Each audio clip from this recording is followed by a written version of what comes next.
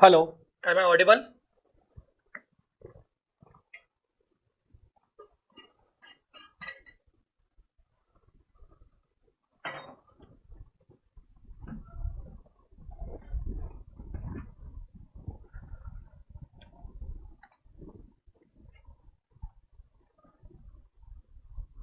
Okay, am I visible?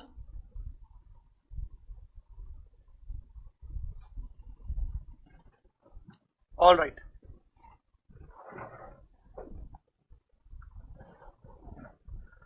All right. Hello to everyone.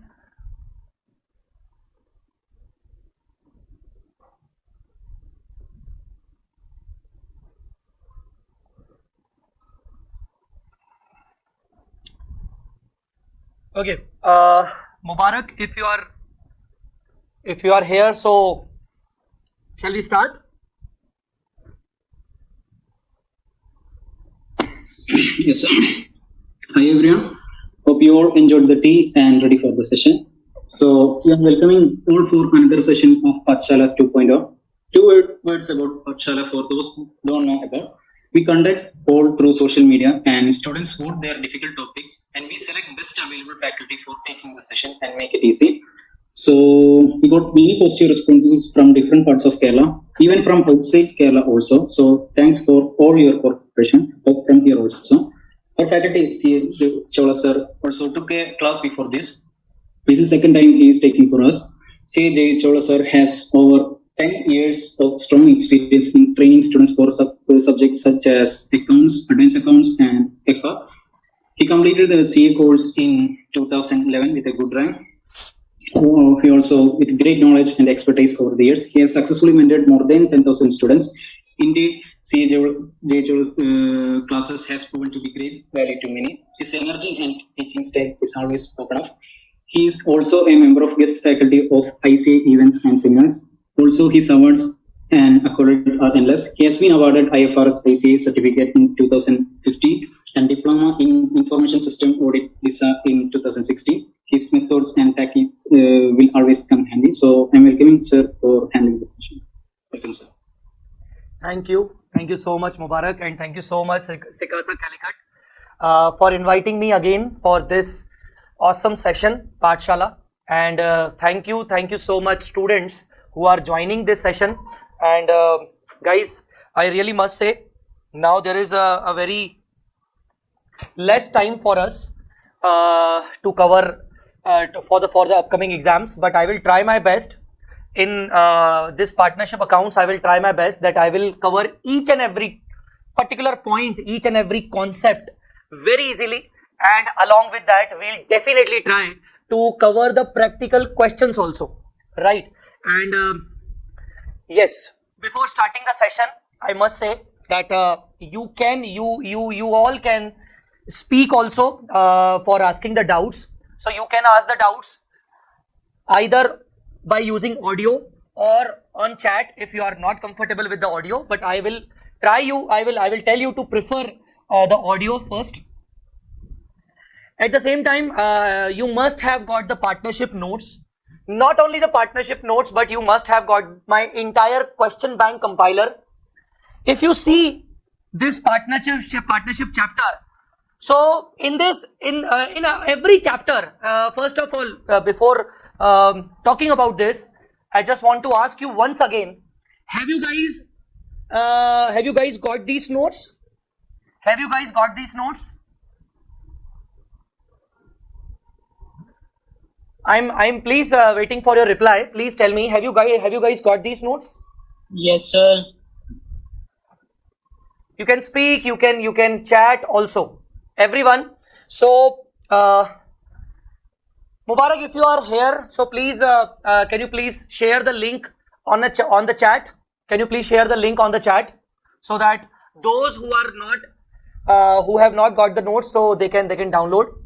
So as far as notes are concerned, yes, this is the link, guys. You if you can on your chat, this is the link which is being shared, the Google Drive link. All right, under the Google Drive link, wait a minute. Under the Google Drive link, you will get 3 different files. The one is Advanced Accounts Question Bank Compiler PDF with important questions. The second PDF is ABC analysis for November 22, and the third is like the video, the important questions for that, the topic wise playlist. So that question bank compiler which you are currently seeing this, it contains all the RTP questions along with the solutions. It contains all the MTP questions also. See, all the RTP questions, MTP questions, past exam paper questions, and if there is any changes made by ICI in our module, those changes are also covered. So if you kindly look into this chapter partnership, you can see this question number 2 is highlighted.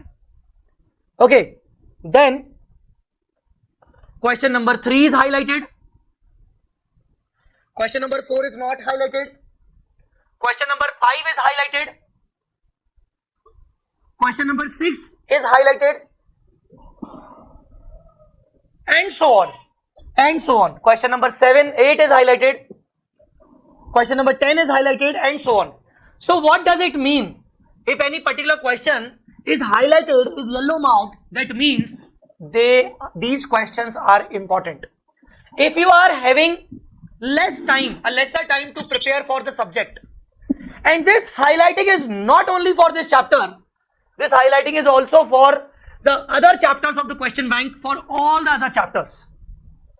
If you have lesser time, you can only prepare these highlighted questions, and believe me, by preparing all these highlighted questions, you can easily get the exemption if you covered that properly, I must say. So cover you, if you want, if you have less time, you can cover the highlighted portion only. All right. So let us start with this. So I am starting the session now.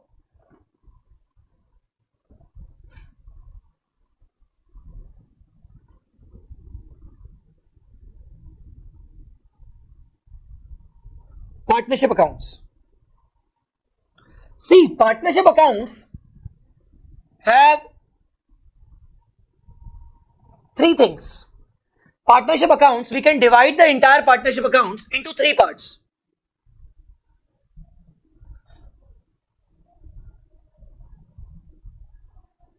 Part 1, Part 2, Part 3.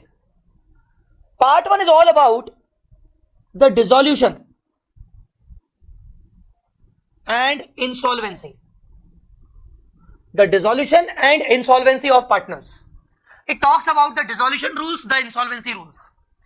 Part 2 is can be said the amalgamation of partnership firms and conversion of firm into company. Conversion of firm into company. And the third part, which is one of the most important part, is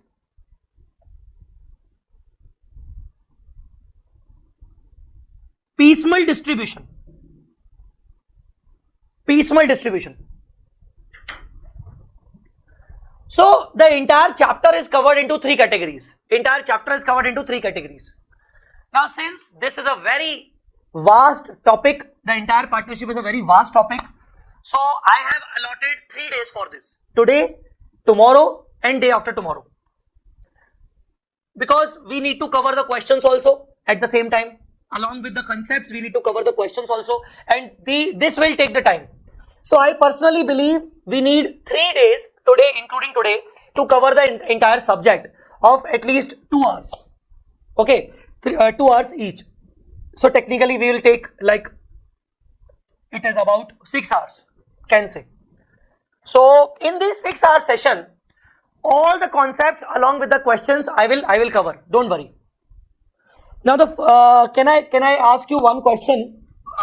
Please let me know in which part you are lacking most. You are lacking the most, or the entire partnership. Please comment. Please comment. In which part you are lacking the most? Guys, I request everyone to please comment. Everybody is writing part 2, part 2, part 2. Oh my god. Part 2. Amalgamation part, amalgamation conversion part. Okay. Okay. Guys, what about part 1? What about part 1, dissolution and insolvency? Because part 1 covers insolvency of partners, where Garner versus Murray rule we have to follow. So are you guys comfortable with dissolution and insolvency? It's simple. It's simple. Okay. Yes, yes, yes. Okay, all right. Manageable. Neha, yes. All right. And what about part 3? Part 3, piecemeal distribution. Like in the part 3, we don't prepare any kind of ledger accounts. In part 3, there are methods of distributing the capital. One is highest relative capital method. One is maximum loss method. It's also simple, easy, easy. Okay, okay, yes, it's also manageable. Now let me tell you one thing. Yes, sir, it is also manageable. Okay, yes, yes, okay. Very good. I request everyone to please communicate with your teacher so that I can personally understand your thoughts, your issues, so that I can focus more on that part. Anyways, now let me tell you one thing. You all are mostly concerned about the part 2. Maximum of the students are concerned about the part 2. But you know what? The entire part 2 is totally based on part 1. And everyone understood, and everyone says that part 1 is manageable or easy. If you feel like this is manageable or easy, part 2 will definitely be easy. It's my challenge. In these 3 days, I challenge you that every part you will feel like, oh wow, like every part will be manageable. Let me tell you one thing. If you want to understand this amalgamation part and conversion part, you should have the full understanding of part 1.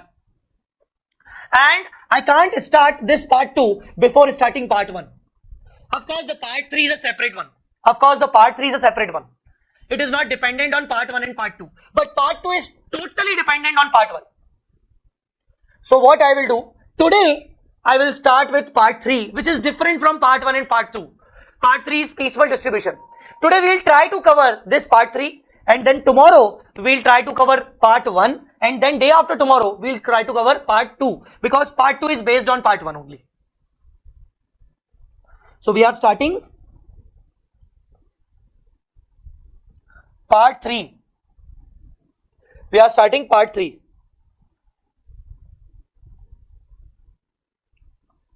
Piecemeal distribution. We are starting part 3, piecemeal distribution. One important thing is, I will share with you these handwritten notes also. Whatever I will discuss with you guys, I will share with you all these handwritten notes. So don't worry, everything, this entire PDF file I will share with you. So don't worry. If you are not writing at all and keep focusing on the listening part, do not worry, because the writing part you will get at the end of the lecture.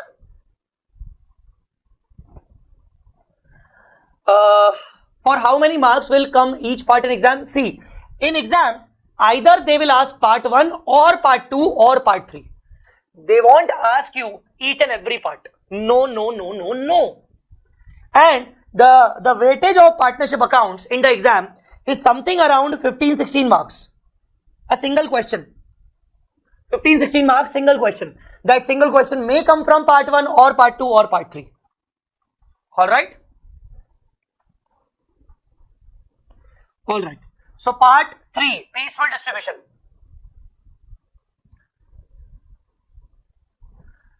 Sir, I have watched your YouTube revision for group 1. Excited on watching live class. Thank you. Thank you, beta. Thank you. So part 3, part 3, piecemeal distribution. Guys, when you are listening to me now, please focus on the conceptual understanding. Once again, I request you, don't focus on the writing part, because I will share with you all the writing material. Second most important thing, while listening to me, if you feel like that you are having some kind of doubt, you can ask your doubt immediately. Okay? You can ask your doubt immediately by using audio. Okay? And last most important thing, even though this topic seems like easy, manageable, but please, I request you everyone, please listen to this very carefully. You may get some additional knowledge by listening to this part. So even though you are comfortable with this part, we are going to make the practice also for this part. So do not oversight this thing. Okay. Okay. Let us continue. Piecemeal distribution. Guys, what do you mean by piecemeal distribution? What do you mean by piecemeal distribution? See, when any particular firm is going to dissolve, when any partnership firm is going to dissolve, we need to sell the assets. We need to realize the cash by selling the asset. Why?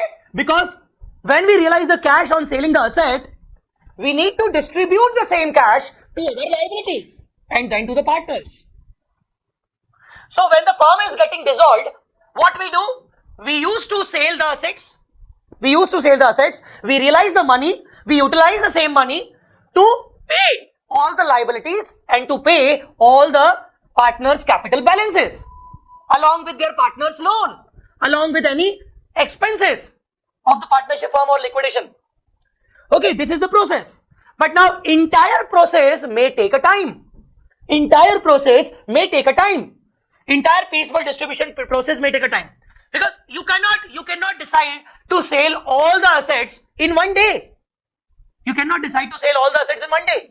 You may not get the good price by selling all the assets in a day. So practically, when we try to sell our assets due to dissolution of firm, we need to wait for the good price we should get. And whenever we get the amount realized, it may be gradually. We may not get the total amount of all the assets in lump sum. We may get the installments.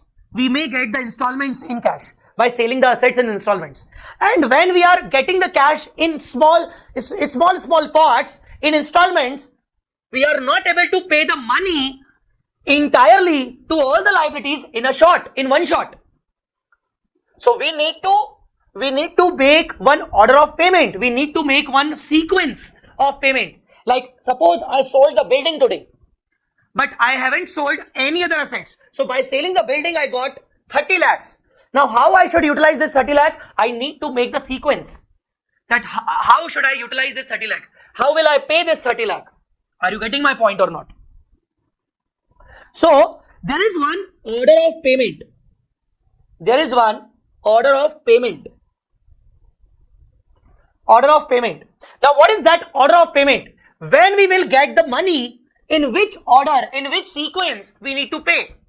To whom we should pay first, and then second, then third. So under order of payment, the first payment is realization expenses to be paid or to be provided for. We need to set apart a particular amount of money for paying the realization expense. So first of all, we should pay the realization expense. If the date of payment is not yet come, we need to provide for that, like set apart the amount. After paying the realization expense or after providing for realization expense, we need to pay to the secured creditors.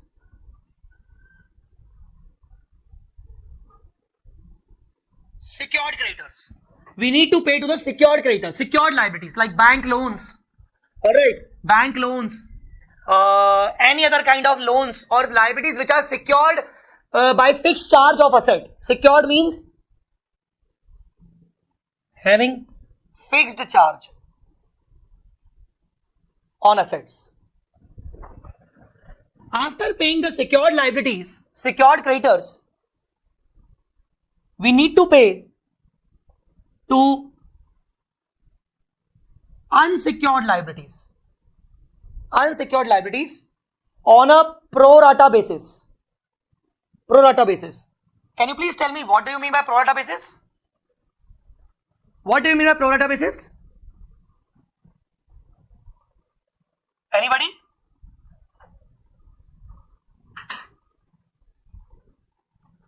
Sahira, proportion wise? Yes, good Sahira. Proportion wise, very good. So suppose, why I am saying pro rata basis? Because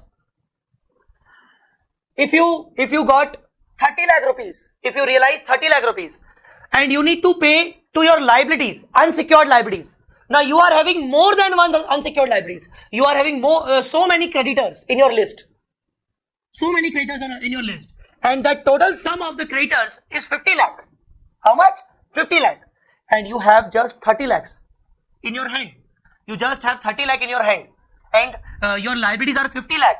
All the unsecured liabilities are 50 lakh. What will you do? You will distribute this 30 lakh in proportion to all the liabilities, in proportion to their original values, to their original debts. So proportionate basis. After paying all the liabilities, we need to pay commission to partner, if any. Commission to partner, if any. Now what is that commission to partner, if any? Sometimes the partner is eligible for any commission. Partner is giving the services of these kind of distribution services, all right or not? So partner sometime is eligible for the commission. Partner sometime is eligible for the commission. So if he is eligible for the commission, he will get the commission after paying the liability. After liability payment. Fifth,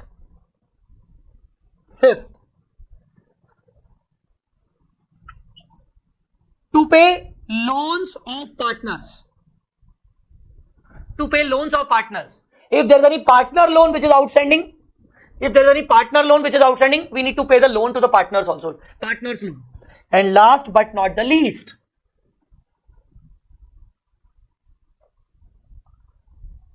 we should pay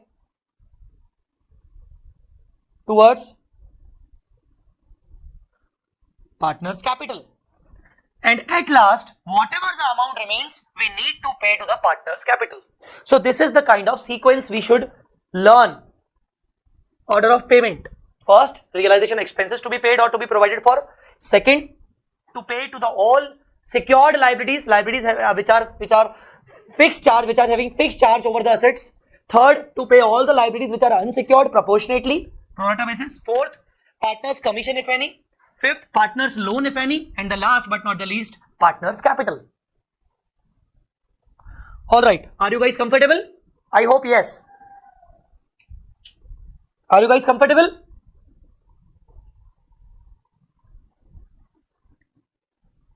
Very good, very good, very good. Okay, now guys, when we pay the partners' capital, there is one issue. That we have limited amount of money in our hand, because not all the assets we could sell right now. Right now, for paying the partners' capital, there's a huge partners' capital, and we need to pay the entire amount. We need to sell all the assets. Not all the assets are being sold right till now. So what we should do? We have limited amount of money to distribute towards partners' capital. So the issue is how to distribute the money towards partners' capital. So how to distribute cash to partners' capital? This is the main issue. You must say, sir, it could be PSR, profit sharing ratio. It could be PSR, profit sharing ratio. Or you can say, sir, it could be the capital ratio. Okay, not the PSR, but the capital ratio. Because these two ratios are very common in the partnership. Either capital ratio or PSR, profit sharing ratio. But you will be surprised to know that both these ratio won't work. Both these ratio will not work. So what will be the ratio? What will be the basis of payment? How to distribute the cash to partners' capital if cash is insufficient? So if cash is insufficient, how to distribute? We have two methods. Alright, we have two methods. The first method is highest relative capital method. The first method is highest relative capital method. And the second method is maximum loss method. Maximum loss method. The second method is maximum loss method. Alright. So these two methods are there by which we can understand how to distribute the cash to partners' capital if the cash is insufficient. We have two methods. Alright. Now let us start first method, which is highest relative capital method. Which is highest relative capital method. Please write it.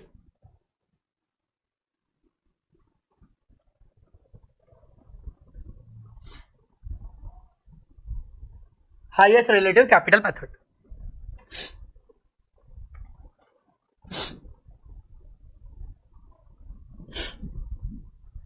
Now, how highest relative capital method works? How we can apply this highest relative capital method?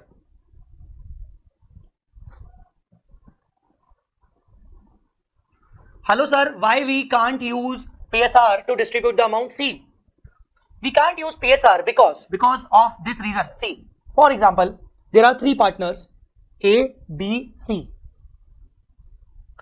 Partner A has a capital contribution of 5 lakh. Partner B has a capital contribution of 750 and partner C has a capital contribution of 10 lakh. Suppose these are the capital contribution by partner A, B, C. And let us say their PSR is, for example, their PSR is 3:2:1. Their PSR is 3:2:1. Now try to understand. C has a PSR of only 1 and he has contributed so much money compared to others. He has contributed the highest amount of capital and getting only 1/6 of the profit. Getting only 1/6 of the profit. So while he has invested so much amount of the money in the business, but he has not the good amount of share in the profit. So tell me, when you will distribute the cash to the partners ABC in 3:1, C will not be benefited even though C has invested more than A and B. C will get the lesser amount always. So this is a partial behavior. This is a partiality. Understood or not? Okay, now the next question is, then sir, why not capital ratio? Okay, let us talk about capital ratio. Let us talk about capital ratio. Let us talk about capital ratio. Okay, when you divide this into capital ratio, of course C will be paid higher amount. But what A and B will do? A and B will not be in favor of this. A and B will say that we have a good amount of PSR. Why not PSR? There will be a contradiction. There will be a contradiction between the thinking of A, B, C. Or there may be a different situation. Let us take the different situation then. Let us have the different situation then. Okay. Suppose C has invested 6 lakh rupees. Even more than A. But the ratio is 3:3:3, let us say 4:1. 3:4:1. So PSR will not work because C will be opposed to that. PSR will not work because C will be opposed to that. What C will do? C will tell them, I have invested more than A. Why I am getting less than A? While distribution of cash. As well as if you think about that, PSR will be the good choice. Oh, sorry, capital ratio will be the good choice. Capital ratio will be the good choice. Okay, then in that case, A will oppose. A will tell that why C is getting more, but I have a sharing ratio of more than C. Understood or not? So there's a contradiction. There's a point of contradiction between A and B and C. So why not we should have a particular balanced approach which will combine the capital ratio and PSR. Which will combine the capital ratio and PSR. Why not the capital ratio and PSR together? Why not the capital ratio and PSR together? Understood or not? So highest relative capital method or the second one, maximum loss method, gives you the balanced approach. Gives you the balanced approach, a balance between capital ratio and PSR. These two methods uses both into account. They takes both into account. How? I will explain this through an example.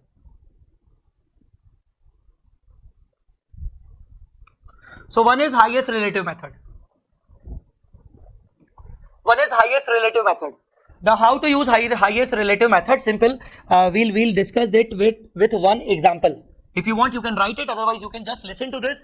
These notes will be shared. So let us talk about one example. A, B, C are three partners having capitals R.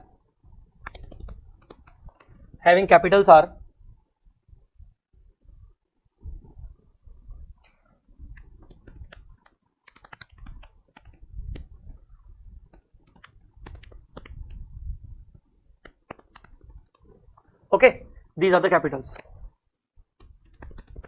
Their PSR, profit sharing ratio,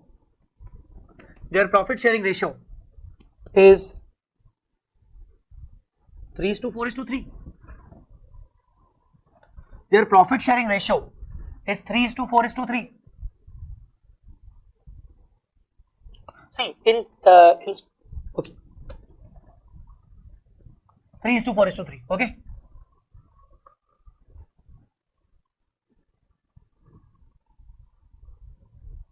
Amount is realized gradually as under: first installment, second installment,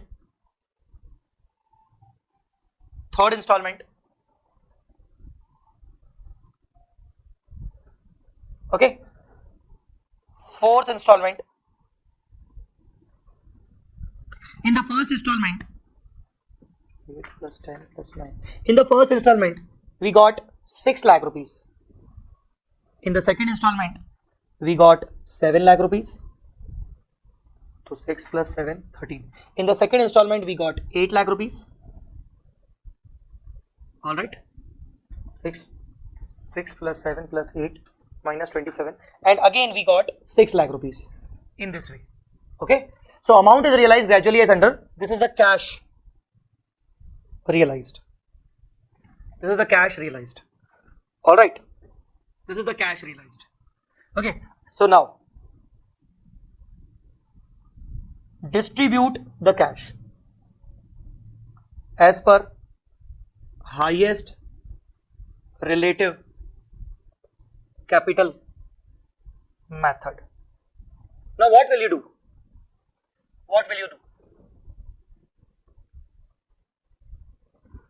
Everyone, okay, question is this. Now, please see this. A, B, C. These three partners are there. What is their actual capital? Simply, their actual capital is 8 lakh, 10 lakh, 9 lakh. 8 lakh, 10 lakh, 9 lakh. Their actual capital is 8 lakh, 10 lakh, 9 lakh. Alright. Now, what is their PSR? Their PSR is 343.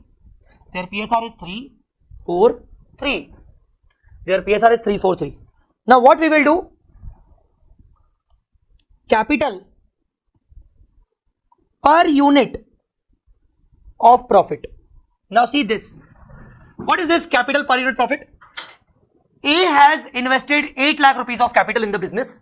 B has invested 10 lakh rupees capital in the business. C has invested 9 lakh capital in the business.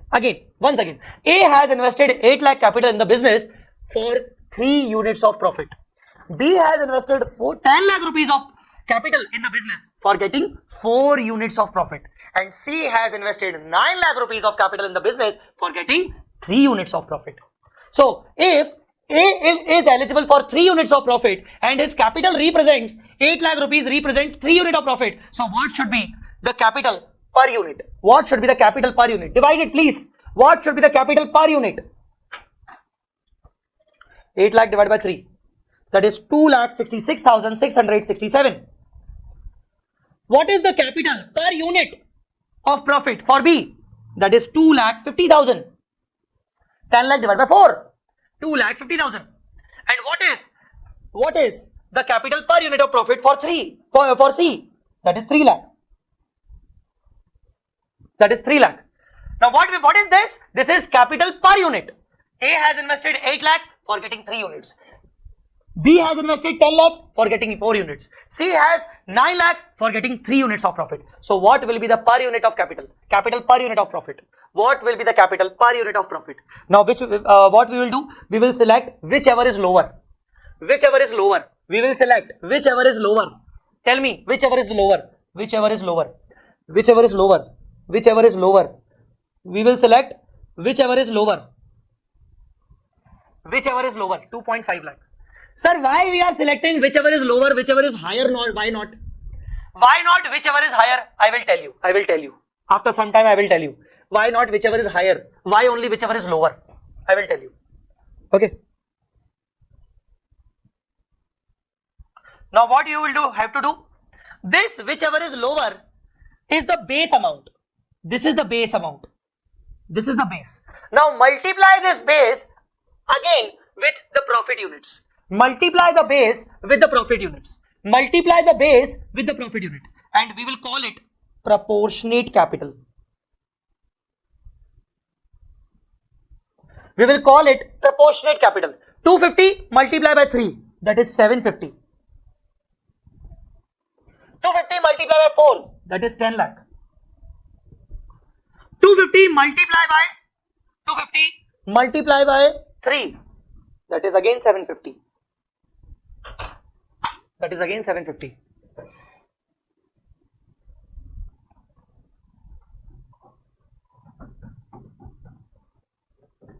Okay.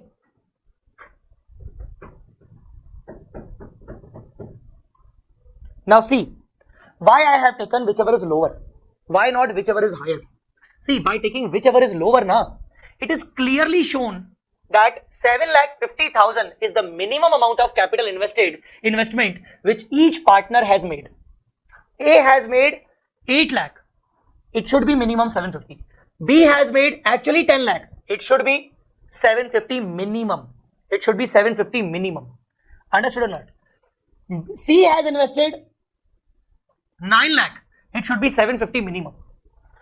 But when you will do whichever is higher, it will exceed your actual capital. So what we need to do, that means these 750, 10 lakh, 750, these are the capital which represents as per the PSR. Which represents as per the PSR. This is the minimum capital balance one should have based on their PSR. Now please interpret once again. A has actually invested 8 lakh, but A should have invested 750 only based on the PSR. That means A has invested 50,000 excess capital. Oh, that ways. Okay. A has actually invested 8 lakhs. A should have invested only 750 based on PSR. That means A has invested 50,000 more in the business. Understood or not? So this is the excess capital. This is the excess capital invested in the firm. Now talk about B. B has actually invested 10 lakh and B should have invested 10 lakh based on PSR. So B has properly invested the money. B has properly invested the money. B doesn't have any kind of excess. B doesn't have any kind of excess in the business. And then talk to C. What about C? C has actually invested 9 lakh. C should have invested 750 as per the unit of profits. See, A and C both are having equal PSR. So they both should invest equal amount technically.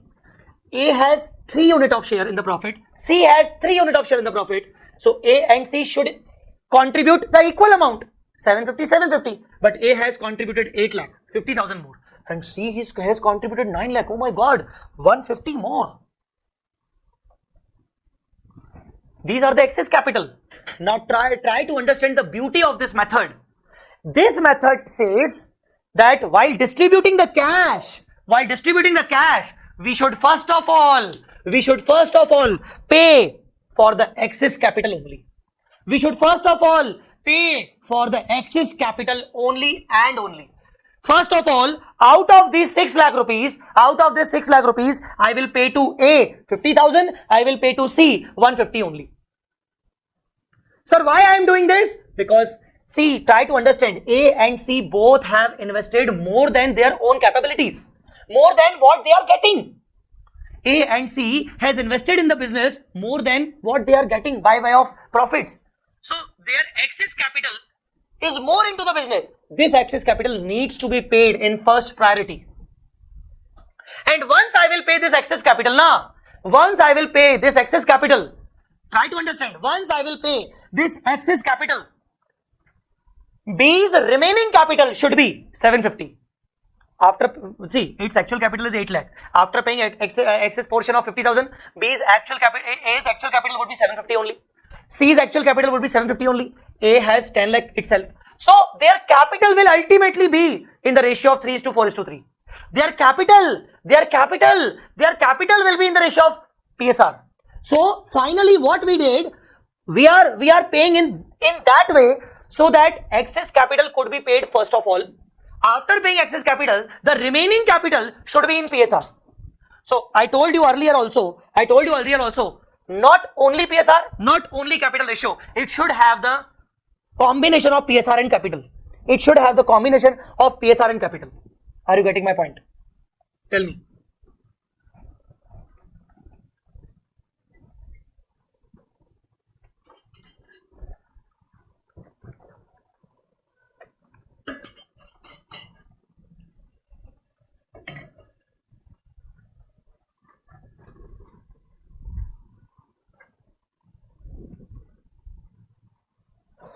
Okay. So, what is the summary? Excess capital should be paid in first priority.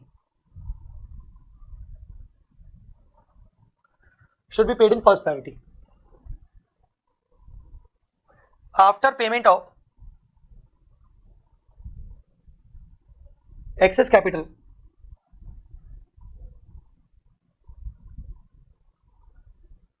the remaining capital will ultimately in the ratio of PSR.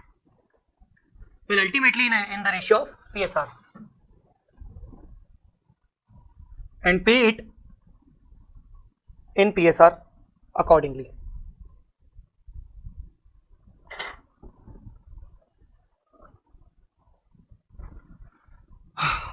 So, let us distribute cash distribution.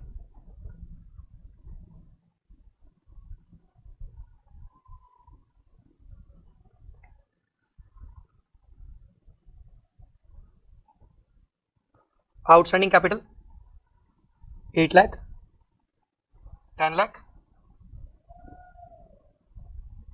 9 lakh. We got first cash installment of how much money? Of 6 lakh. What will we do? Pay to excess capital 50 and 150. 2 lakh excess portion, that is 50 and 150. 50 and 150.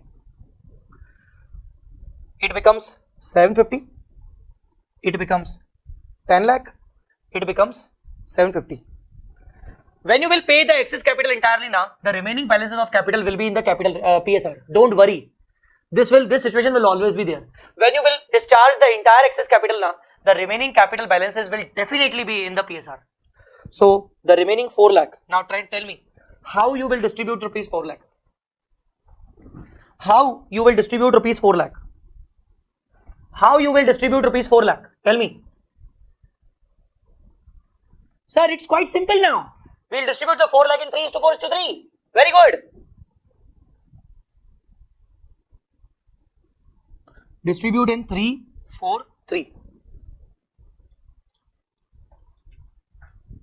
That is 120, 160, 120. All right. Clear? Sir, then sir, what? Next, what about sir second installment? 7 lakh, again PSR. 8 lakh, again PSR. 6 lakh, again PSR. It's quite simple. It's quite simple.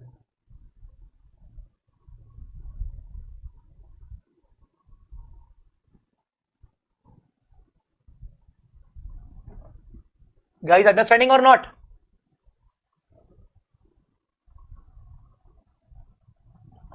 Now one more thing.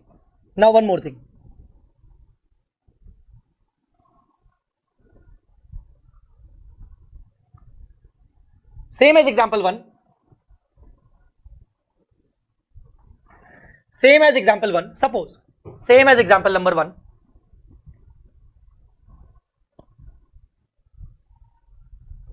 Same as example 1.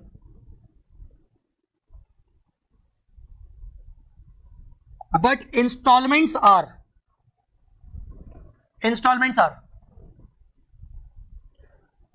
first installment is 1,25,000.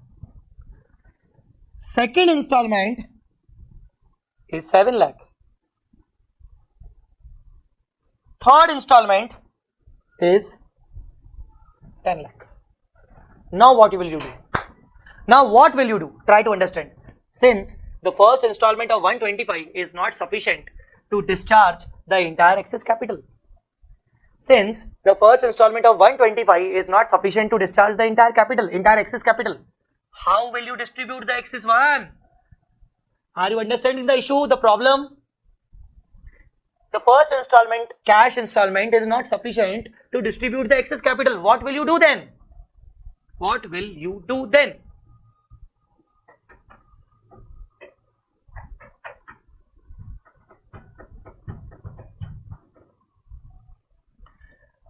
Abhinandan, first we will pay to C, 125. No. Lubna, 50,000 is to 150 to A and C. No. Like, try to understand. If this would be the situation, na, don't worry. Take the excess capital once again. Take the excess capital of A and C once again. 50 and 150. Okay. Now once again PSR. Please guys. Once again PSR. It's 3. Excess capital was 3 and 3. PSR was 3 and 3. Same calculation. See. Excess capital per unit of PSR. 50 divided by 3. 16,667. 150 divided by 3. 50. Whichever is lower. This is base.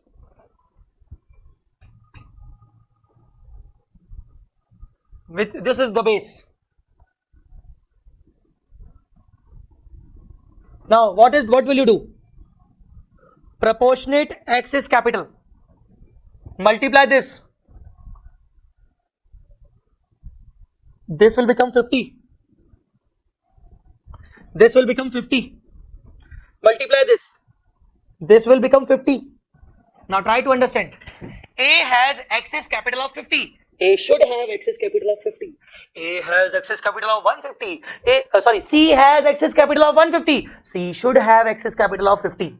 That means C has super excess capital of 1 lakh. Super excess capital of 1 lakh. Super excess capital of 1 lakh.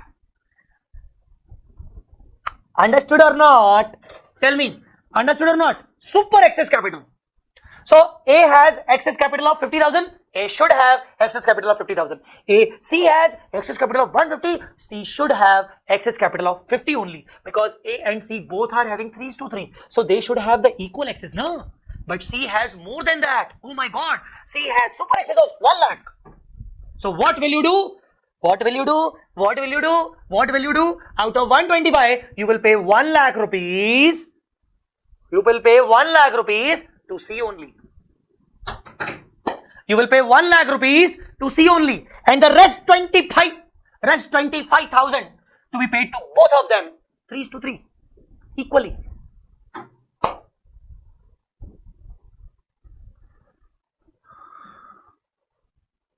3:3. Tell me, my friend. Okay, let us check how to distribute. Solution.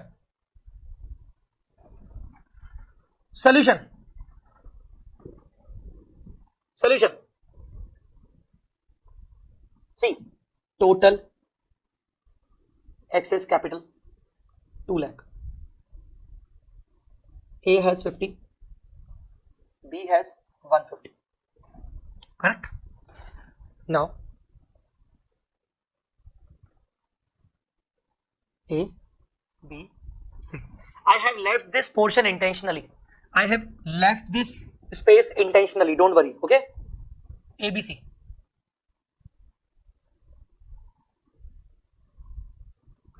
Now, try to understand. There is a total excess capital of 2 lakh. Until and unless I pay entire 2 lakh, I will never pay to B. Unless I pay entire excess capital of 2 lakh, I will never discharge any single rupee to B. Who is B? B is the partner who doesn't have any excess capital. B is the partner who doesn't have any excess capital. So unless I discharge A for 50,000 and C for 150, I will never pay C. I will never pay B.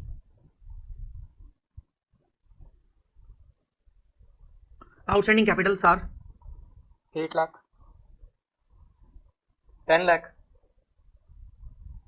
9 lakh. First installment, cash, we realized 125. We realized cash of 125. How will you pay this 125? How will you pay this 125? Out of 125, 1 lakh to C only. To C. 1 lakh.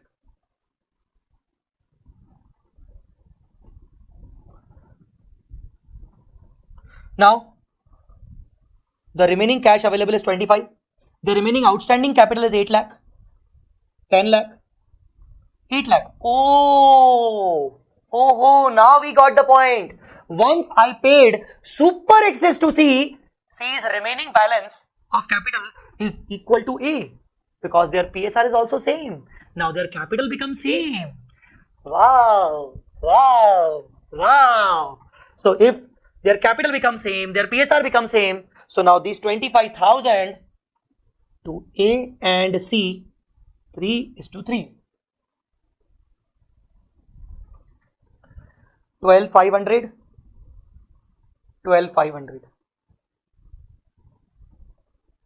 Outstanding capital balance is 7,87,500. 10 lakh. 7,87,500.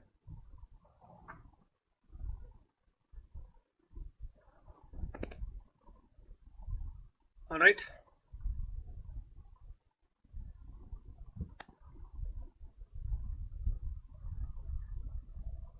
All right.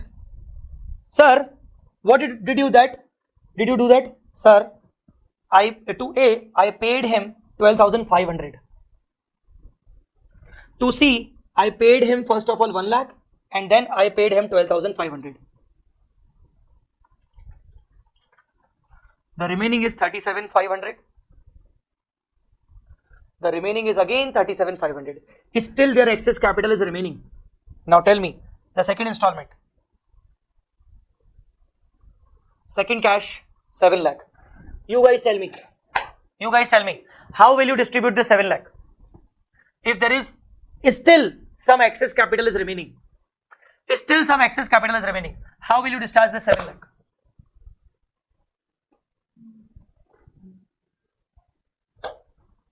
How will you discharge the 7 lakh?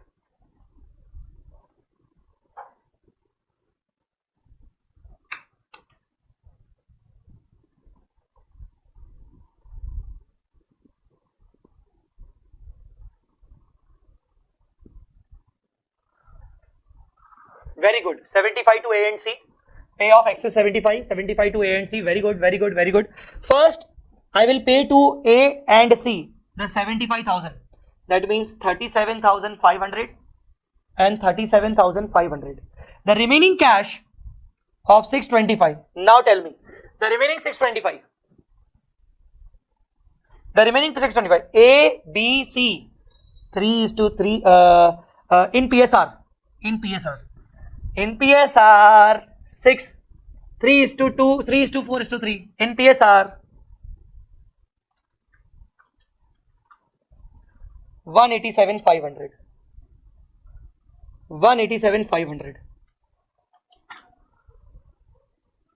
2,50,000. Guys, got that point? Tell me, got that point? Now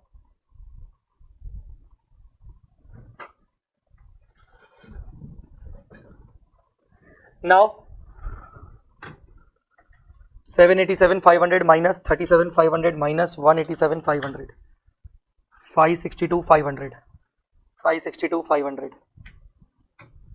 750. Outstanding balance. If you can check, the remaining outstanding capital balance is still in the ratio of 3:4:3. If you can check, it is in the ratio of 3:4:3. 3:4:3.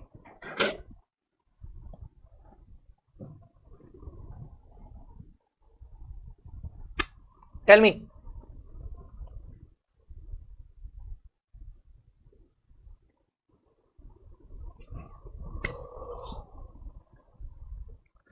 Anything you want to ask?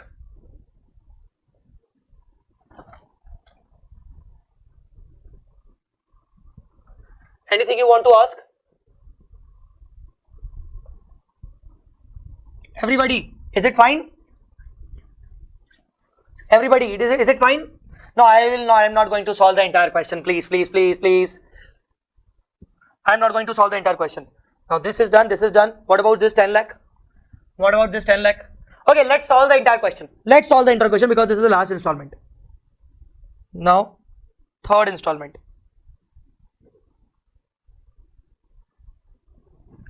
Cash 10 lakh. PSR.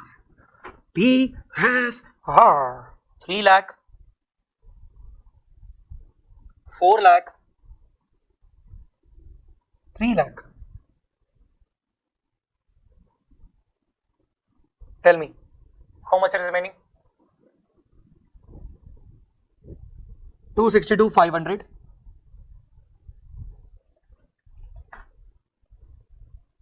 350. 262,500. This is loss to each partner. Sir, why loss? Because the cash is over. There is no cash remaining. All the installments are being paid. Nothing to sell now.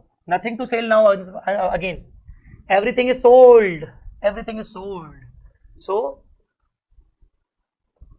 there's a loss to each partner.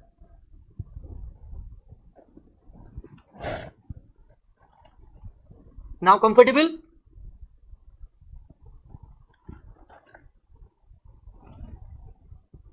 Okay. Let us talk about one more example and different situation. But this is the last situation. This may or may not come in the exam. There are quite one or two questions in that situation also. There are one or two questions in this situation also. take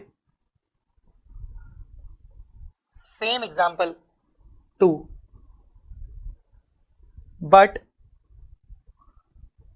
cash is realized as under.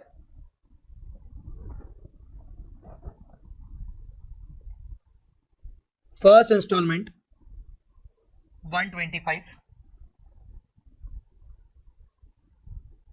second installment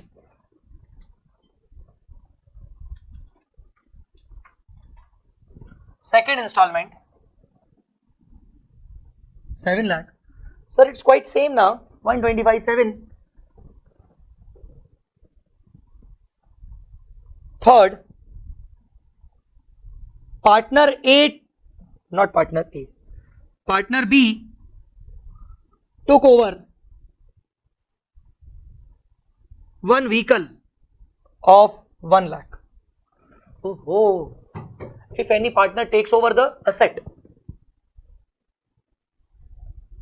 And the fourth one,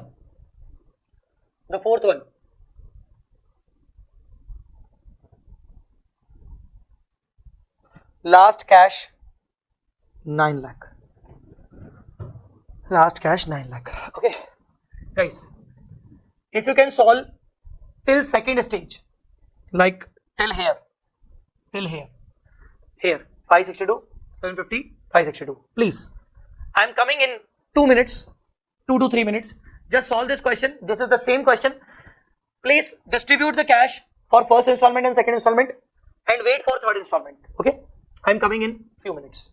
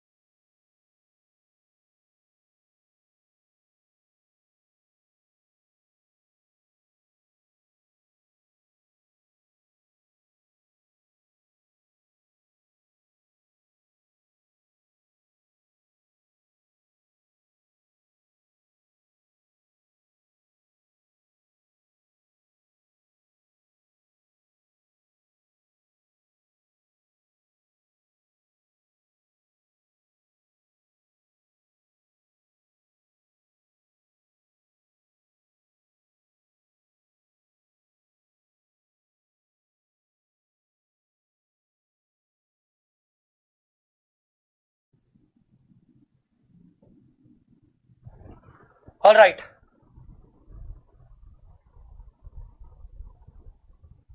Have you guys solved this? Since the first installment is same, the super excess capital would be same, 1 lakh. The distribution will be same. Okay. So,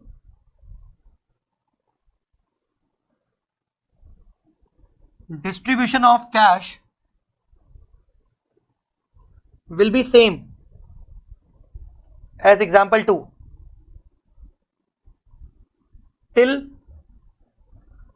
till second installment.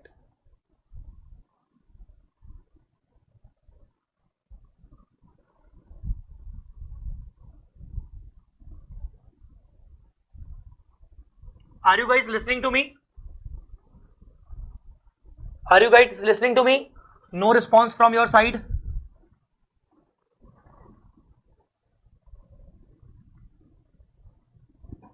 Okay.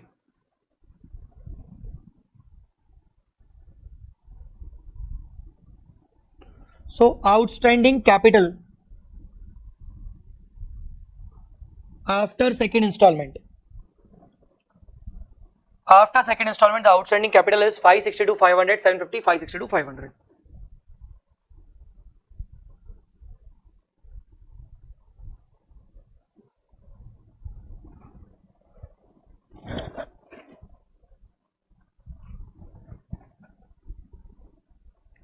Now, what has happened? In the third installment, B took over the asset. Oh my God.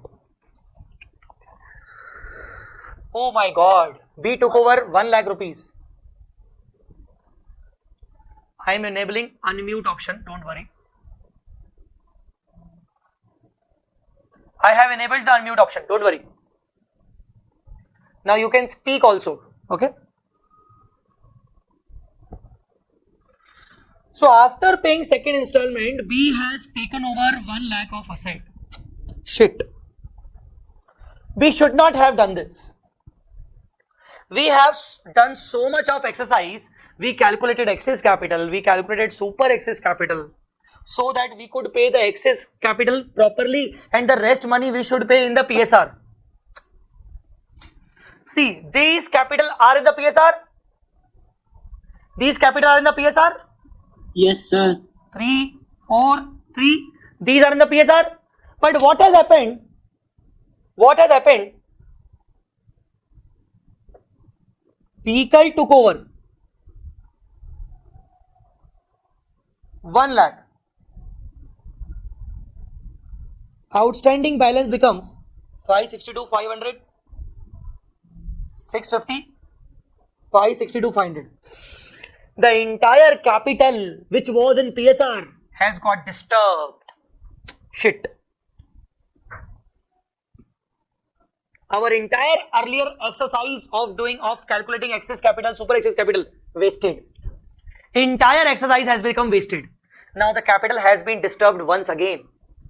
Capital has been disturbed once again. What we should do? Not an issue. We have one shortcut. We have one shortcut. What's that shortcut? Shortcut is quite simple. B has taken over the vehicle of rupees 1 lakh. And B's share is 4. PSR is 4. A is 3. C is 3. So what we will do? I'm intentionally leaving this space. What we'll do? We'll tell you that we'll decide that if A has taken 1 lakh extra for 4 units of PSR, how much B should take? Should take extra for his 3 units of PSR. Tell me, A has technically taken extra 1 lakh, na? So A's share is 4 lakh. So how much B should take? Sorry, I'm sorry. This is B.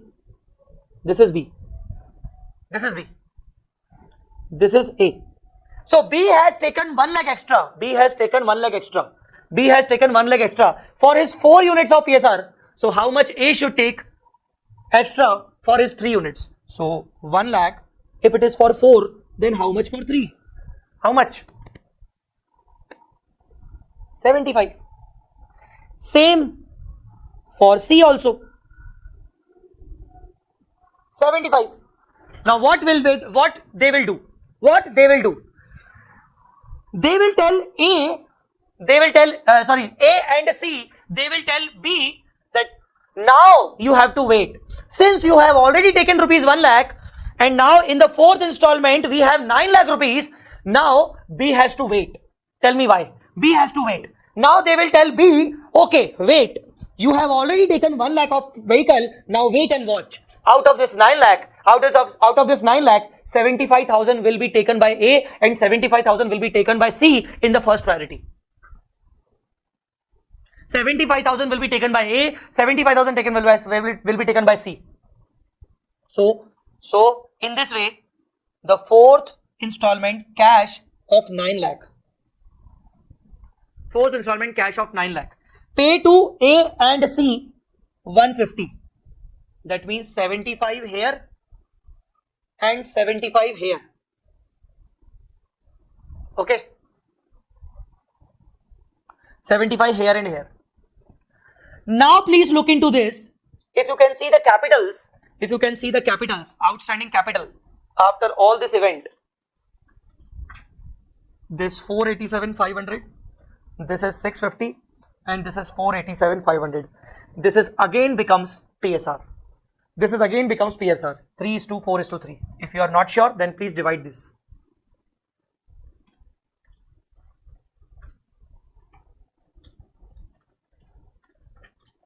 Three is to 4:3.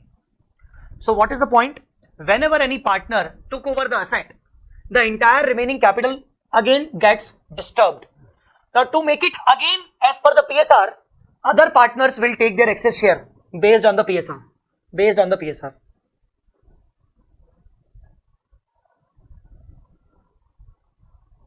Remaining cash. How much remaining cash? 9 minus 150, 75. 750. In 3:4:3. 3:4:3.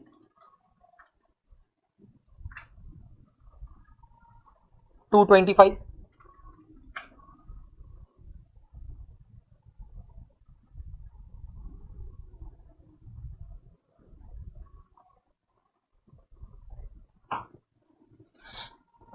Sir, please calculate the loss to each partner.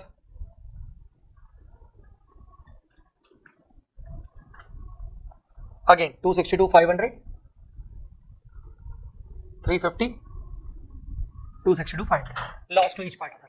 Abhinandan, sir, if third installment will be the last installment, sir, suppose if after taking over the asset there is no cash remaining, this can't happen in your questions, because if B is doing so, A and C will sue B, will file a court case against B, because he has taken over the asset without our permission and now there is no cash remaining. How can he do so? So technically in your questions this will not be the case. Okay, sir.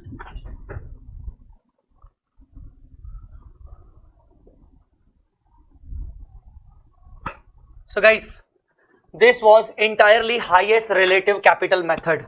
Please tell me, have you understood the entire method? Yes, sir.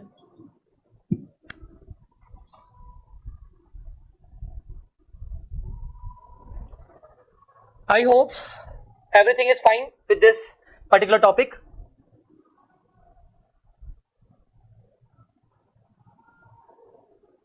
All right. So this topic is done. Highest relative capital method. I have given you so many different situations. Okay, you will be able to solve any kind of question now. Don't worry. Any kind of question.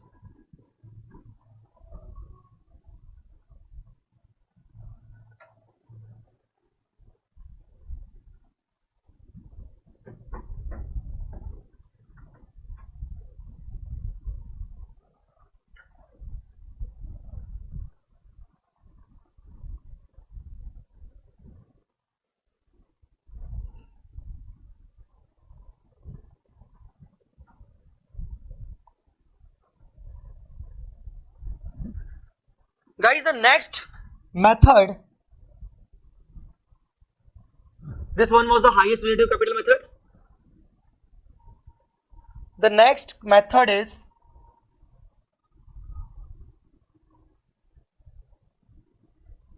maximum loss method. Abhinandan, sir, just an example, can you show an exam question so that we can gain confidence? I'm not saying to solve. See, I'll show each and every question also. Why you are, don't worry. Let me first complete the entire part. Then I will show you the question. So don't worry, we have 3 days. We have 3 days. We have so much of time to discuss.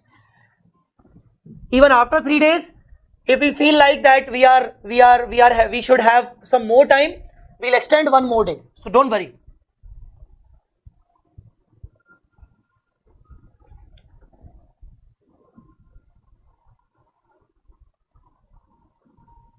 And today at the end of the session, I will tell you what are the questions you can practice. What are the questions you can practice? So don't worry. Now maximum loss method is quite simple. Maximum loss method is quite simple. Okay. What maximum loss method tells us? Let us discuss once again through an example. The earlier was example 3, now there is example 4.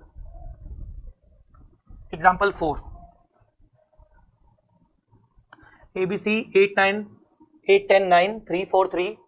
Okay. 6, 7. Okay. ABC having capitals are 8, 10,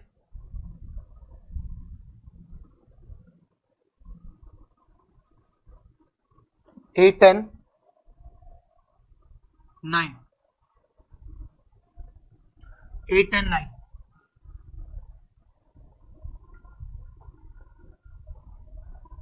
Having PSR 3, 4, 3. 3, 4, 3. Cash realized as under. Cash realized under. First installment 6 lakh. Second installment 7 lakh. Third installment, third and last installment 10 lakh. Properly the same question. Now in the maximum loss method, there is no need to calculate any excess capital. No need to calculate the excess capital. So particulars, there is one extra column called total. This is a very important column. A, B, C.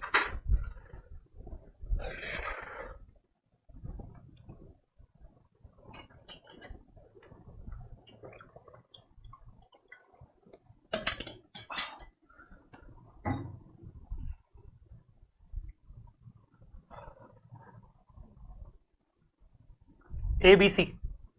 Okay. Don't worry, I will tell you each and every logic. Don't worry, don't worry. The method is different, so the logic is different. So don't worry. Outstanding capitals 8, 10, 9. It total becomes 27. Total becomes 27. Alright. Now see. First installment cash of 6 lakh we got.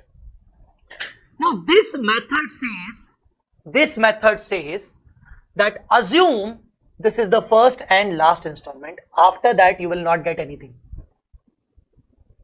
This is the first and last installment. After that you will not get anything. You will not get anything. After this you will not get anything. After this you will not get anything. Okay, assume it. This is the last installment. Assuming last. Assume it as a last installment. You will not get anything. So if this is the last installment, we have 6 lakh and we will not get anything. So we need to pay 27 lakh. Out of that we just got 6 lakh only and we will not get anything further. So there is a loss of 21 lakh. This is called maximum loss. This is called maximum loss, but we know that we have just assumed it. It is not in the actual circumstances that we are not getting anything. We know that after 6 lakh also we are getting 7 lakh and 10 lakh. But for the timing, we are assuming that this is the last installment. We know that this is not really the case. So we will mark it as notional maximum loss. Notional maximum loss. So what we are calculating? We are calculating the maximum loss we could have if we assume that this is the last installment. And we all know that loss is always to be distributed in PSR. Loss is always to be distributed in PSR. Can you please distribute the loss? Can you please distribute the loss? 3:4:3.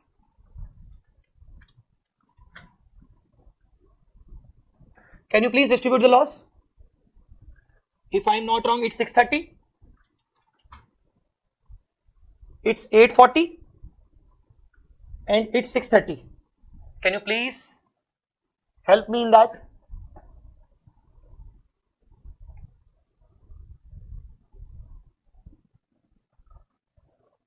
$630, $840, $630. Now compare it. These were the credit balances. These were the credit balances of capital. And the loss we have distributed becomes the debit. Is that they are debited in the capital account. They are debited in the capital account.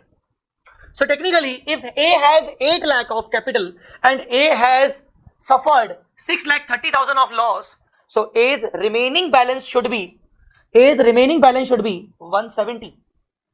B's remaining balance should be 260. Sorry, 260 nahi, 160. 160. And C's the remaining balance should be 9 lakh minus 630. 270. Can you please make a total? 170 plus 160 plus 270. 170 plus 160 plus 270. Can you please make a total? Make a sum.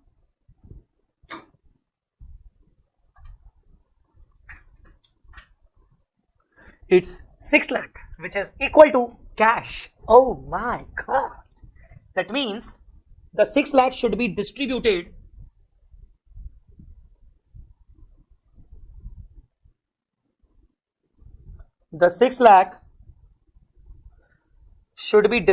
as under cash distribution.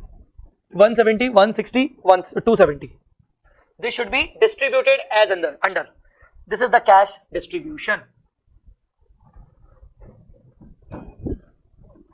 This is the cash distribution.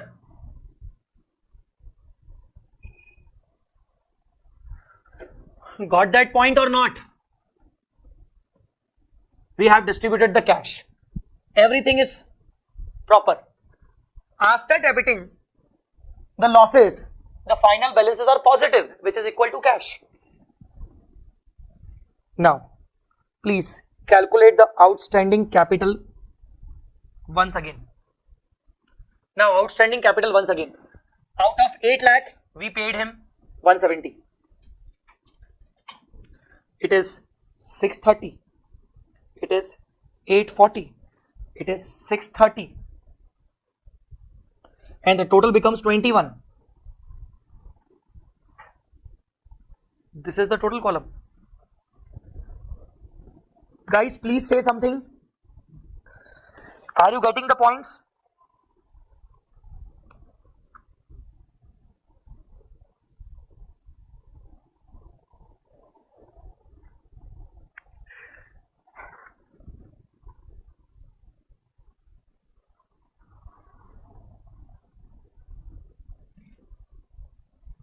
Okay. Now concentrate on second installment. We realize cash, this time 7 lakh. Tell me what you will assume. At the first time what you have assumed, assuming this is the last. Same. What you will assume? Assuming last one. So can you please calculate the notional maximum loss? Notional maximum loss,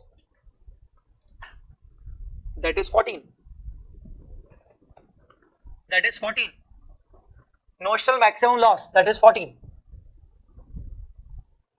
Notional maximum loss, that is 14. Now again distribute this loss to in PSR to all the partners. 14 divided by 10 into 3. 420. 560. 420. This is loss we have distributed. Matlab, basically this is credit, credit, credit. This is we debited, debited, debited. So tell me, out of 630 we paid him, out of 630 there was a loss of 420. So 210 we need to pay. Out of 840 there is a loss of 560. So 280 we should pay. Again 630, 420, 210. I think this is equal to, this is quite equal to the cash assumed, the cash left. This is equal to cash 7 lakh. So this is actual cash distribution. Actual cash distribution.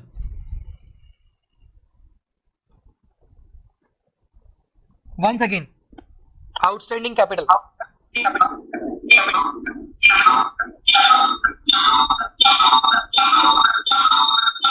Anu, please mute yourself.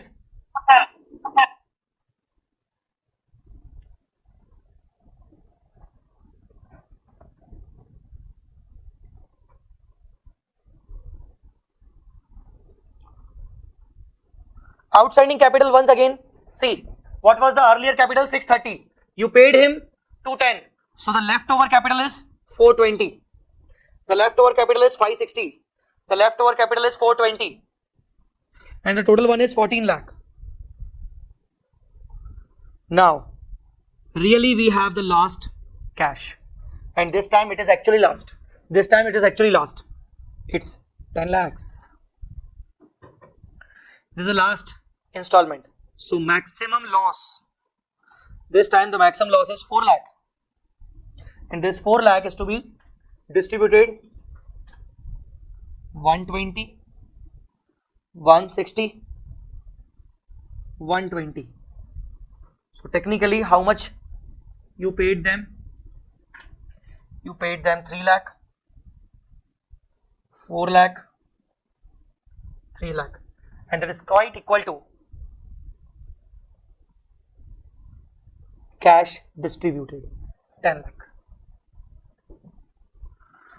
Your answer is this final. Your solution is over. Now if you compare this thing, this example, this was the same example as of example 2. In example 2 there was a loss of 120, 160, 120. Here also there is a loss of 120, 160, 120. See, in example 2, the example 2 was same, 125, example 2 was same.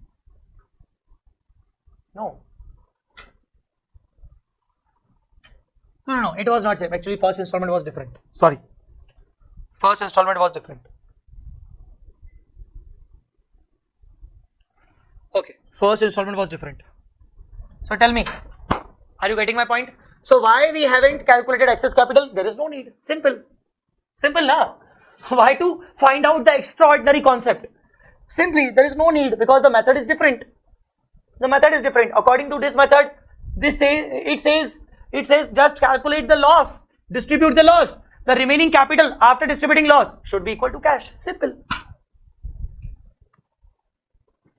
Everyone, please tell me.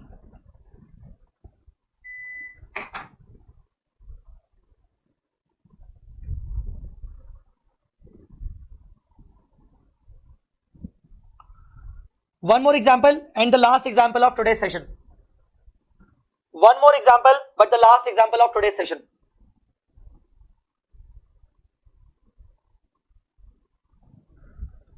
Example 5, same as example 4. Same as example 4. Same as example 4. But first cash,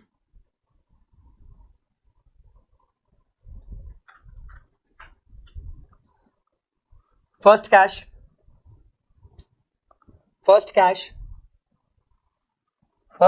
is 150 only.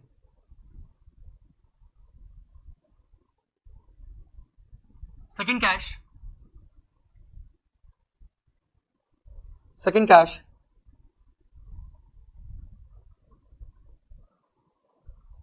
is 7 lakh. Third is not actually cash.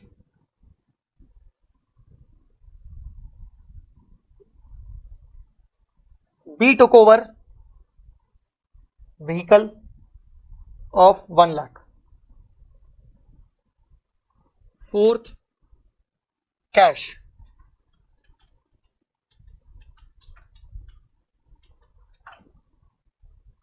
$1,350. So this is the last example, but I'm sure after this example, your all concepts will be fine, will be clear.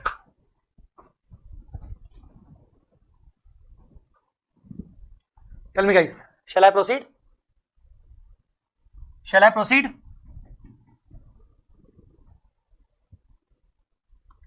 And you please don't worry, I will discuss the questions also. See, try to understand, every teacher has a different kind of teaching methodologies.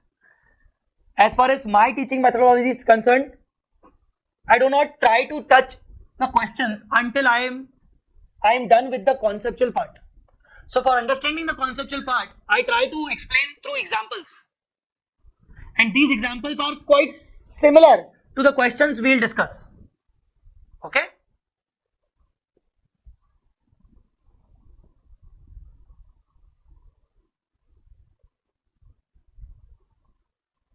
Total A, B, C.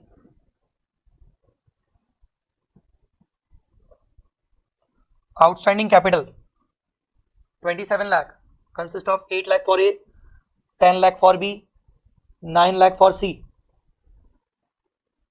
Now first of all, in the first installment, we got cash of just 150 only, and you have to assume it as a last installment. Oh my God. So if this happens, our maximum loss should be huge, 2550. The maximum loss is huge. Notional maximum loss is huge, which is now it was to be distributed in PSR. Now please, can you please distribute it?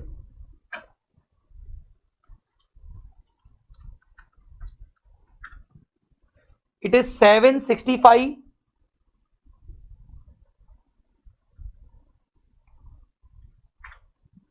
It is 1020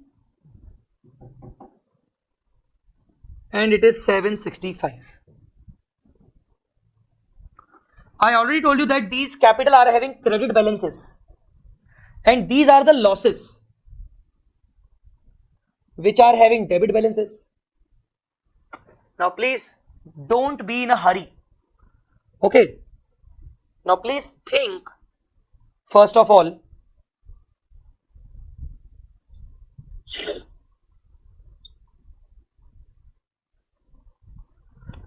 eight minus 765. 8 minus 765. 35. Positive. 10 minus 10, 20. 20 negative.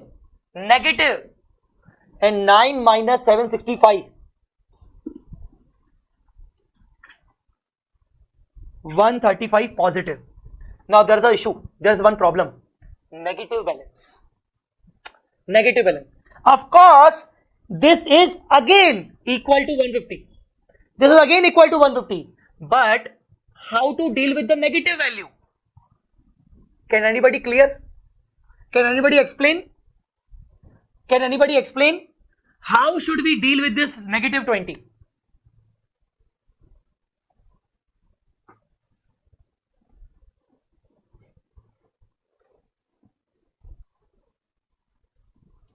Very good, Abhinandan. Apply Garner versus Murray. Distribute 20 to A and C. Yes. Since this is the negative, what we will do? We will assume B as insolvent for the time being. Assume B as insolvent for time being, and this insolvency loss shall be borne by A and C in the capital ratio as per Garner versus Murray rule. What Garner versus Murray rule tells us? Garner versus Murray rule says that the negative capital balance means the insolvency loss of the partner, and this insolvency partner loss of the partner shall be distributed among the other partners in their capital ratio. So negative 20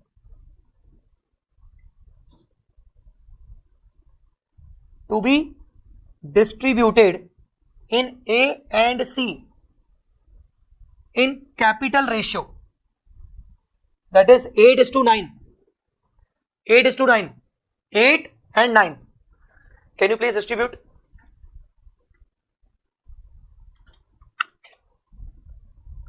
It's 9412. It's 10588. And 20,000 becomes positive. So ultimately it becomes 0. Ultimately it becomes 0. Out of 35, please minus 35 minus 9412. It is 25,588. Out of 135, please deduct 10588. It's 124,412. Can you please sum? Make a sum.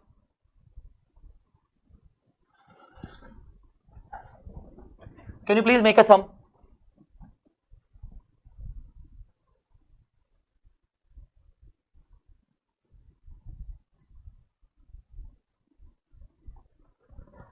It's 150.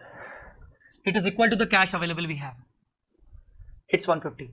So this could be the situation where one of the partner is not getting cash for the time being. Not getting cash for the time being.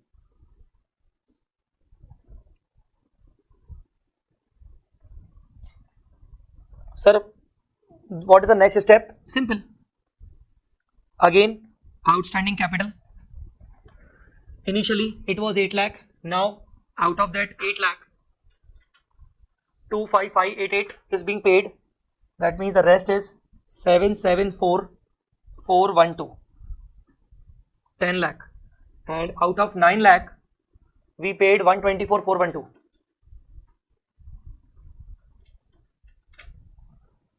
Seven 5588, and it is quite equal to 2550. You can add, you can sum. It is equal to 2550. Once again, we got second installment cash. Assume it as last 7 lakh rupees.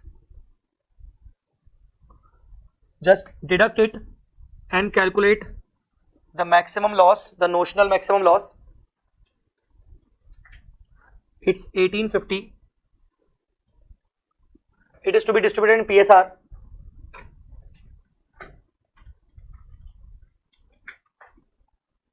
It's 55500. It's 744B. Of course, we need to deduct because this is a loss.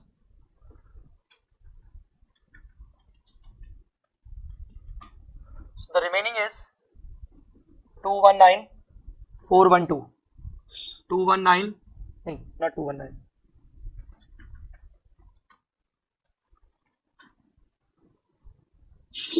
220,588.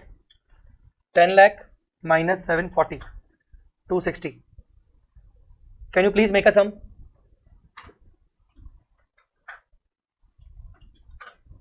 Can you please make a sum? It's 7 lakh, which is equal to cash distributed.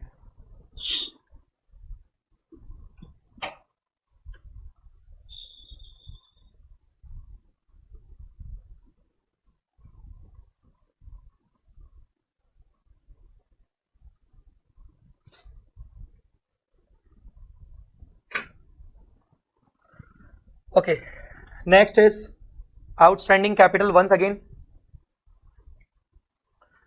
outstanding capital. Out of 774412, you paid him 219412.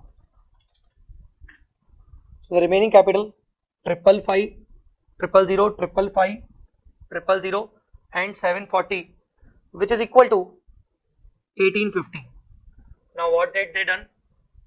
B took over one vehicle of 1 lakh. It's simple. No need to do anything. B took over vehicle. So vehicle is of 1 lakh. So we deducted 1 lakh from total column and from B's column. Quite simple. Rest outstanding capital. Calculate the outstanding capital once again. Now total capital becomes 1750. A is 555 000. B is 640 and C is 555 000. Now come to the last installment. That means as far as this vehicle taken over is there, just deduct it from total column and B's column, concerned partners column. Last installment is 1350. Cash last 1350. If this is the last, then this 4 lakh is actual loss. Now distribute the loss. 4 lakh, it's 120, 160, 120. So 555, 000 minus 120, that means 435, 435, 480. It is equal to 1350, which is cash distributed.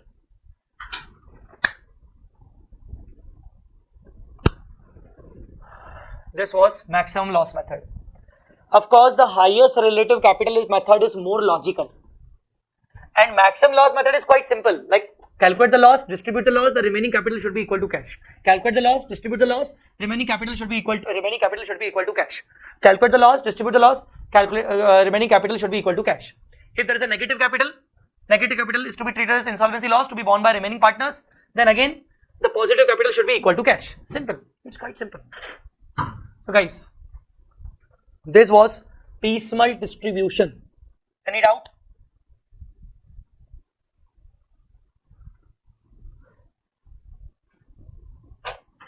Any doubt, guys? You can use your audio also, don't worry.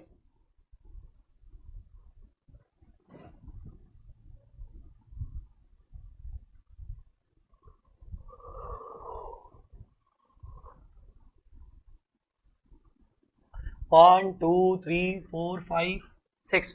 Only 6 students have replied, and there are approximately 50 students. Only 6 have replied. So what should I say? You guys are actually you are actually taking guidance from a teacher. Teacher is asking you, and you guys are not replying. What the kind of behavior is this? Huh?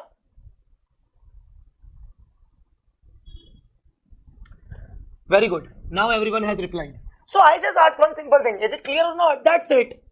A teacher wants to know, na? So that teacher should also understand whether you guys are understanding or not. Because there is technically a one-way communication. I am just telling you, speaking. You guys are not speaking. So I need your side communication. Sir, crystal clear. Thank you. Why there is different treatment for asset taken over by partner is different. 2 methods, sir. Technically, see, you are seeing it different. But when the methods are different, it becomes, see, in this maximum loss method, it is a quite simple thing. We are not calculating excess capital. We are not calculating any PSR unit and proportionate capital. So when a partner is taking over the asset, it becomes very simple. When you solve the same question, I'm challenging you. When you solve the same question number 5, example 5, with highest relative capital method, then also your answer will be same. Actual loss of 120, 160, 120. So please don't be confused. Methods are different, so the approaches are also quite different. Because when a partner is taking over the asset under maximum loss, what should I do? Tell me, what should I do? Because I am not doing the highest relative capital method, na? I am not doing highest relative capital method. What should I do? Tell me. Because in highest relative capital, there was a reasoning that you are taking over the asset for your 4 unit. I will also take the cash for my 3 units. Because that method was based on 343, 343, 343. Here it is not based on 343. Here it is based on the loss only. The remaining capitals only. That's it.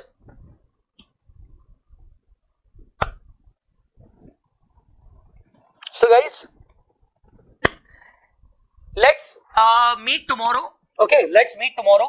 Tomorrow the timing would be, tomorrow there is Sunday. The timing would be 1 p.m. to 3 p.m. The timing would be 1 p.m. to 3 p.m. Okay, live Zoom. Live Zoom. Tomorrow the timing would be 1 p.m. to 3 p.m. Now, before leaving this session, sir, before closing session, please give us homework. See, I can give you the homework. Like there is one question called question number 3. But here there is a remuneration 1%, 10%. So I will practice this question along with you. Don't worry. So any other question? Any other question?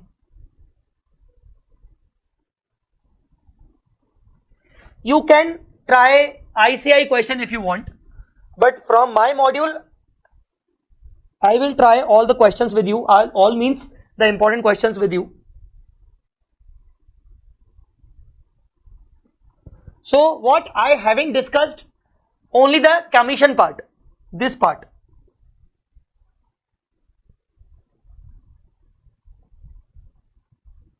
This commission part. Okay. Again, here are commissions, so I can't give you the homework.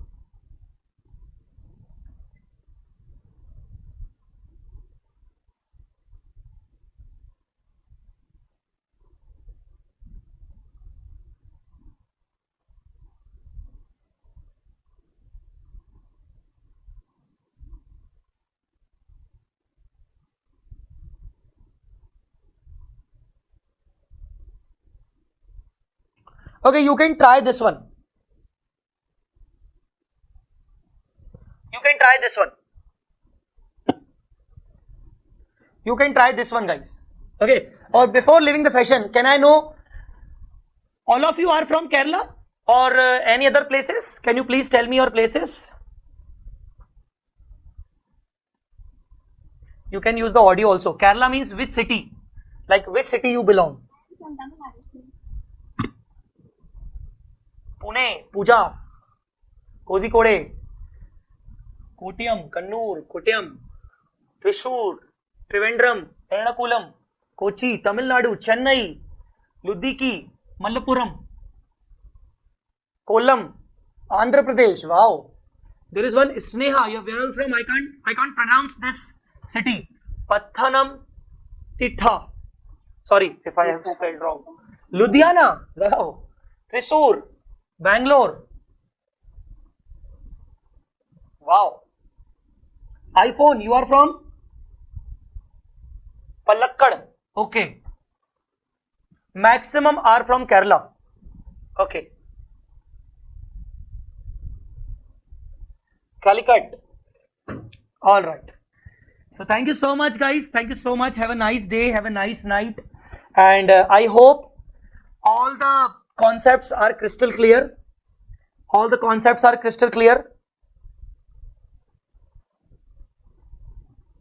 Good night. Good night to everyone. We'll meet you soon tomorrow. Okay? We'll meet you soon tomorrow. Thank you so much.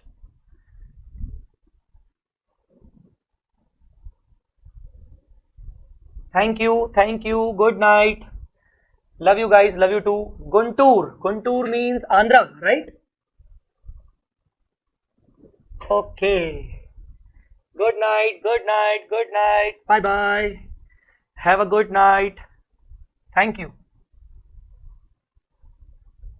Yesterday, what we did, yesterday we have done piecemeal distribution, and in such piecemeal distribution we have completed two methods: highest relative capital method and maximum loss method.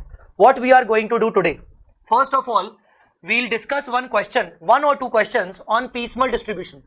Yesterday's topic, we'll discuss one or two exam level questions from our notes, and then we'll move on to the next part, that is dissolution and insolvency.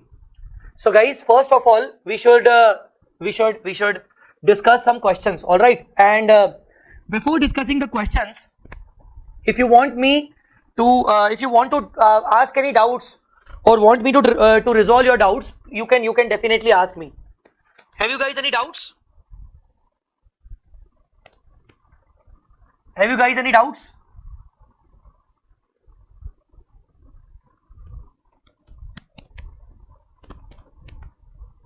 No. All right.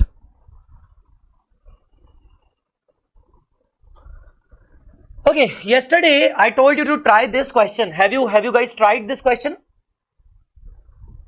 Question number 23. Have you guys tried this question? Tell me.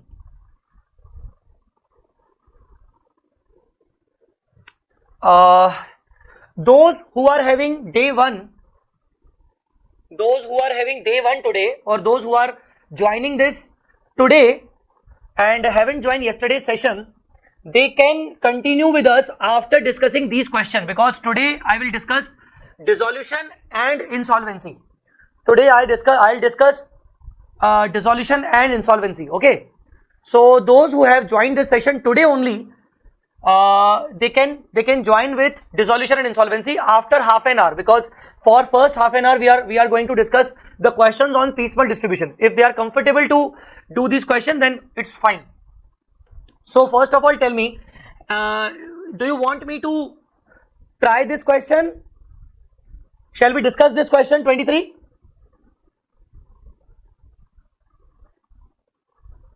Please guys, concentrate. Please guys, concentrate. Tell me, do you want me to discuss these questions? And I have given you the unmute rights to you, so you can speak also whenever I feel that you guys are misusing this unmute rights. Then I'll take back these rights. Okay. First of all, let us discuss this question number 23, which I have told you to try this. So we are first discussing this question.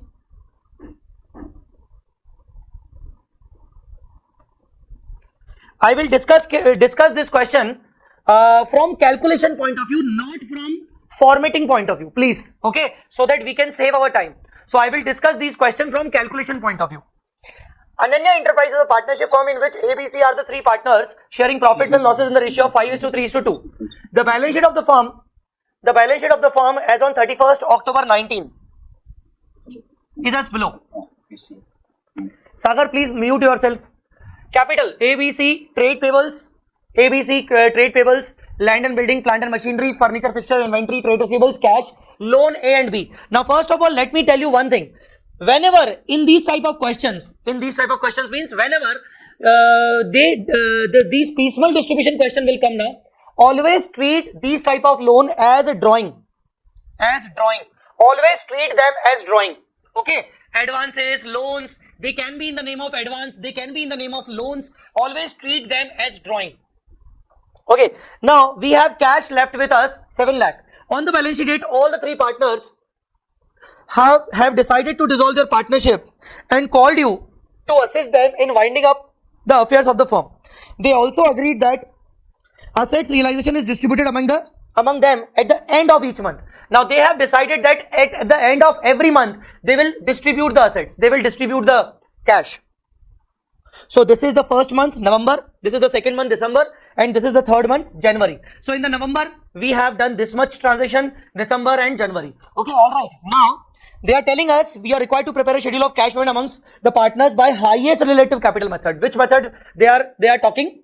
Highest relative method they are asking us. Okay, so now from which particular point we will start our question. So question number 23, page number 7.57. Now try to understand. First of all, available cash as on 31st October 19. We have 7 lakh rupees available cash. Now I am directly making the calculation only. Okay, the formatting part I am not going to discuss. So 7 lakh of rupees cash we have with us. So as per the order of payment, first of all we should pay the realization expense, then the liabilities, secured liabilities, then unsecured liabilities, then the commission, then the loan, partner's loan, and then last partner's capital. So considering this fact, what we are going to do, they are saying in the November month 3 lakh collected from debtors, 11 lakh received from sale of furniture, 2 lakh liquidation expense, and 6 lakh retained. So plus collection in November 19. So collection of November 19 is 3 plus 11, that is 14 lakhs. The total 7 plus 14 becomes 21 lakhs. All right. And now first of all we have to pay liquidation expense. We need to pay. So liquidation expense comes to 2 lakh. Okay. Now the remaining amount balance is 19 lakh, out of which they have decided that 6 lakh they will retain. They are not going to distribute the 6 lakh rupees right now. So minus retention. 6 lakh. So 6 lakh they are not going to distribute. Okay. So 19 minus 6, it's 13 lakh available for distribution. So 13 lakh is available for distribution. Now considering the order of payment, we already paid liquidation expense. Now it's time to pay for the liabilities. Now let us check the liabilities first. In your balance sheet, there is only one liability. Called trade payable. Which is 11 lakh. So technically, payment to trade payables, that is called 11 lakh. So 13 minus 11, that comes to 2 lakh. Now we have 2 lakh with us, is still to be distributed. Still we can distribute 2 lakh. This is our November month, right? Still we can distribute 2 lakh rupees because we have already retained 6 lakh rupees for the next month. So still we need to distribute 2 lakh rupees. Is there any other liability? No. Is there any other liability? No, in the month of November. Okay. Is there any commission? No. No commission. Is there any partner loan? No. Sir, wait. There's a partner loan, sir. We have to pay this much, na? Dear, this is on the asset side. This loan means the firm has advanced to partner. Okay, the firm has advanced to partner. That means this loan A and loan B is a kind of drawing. It is the advance. So this is not the loan payable to them. This is the loan recoverable from them. Are you getting my point? Yes or no?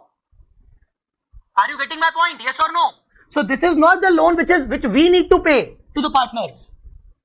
So this is not a loan payable to partner. This is a loan recoverable from partner, and hence we are treating it as drawing. All right, guys, hurry up. Okay, now, so we don't need to pay anything towards loan, towards any other liability, towards any commission. So this 2 lakh is available for partners. So how will you pay them? This 2 lakh is available for partners. So how will you pay them? We will calculate excess capital for that. So working note number 1, excess capital, A, B, C. What is their actual capital? Have you guys calculated the excess capital in this question? Have you guys calculated the excess capital in this question? First of all, what is the capital of A? See, A's capital is 95 lakh minus drawing 25 lakhs. So 95 minus 25. So A's capital is 70 lakhs. B's capital is 75 minus drawing 30. 75 minus 30. That means 45 lakh. And C's capital is 30 lakh minus, there is no drawing of C. So 30 lakh. 30 lakh. Okay. Now the second is PSR. The second is PSR. What is the PSR? Guys, why you guys are not replying to me? Huh? You came here just to listen to me only? Huh? Or to respond to your teacher? Tell me.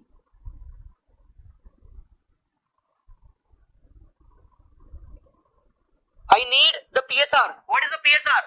533. 532. It's 532. It's 532. 532. It's 532. So, capital per unit. Capital per unit. 70 lakh divided by 5. It's 14 lakh. Alright. 45 lakh divided by 3. It's 15 lakh. 30 lakh divided by 2. It's 15 lakh. Whichever is higher or whichever is lower? Tell me. Whichever is higher or whichever is lower? Lower. Whichever is lower is base. Whichever is lower is base. So the point number D. Proportionate capital. Proportionate capital means C multiply by B. C multiply by B. C matlab 14 lakh whichever is lower. Multiply by 532. So 14 into 5 that is 70 lakhs. 14 into 3. 14 into 3. 14 into 3. 42 lakhs. And 14 into 2. 28 lakhs. 28 lakhs. Now calculate the excess capital. Excess capital means A minus D. Here excess capital of A is 0. A should have invested 70 and A has actually invested 70. B should have invested 42 but B actually has invested 45. That means 3 lakh is the excess capital of B.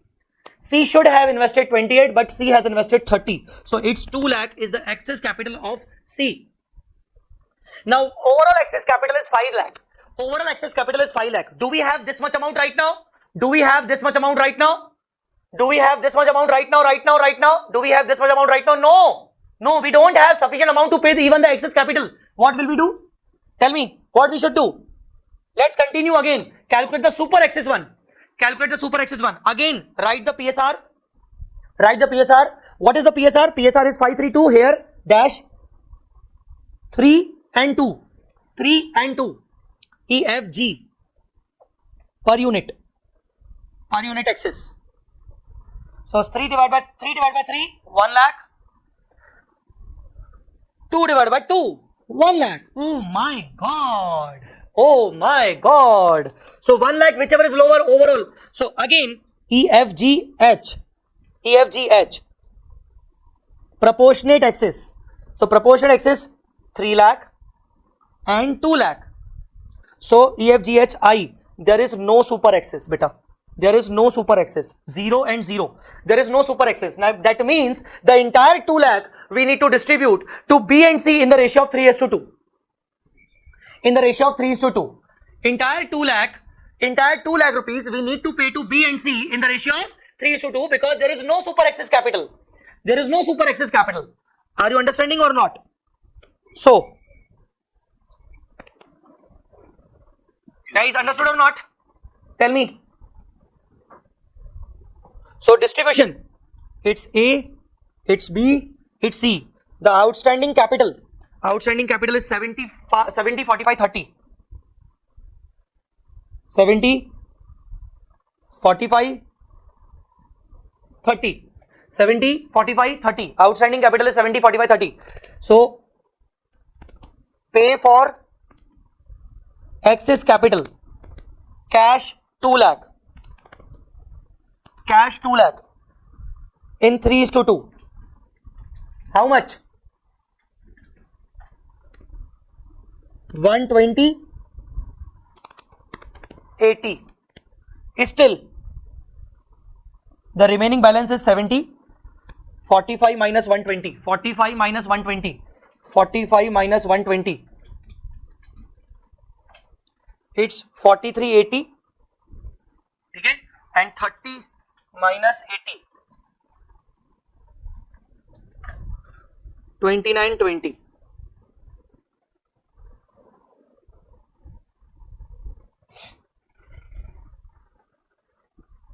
Okay, outstanding balance. Now let us come to, this was the November calculation. Now let us come to December one. Now in December month, what will you do? In December month, what will you do? I'm leaving this page intentionally, and in the next page I am doing December calculation. December. First of all, opening cash 6 lakh. Do you remember this one? Opening cash 6 lakh. Do you remember this one? The cash which you have retained in the earlier month. Okay. Now come to the December month. First of all, liquidation expense of 20,000. So minus liquidation expense 220 minus liquidation expense 220. So 6 lakh minus 220, it's 380. We have 380 with us. Then as a part of his capital, C accepted a machine of this is rupees. C accepted the machine of rupees 9 lakh whose book value is 6 lakh. Okay, I'll come to this point.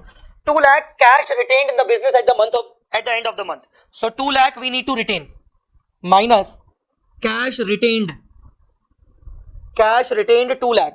So technically 380, we need to distribute only 180 available for distribution. 180. Now very important point. Now try to understand, very important point. In the month of December 19, C accepted a machine of rupees 9 lakh. The book value is 6 lakh. We are not concerned about book value. The fair value is 9 lakh.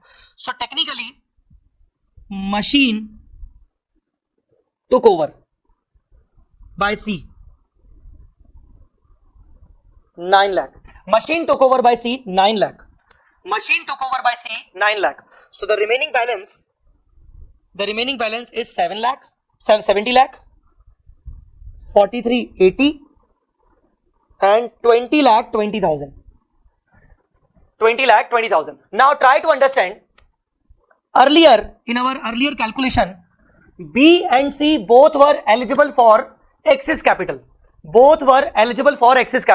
Okay. So there was an excess capital of 5 lakh. You remember? Like 3 lakh and 2 lakh. This excess capital belongs to B and C. B's excess capital was 3 lakh. C's excess capital was 2 lakh. Alright. And paid in November 120. We paid 120 to B and 80,000 to C. So the remaining access is 180, and here the remaining access is 120. And 180 and 120. Now technically, if this taken over of machinery should be ignored, if C would not have taken over the machine, technically 180 was required to be distributed between B and C in the ratio of 3:2. Am I right? Ignoring this machine takeover,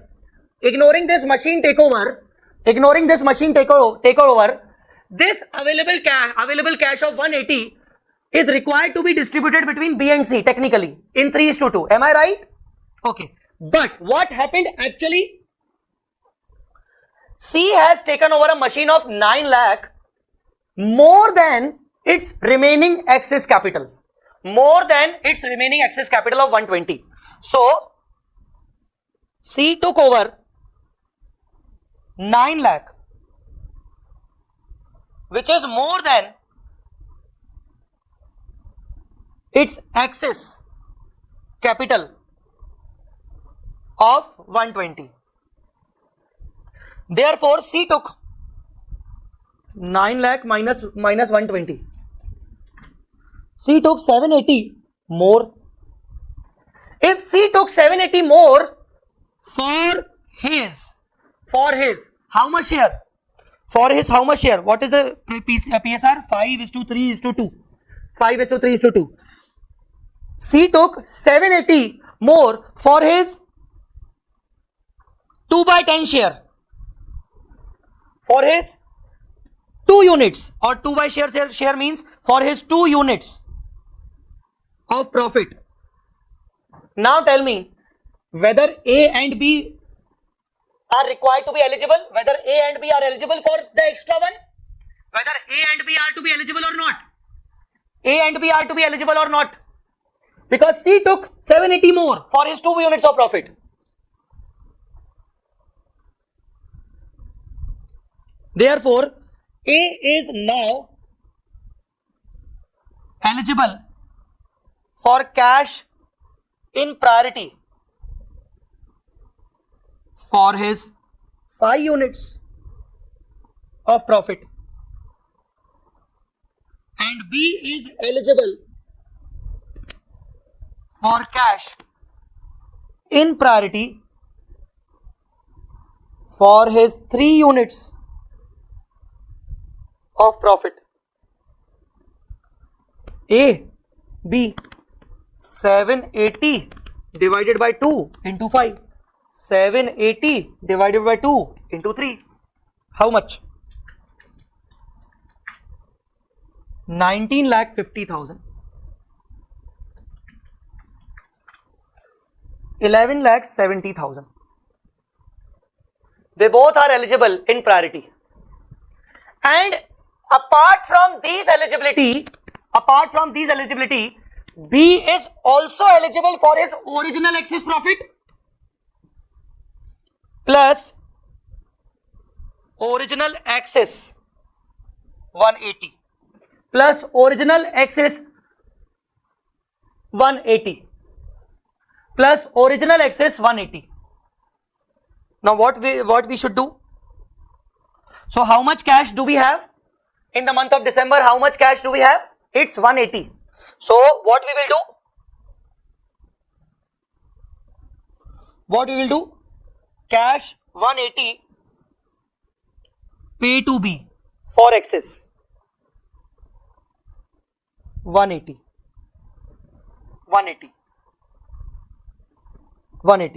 So the outstanding capital becomes 70 lakh, 43 180, 42 lakhs and 20 lakh 20,000. Okay. Now the month of January comes. January 20 comes. Here the opening cash is 2 lakh. In the month of January, 28 lakh we realize from the plant, 9 lakh we realize from the stock. So 28 plus 9. So cash realized 37 lakhs. Then we paid liquidation expense of 150. Land also. Sorry. 63 lakh land. Oh my God. 37 plus 63. It's 1 crore. Then liquidation expense 150. So we have total 2 lakh plus 1 crore minus 150. It's 1 crore 50,000. Now tell me how we are going to distribute this 1 crore 50,000 when we know that A is eligible in priority for 1950, B is eligible in priority for 1170. Excess capital has already been paid in December. So A and B both are eligible in priority, 1950, 1170. So tell me, first of all, pay to A and B. How much? 1950 1170. 1950, 1170. So after paying them 70 lakh minus 1950, it's 50-50. 42 minus 1170, it's 30-30. And C's balance is 20-20. Oh wow, magic! Once again, the capitals are in PSR. Once again the capital are in PSR. Sir, what if the amount is not sufficient? It's impractical. If the amounts are not sufficient, other partners may sue in the name of C. Other partner will be in a dispute, because try to understand, there is a so much of amount, then only they are allowing C to take over the machine technically, because they know that yes, they are still going to realize a so much of amount technically. Otherwise, if the amount is insufficient, they won't allow C to take over the machine technically. So, and this one was earlier in the last class, yesterday's class, I already discussed. So those who haven't taken the yesterday's session, they need to first of all watch that session, what the recorded one. Now the capital are once again in PSR, and how much cash still is there? Remaining cash.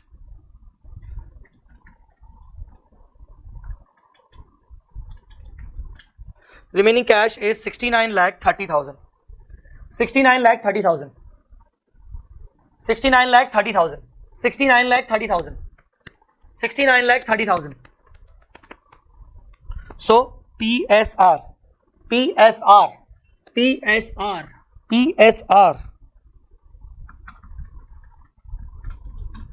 That means 3465.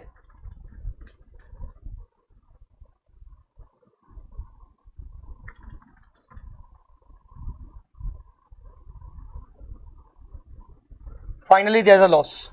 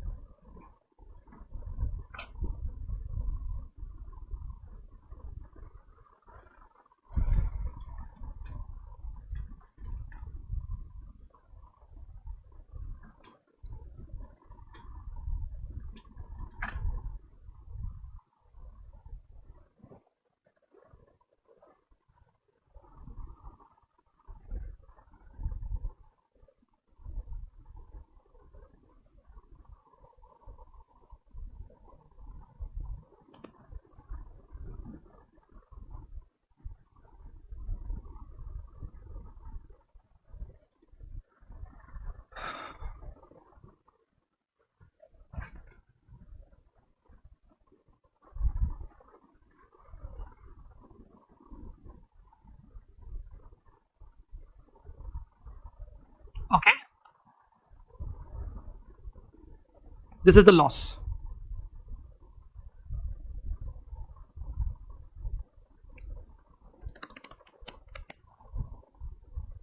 See, 3465, 2079, 1386. 3465, 2079, 1386. Where can I get yesterday's session, Akanksha? Either you can ask this Sikasa Kozhikode branch, okay, they have recorded the session, or just wait for 2 more days. After 2 days, I will upload the entire session on YouTube. But I will recommend you to be with me live for the remaining topics like dissolution and insolvency, for the amalgamation and conversion, so that you can talk to me also for the doubts.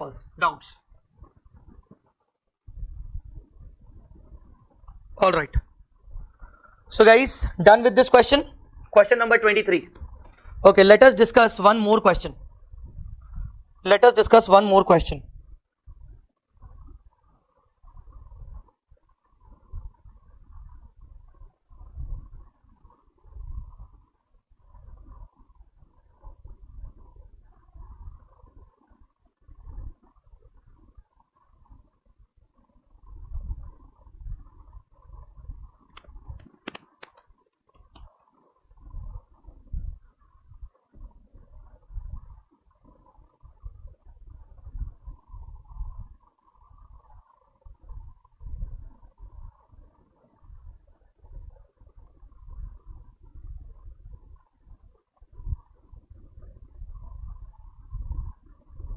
Okay, this is the question.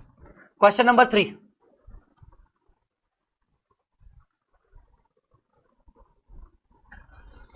Question number 3. See, I haven't, Abhinandan, your question is the way we solve the question. Will ICI gives the marks as per this way? First off, let me tell you one thing. I have not followed the format. I told this earlier, because if I am following the format, we will not able to cover the entire session in very short span of time. Try to understand. So whatever I did this, okay, this is just the calculations and for so that we can do these questions in a hurry. So these all are the working forms. Like this is the working. You can this is the working of excess capital. You can do this working in the exam also. But this is the format. You can follow the proper format like this one. Proper format. Particulars. Okay. Amount. Trade payables, B loan, A's capital, B's capital, C's capital. So try to understand. Please do not expect me to write the proper formats at this point of time. Understood? At this point of time, please do not expect me. You can expect me to cover all the concepts. You can expect me to cover the approach how to solve the question. But you have to follow the formats. Understood? So you can do this working in the exam. You can do this working in the exam, this working in the exam. You can do, these all are the working notes. But apart from all other things, everything you need to follow the format. Now this is once again a very good question.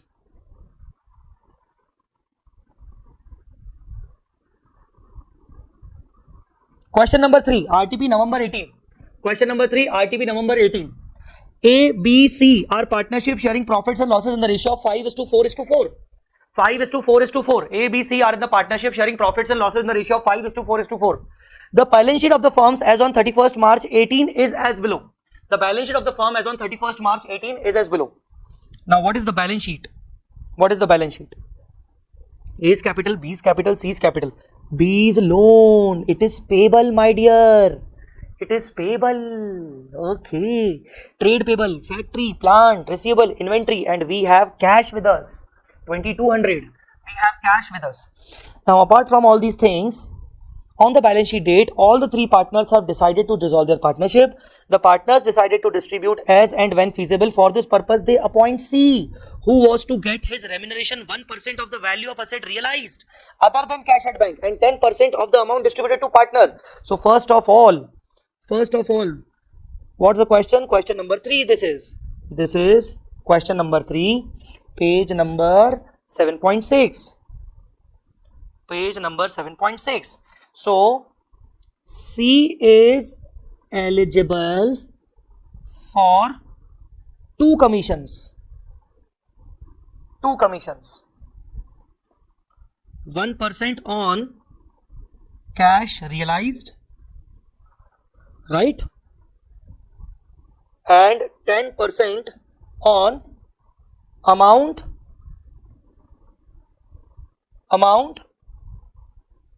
distributed to partners.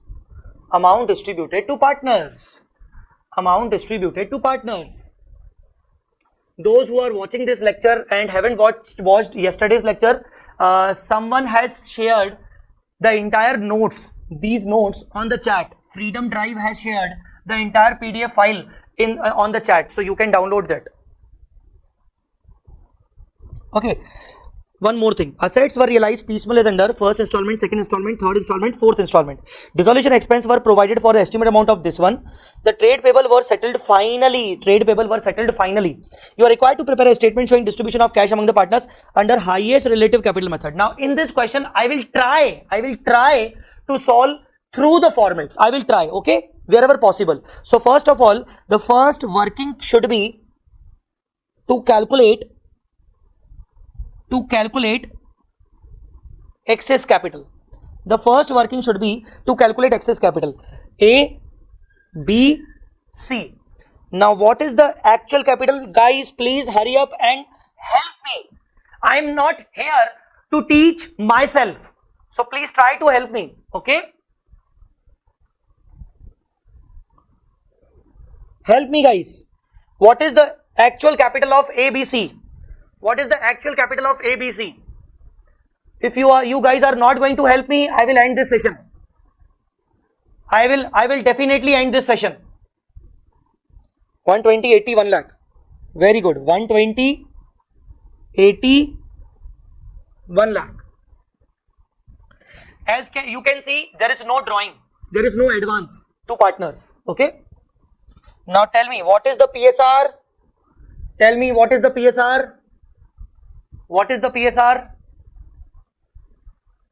What is the PSR?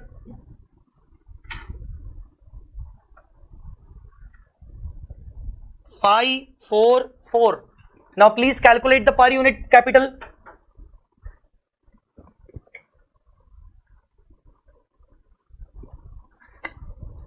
Please calculate the per unit capital. Okay, it's 24. It's 20. It's 25. Very good, guys. Per unit capital.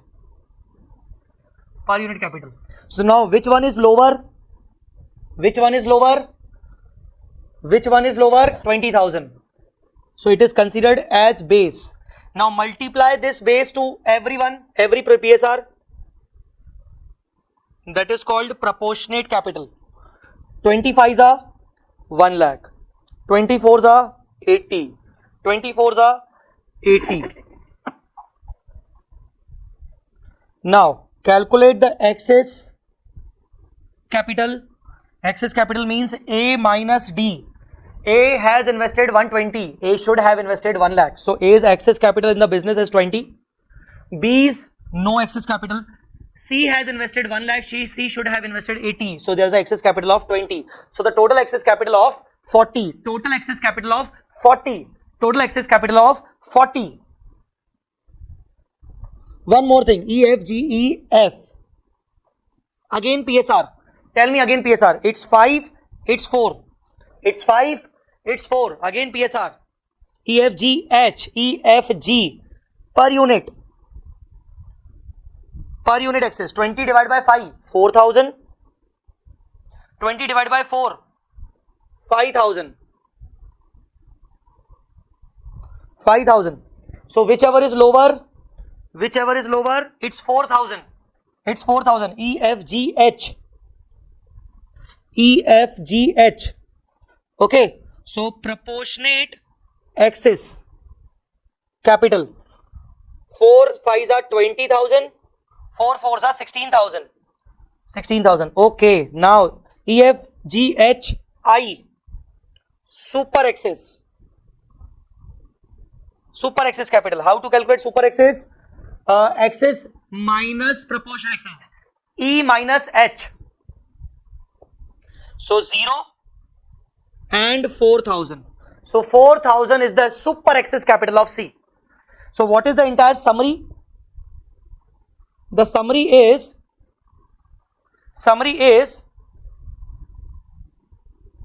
total excess 80. No, not 80, 40. Total excess is 40. Belongs to A and C. 20, 20. Out of that,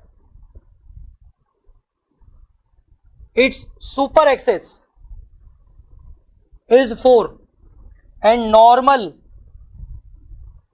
excess is 16. It's also the normal. This is the summary. This is the summary.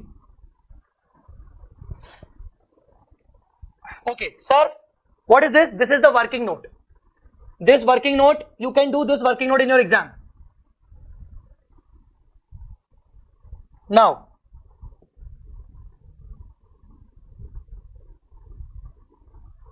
summary of cash distribution.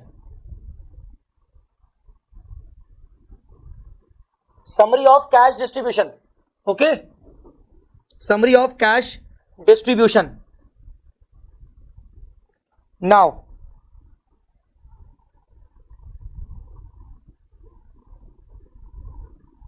first of all, installments.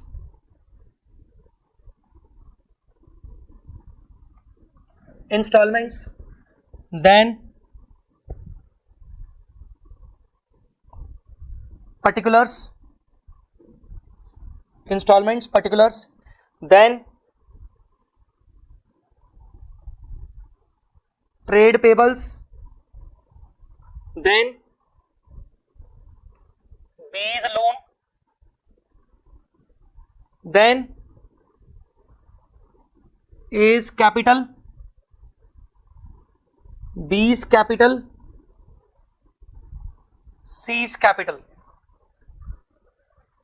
This is the proper format. Now, first of all, the partner's capital balance should be written. Which date? 31st March. Outstanding balances. What is the balance of trade payable? 132. What is B's loan? 36. ABC 120, 81. 120, 81. All these balances. Okay. Now what's the cash available? Cash available. Tell me the cash available. It's 2200. 2200. First of all, we need to pay the realization expense. Order of payment. We need to pay the realization expense. So is there any realization expense? We need to provide for 24,000 of realization. Oh my God, 24. Do we have this much? No. So let's wait for the first installment. So first installment came.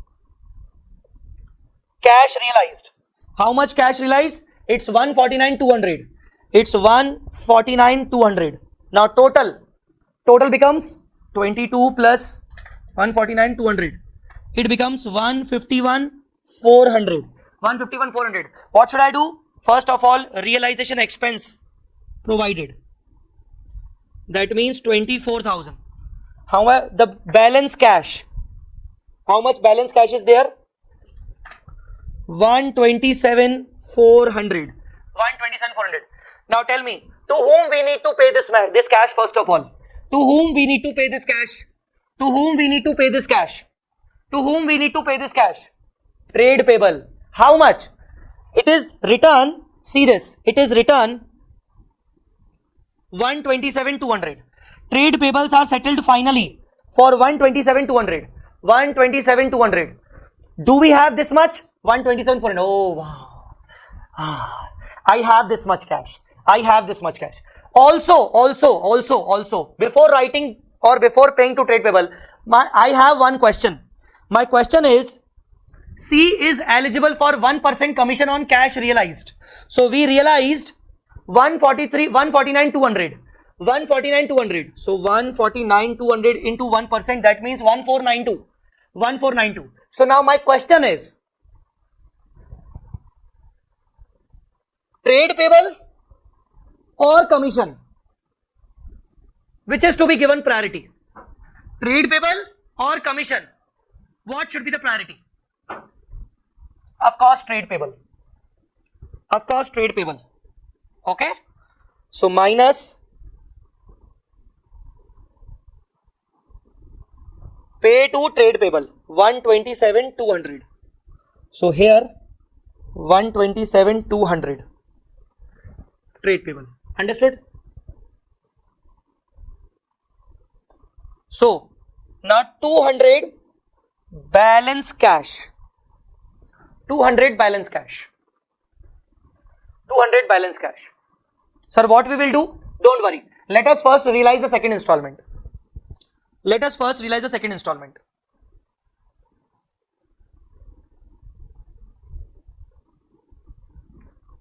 Let us first realize the second installment. Second installment. Cash realized. How much? 138,602. Now tell me the total cash. 138,802. 138,802. Now tell me. Till now, C is eligible for 1% of 149,200 and 1% of 138,602. Till now, C is eligible for 1% commission on 149,200 and on 138,602. 138,602. Tell me. And now there is turn to pay to B's loan. Now there is turn to pay to B's loan. Tell me, to whom we should give the priority? To whom we should give the priority? B's loan first or commission? B's loan first or commission? B's loan first or commission?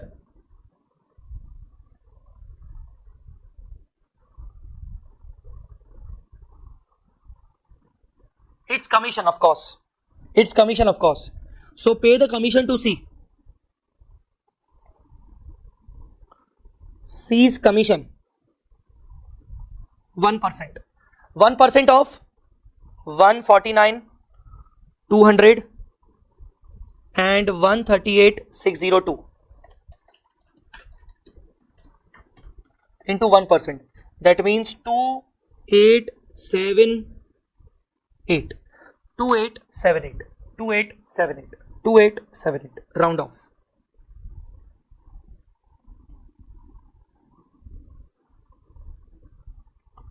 Balance cash 138,802 minus 2878.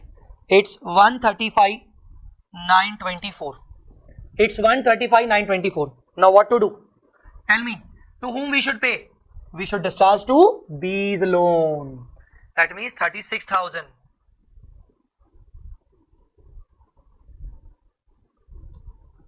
Pay to B's loan.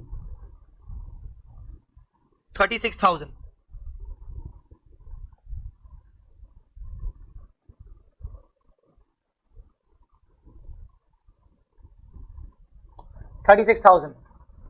Now the balance cash is 135,924 minus 36,000. It's 99,924. It's 99,924. It's 99,924.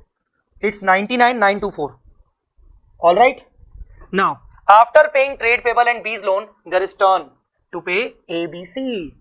ABC, and what are their excess capital? Their total excess capital is 40,000. Oh my God.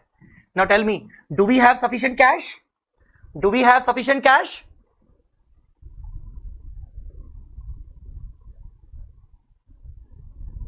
Balance cash for partners.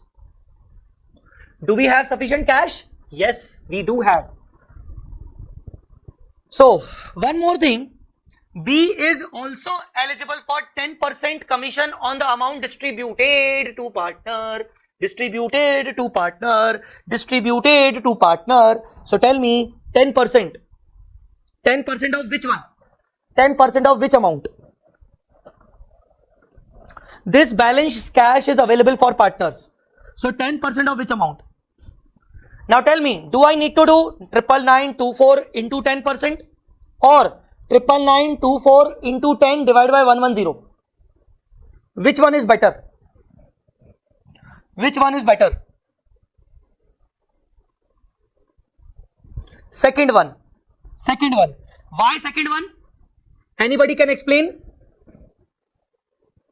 Tell me, why second one? Can anybody explain? Even instead of chatting so much, typing so much, you can use your audio now. You can use your audio. Why don't you use your audio?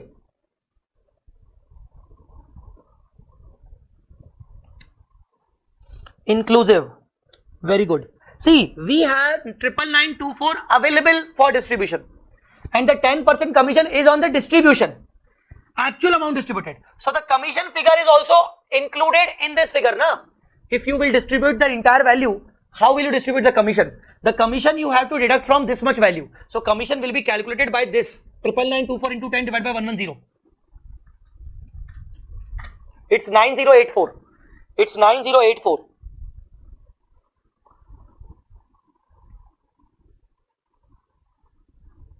C's commission 9084.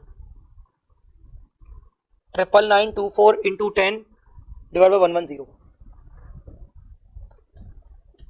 Now it's Now it's 90840. To whom you will pay first? To whom you will pay first? Pay to A and C for excess. Pay to A and C for excess. 40,000.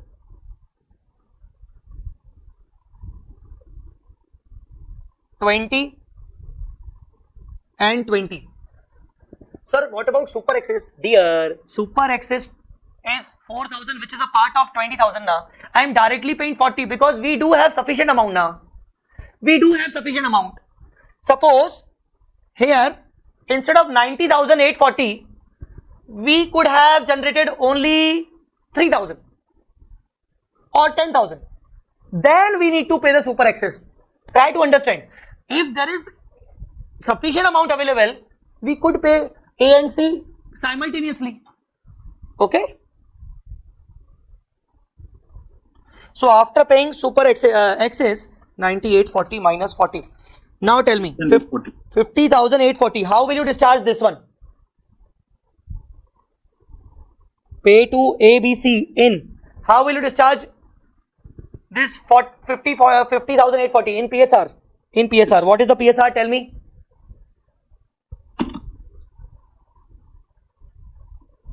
What is the PSR? Tell me.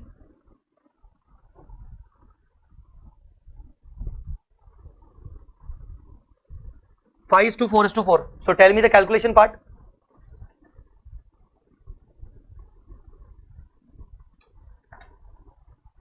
Tell me the calculation part. 18,157. Very good. 19,000.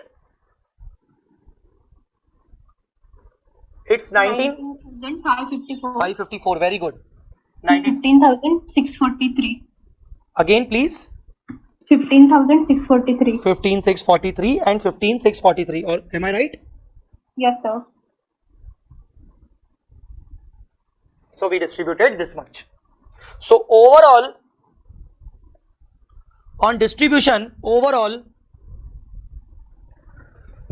120 minus 20 and 1954, 554. 120 minus 20, 19,554. What is the remaining amount? 80,446. In the same way, B and C.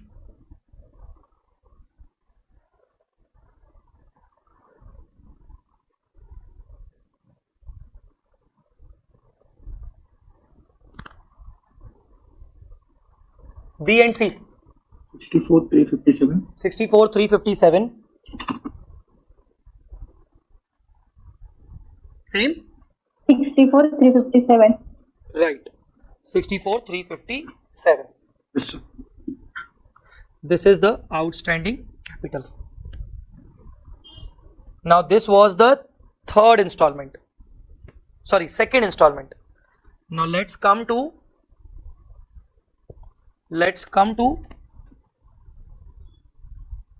third installment. What is the cash realized? 80,000. 80,000. Cash realized 80,000. So first of all, 1% commission. 80,000, 1% commission, that is 800. All right. So remaining amount 79,200. 80,000 ka first percent, 1% commission. It's 1% commission. C is eligible for commission on the realization, na beta? Yes, sir. Then now 10% commission. C is again eligible for 10% commission for the distribution to partners. So 79,200 divided by 110 into 10. 7,200. 7,200. So how much balance remaining? 72. Distribution in PSR. Please distribute. How much?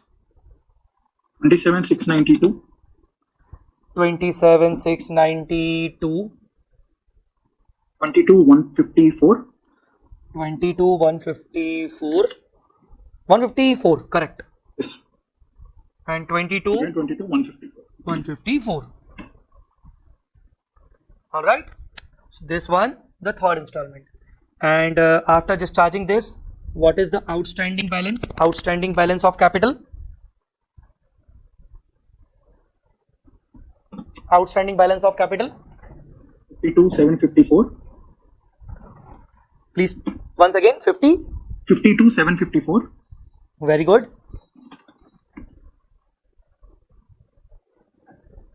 42203. 42203, 42203. Yes. Is there any last installment? Yes, 56,000. So this is fourth installment. Cash realized 56 minus 1% commission 560. 55,440 minus 10% commission 5040.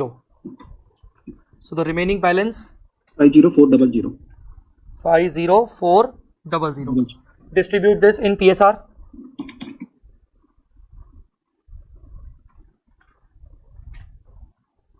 It's 385. 385. Then 15508. 15508 and 15507. Okay. So Yes, what is the final loss to each 33, partner? 369. 33, 369. 369, 26,695. 26,625, 26,696. 696. This is the loss to each partner. Let us check. This is the answer. 26,695, 26,695, 33,370, Yes. 33,369. 1 rupee difference. Okay. So guys, this is the proper format. This is the proper format. Understood? Okay, sir. In this way, we completed the practice of highest relative capital method. There is no question for maximum loss method. If you want to do practice, you can cover maximum loss method from your module also.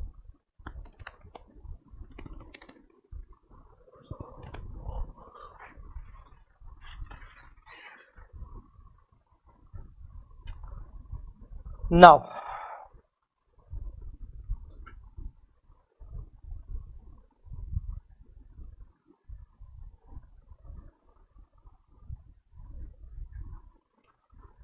see, we have covered this portion.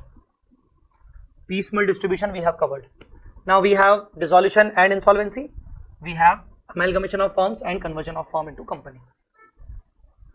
Sir, in module 8 they have given first priority to commission to before paying creditors. It's wrong. It's totally wrong. Don't worry. It's wrong. Because in another question they have given priority to creditor first.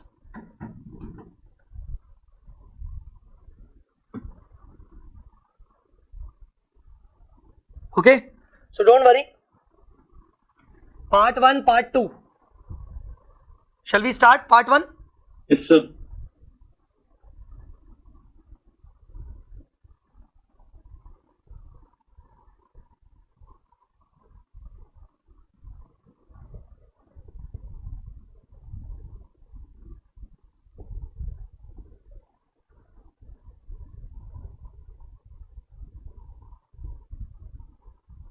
Dissolution and insolvency. Dissolution and insolvency. Now this is quite simple part. What is this? Basically, when the firm is getting dissolved, what you need to do? You need to close the books of the firm. When the firm is getting dissolved, what we should do? First of all, we should close the books of firm. Now what do you mean by close the books? Closing the books means assets to be writing off, to write off the asset, to write off the liabilities. See, assets are always having debit balance, so credit them. Liabilities are always having credit balance, so debit them. Okay, so closing the books means asset to be credited, liabilities to be debited. In which account? In realization account. So assets to be credited and liabilities to be debited. In which account? Of course, in realization account. In realization account. So we need to close asset, we need to close the liabilities. Now there is one exception. Cash in hand or bank balance, cash and bank balance, they are also asset. But we don't need to close the cash and bank balance because we are dissolving the firm. We will realize the cash and we will pay the cash to the liabilities. So there is need to make a separate cash and bank account. So no need to close cash bank account to make it separate ledger. To make it separate ledger. So cash and bank account we don't need to close. Okay, all right. So assets are getting closed, liabilities are getting closed, except cash and bank. Now what remains in the balance sheet? In the balance sheet, partners' capital are remaining, reserve and surplus are remaining. Partners' capital and reserve and surplus are remaining. What to do with that? Partners' capital should be partners' capital balances and reserve and surplus to be shifted to the partners' capital ledger. So partners' capital balances, drawings and reserve and surplus balances shift to partners capital account. We need to transfer them to partners capital account. So all the reserves, all the drawings, all the partners capital balances need to shift it to partners capital account. Even including any fictitious asset, miscellaneous expenditure, preliminary expense, whatever, we need to shift it to partners capital. All right. What is the next step? Okay, first of all, for the purpose of dissolution, we are going to close the books. At the same time, simultaneously, like we are closing the books, but at the same time, these assets need to be sold physically. So when we sell the asset, we will realize the cash and we will pay the liabilities. So when we will pay the liability, we will distribute the cash. So the next step is to realize the cash on sale of assets. So what we should do? We should debit cash bank to realization. To distribute the cash for liabilities. So we need to distribute the cash to settle the liabilities. So what is the entry? Can you please tell me the entry? Realization to bank. Yes, of course. Realization to bank.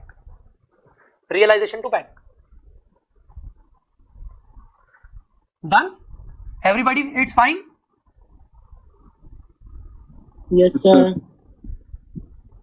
Okay. Now, to realize the cash on sale of assets, to distribute the cash for liabilities.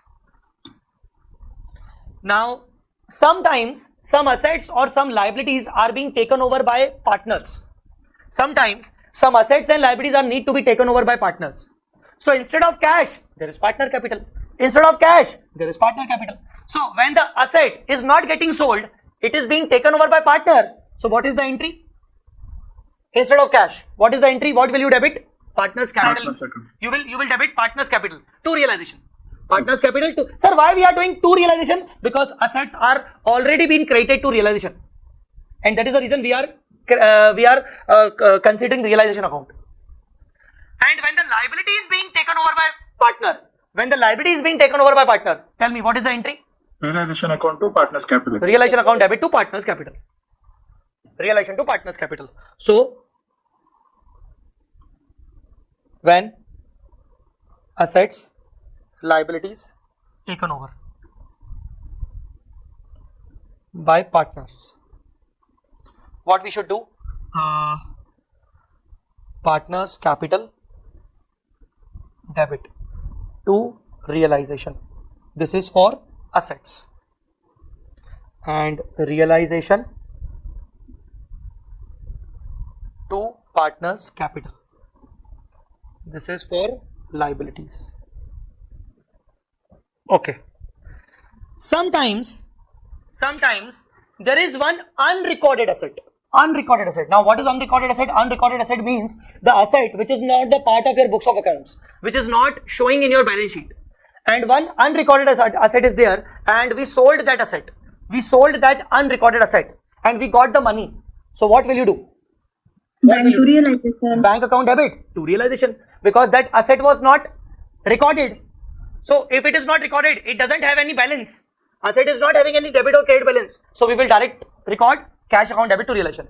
Sometimes there is unrecorded liability. So, to settle the unrecorded liability, what will you do? To bank. But what will you debit? Directly realization account debit. Understood? So, to realize unrecorded assets and to settle unrecorded liabilities,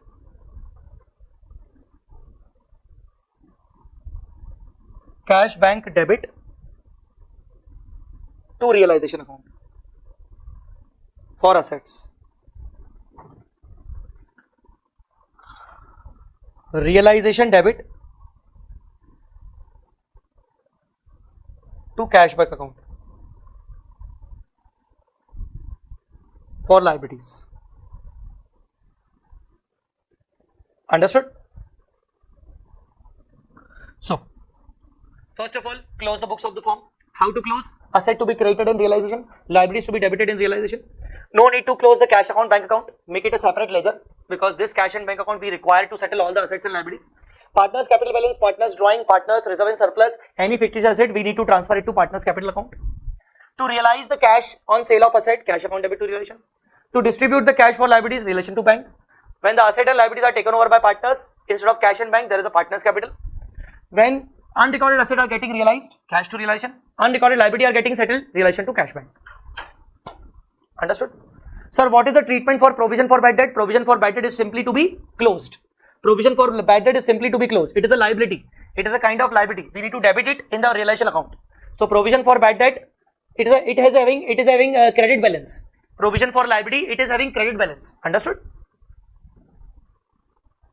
It is having credit balance. So, you need to close it to realization account. Alright guys, so after doing all these things, what will be the next step? See, the next step would be, technically we realize the entire cash from assets and we pay the liabilities. We pay to the liabilities. We already paid to the unrecorded liabilities. Now after paying unrecorded liabilities, to whom we need to pay? Partner loan. Partners. Partner loan. If you remember the piecemeal distribution order of payment, we need to pay partner loan. Sometimes there is an expense. So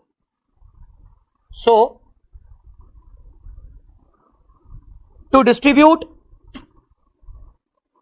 realization expense, what is the entry? Realization debit to cash bank. Now we are paying partners loan first of all. So to distribute partners loan. Guys, partners loan is also liability. But this liability we don't need to close to the realization account. So no need to close cash and bank account. In just like no need to close the partners loan account. So directly partners loan account debit to cash bank. No need to close partners loan to realization account.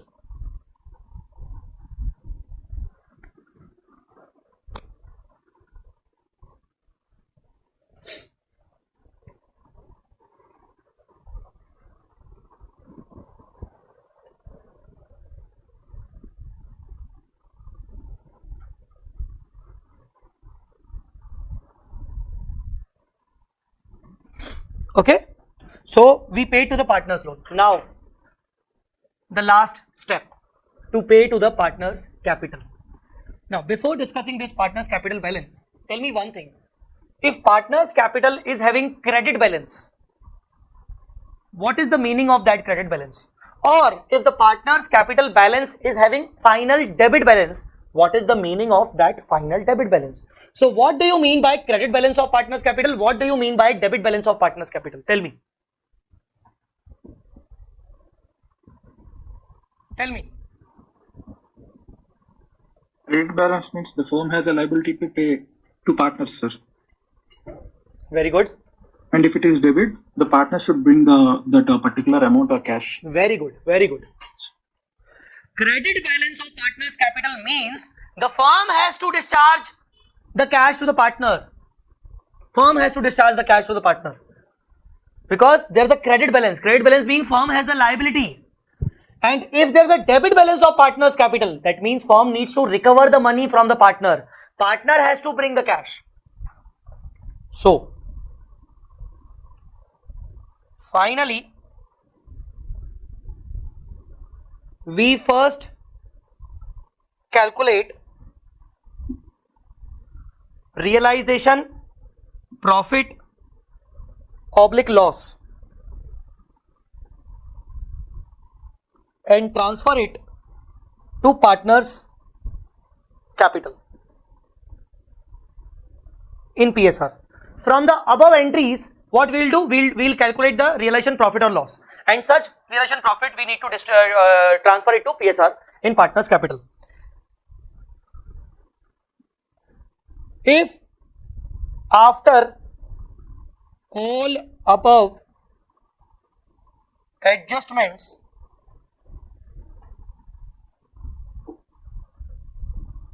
case 1, partners having credit balance, we should pay them, we shall pay to them. Entry would be partners capital debit to cash bank.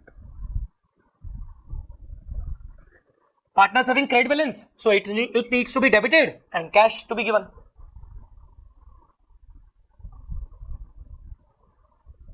Case 2, any of partner having debit balance, any of the partner having debit balance, so what we should do, we shall recover cash from partner. We shall recover cash from partner. There can be two cases.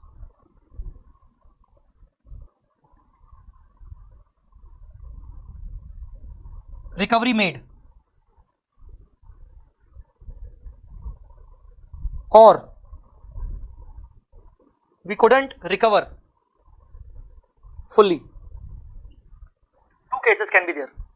If recovery is made, cash account debit to realization. If we couldn't recover it fully, that means partner is insolvent. And if partner is insolvent, follow Garner versus Murray rule. Follow Garner versus Murray rule. Guys, are you getting my point? So may I know why it is going to realization, sir? When recovery is made, cash to realization account you have written. Oh, sorry, not realization. Cash to partners. Sorry.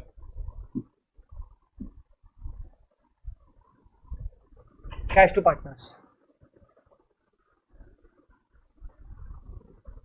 Okay. Any doubt? No, sir. Thank you. Anyone else having doubt?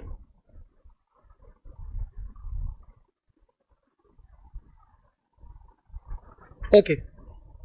So this is the entire process. Okay. Now while solving some of the question, JLP issue may come. JLP, joint life policy. JLP issues may come. This is quite simple, don't worry. JLP issues may arise. So let us talk about JLP.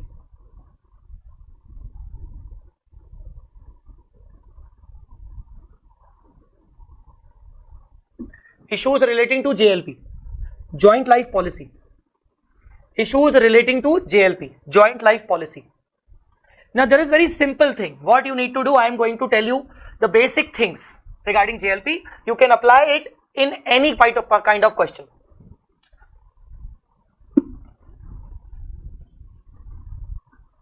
First, if JLP is shown on asset side in balance sheet, asset side in balance sheet, if JLP is being shown on the asset side of the balance sheet, in the partnership firm balance sheet, JLP is shown on the asset side, treat it as a normal asset. Treat it as a normal asset and close it to realization account. Close it in realization account like this. Yes, this one. This one. Asset is created in relation account. So treat it as a normal asset. So close JLP in realization. The entry would be realization debit to JLP. Realization debit to JLP. Second issue.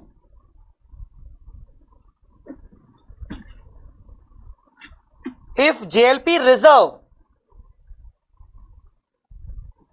is being shown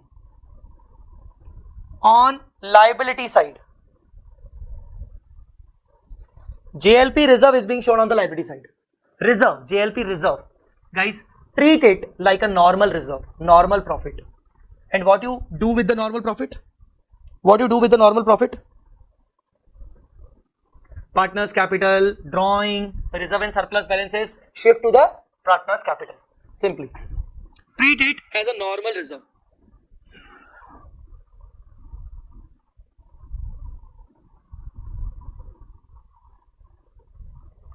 And shift to partners capital. Partners capital. What is the entry? JLP reserve debit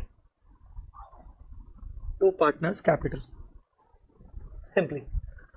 So if JLP is shown on the asset side, do this. JLP is being shown on the liability side, do this. Both can be shown on the asset and liability side simultaneously. Now third issue. JLP surrender value. JLP surrender value outside of balance sheet, separately given.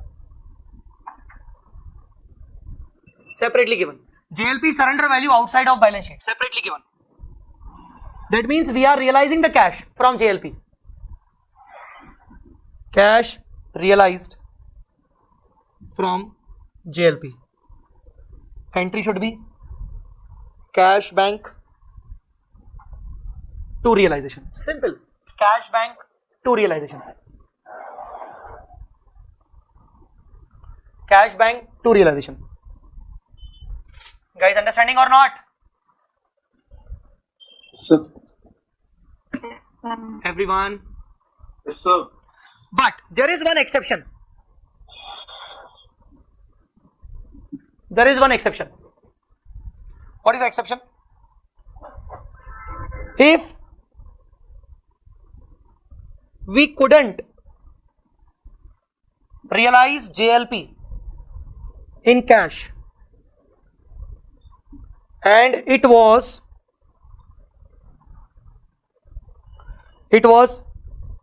realized by partner personally,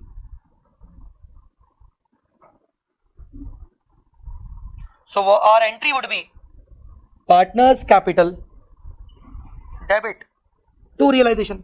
So instead of cash, you will do partners capital.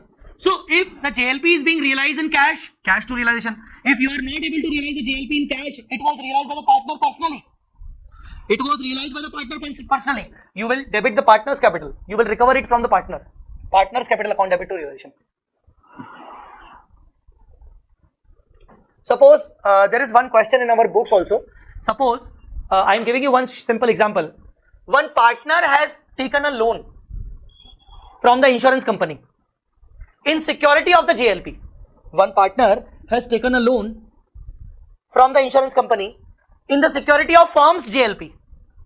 Now, when the firm is getting dissolved, the insurance company has deducted some of the JLP surrender value because of the partner's loan, has recovered its loan by deducting the JLP, and the remaining amount of JLP has been recovered. Now, whatever amount insurance company has deducted because of partner loan, we will recover it from partner's capital to realization. Guys, are you getting my point? Yes, sir. Huh? Sorry, sir. Please, can you repeat? One partner has taken a loan. Suppose I took a loan of 5,000 from one insurance company. Which insurance company? The same insurance company from where we did our JLP, our firm's JLP. Me along with my partner has taken a policy, JLP policy from the insurance company. Now I personally went to that insurance company and taken a loan on security of that policy. I asked insurance company to please give me the loan on the security of JLP. This JLP entirely belongs to the firm, but I am taking personal loan. Okay, all right. How much loan I took? 5,000. After some time, the firm is dissolved. All the partners called insurance company that please surrender our value. The total surrender value of the JLP is suppose 13,000. 1313. So what insurance company did? Insurance company told us that out of 13 we are deducting 5,000 of your partner because they have taken the money from us as a loan. So 13 minus 5, 8,000. Take it 8,000. So we got 8,000 rupees in cash. What is the entry? Cash account debit to realization. 8,000. Sir, what about 5,000? What about 5,000? We also got that 5,000, but partner has taken. Exactly. 5,000 has been deducted by insurance company on behalf of the partner. So we will recover it from the partner. So entry will be partner's capital to realization 5,000. So technically, cash account debit 8,000, partner capital account debit, Jay's capital account debit. I have taken the loan. Na? Jay's capital account debit 5,000 to realization 13,000. Realization 13,000. Are you getting my point? Yes, sir. Yes, sir. Thank you. So this was the issue relating to JLP. Is this simple? Tell me. Yes, sir. Treat it like a normal asset, treat it like a normal reserve. Simply, it is a recovery. JLP, simple.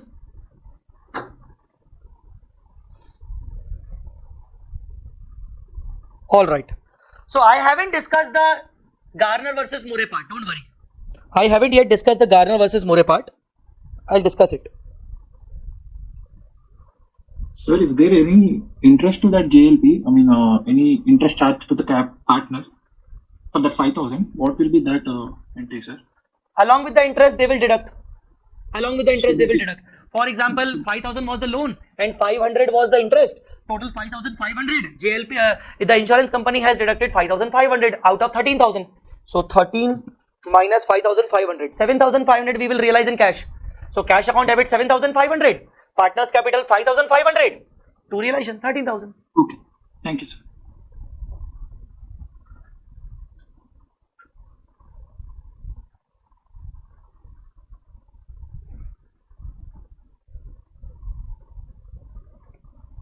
See this. Question number 6. Now tell me, what will you do with the JLP?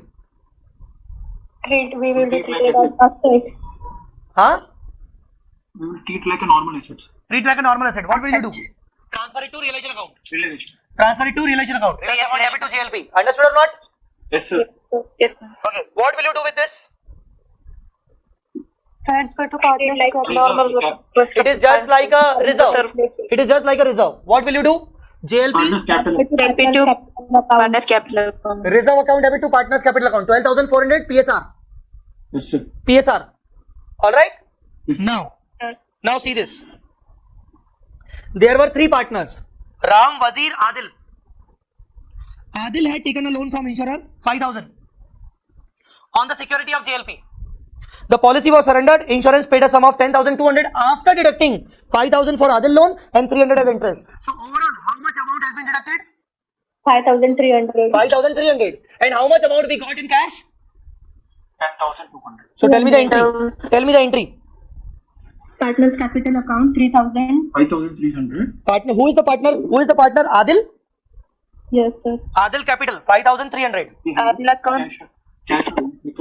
Cash account debit 10,200. 200. To realization account. To realization 15,500. Simple. It's quite simple. Understood? Yes, sir. Okay. Now tell me what you will do with the plant and machinery, furniture fittings, stock, debtors, patent, trademark. What will you do?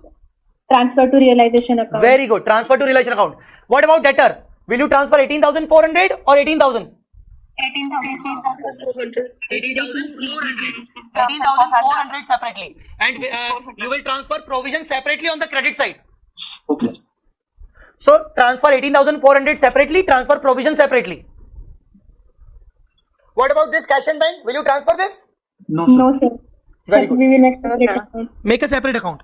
What about Ram loan, partner loan? Will you transfer it? No, sir. No. No, sir. We'll make a separate account. Ram, Wazir, Adil, 30, 10 and 20.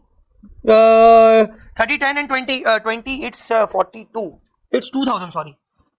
It's 2,000. So 30, 10, 2,000. You will make a separate partner's capital account. What about creditor?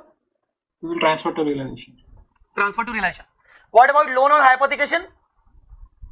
Transfer to realization. Transfer to realization. Simply. Now one more thing. Realization account. I remember one more thing. This was 12th number point. This is the 13 number point. The 14 number point. When any creditor took any asset. When any creditor took any asset. Suppose a particular creditor has taken any asset. What will you do? Creditor took the asset physically.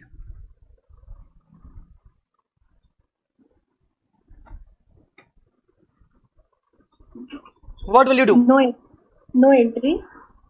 No entry at all. Why? Because creditor account credit balance has already been closed in realization. Asset account debit balance has already been closed in realization.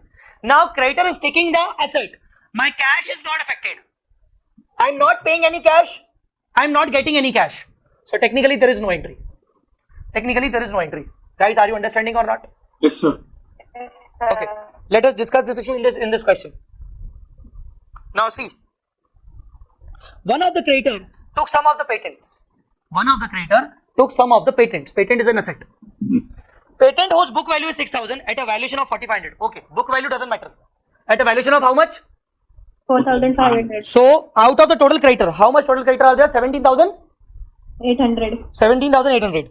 So out of 17,800, 4,500 settled by patent. What about the rest one? 13,300 will be transferred to realization account. No. Entire 17,800 has been transferred to realization account first of all. Entire 17,800. See, if you solve this question number 6, realization account, you will transfer entire patent. You will transfer entire creditor, 17,800. You will transfer entire patent. Patent how much? 10,000. Entire patent transfer, entire creditor transfer. Simple. Now, how much creditors are being settled with the patent?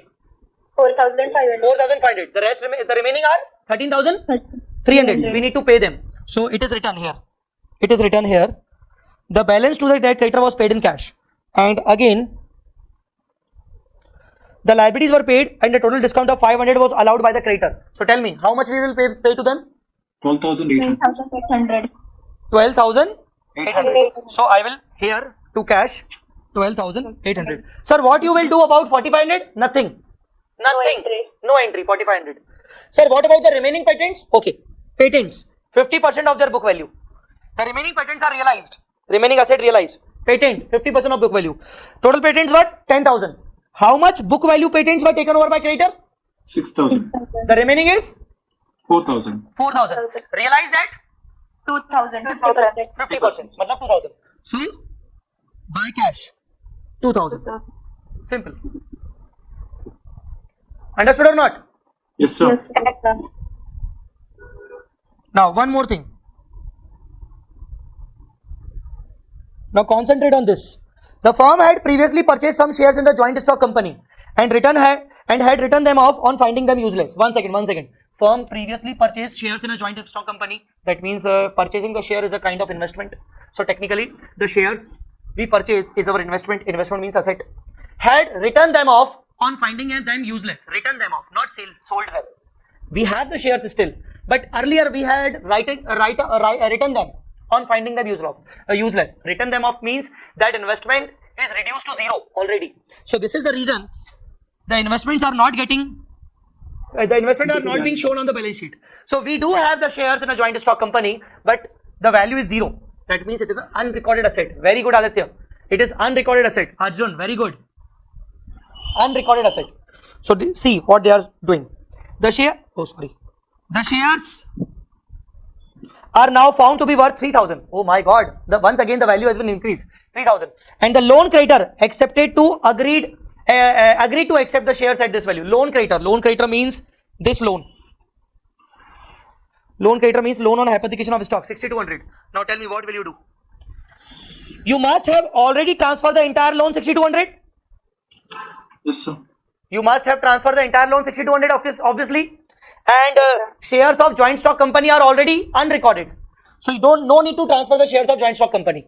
Now out of 6,200 taken over shares of 3,000 and the rest is to be paid. So tell me what to do about these two. Sir, in case of shares, we don't have to pass any entry. Great.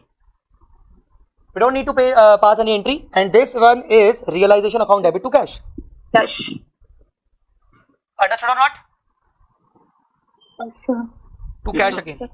3,200. Guys, are you getting my point? Yes, sir. So this one is the question. So try to attempt this question. Is a very good question. The major points I have already covered. Try to attempt this question. Try at home. All right. Yes, sir. So today we covered the dissolution part, but not the insolvency part. I will cover the insolvency part tomorrow. Okay, sir. Okay. Okay, sir. I'll cover the insolvency part tomorrow. So insolvency part tomorrow, then we'll continue with the third part, second part, which is in amalgamation and conversion. Any doubt? No, sir. No, sir. No, sir. Okay.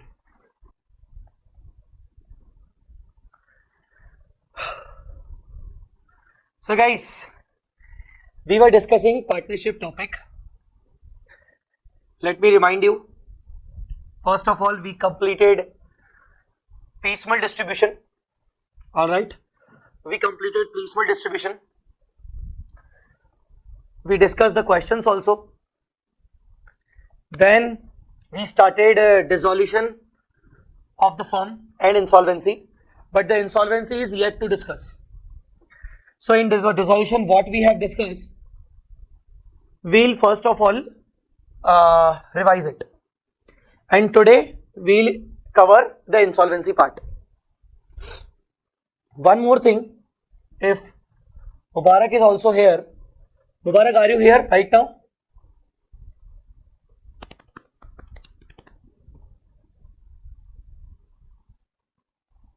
Yes. So one more thing, I want to take this lecture tomorrow also. So tomorrow, do we have the slot? Tomorrow, do we have the slot? Because I know that today we will not be able to complete the particular all the remaining portion, because today I want to leave the session early. I can take only 1 hour today. I'll discuss insolvency of firm only. The rest portion of amalgamation of firm and conversion I will discuss tomorrow. So tomorrow, do we have available slot? Sir, from 7 p.m. to 9:30, CA Anushree Agrawal taking law. Okay. So,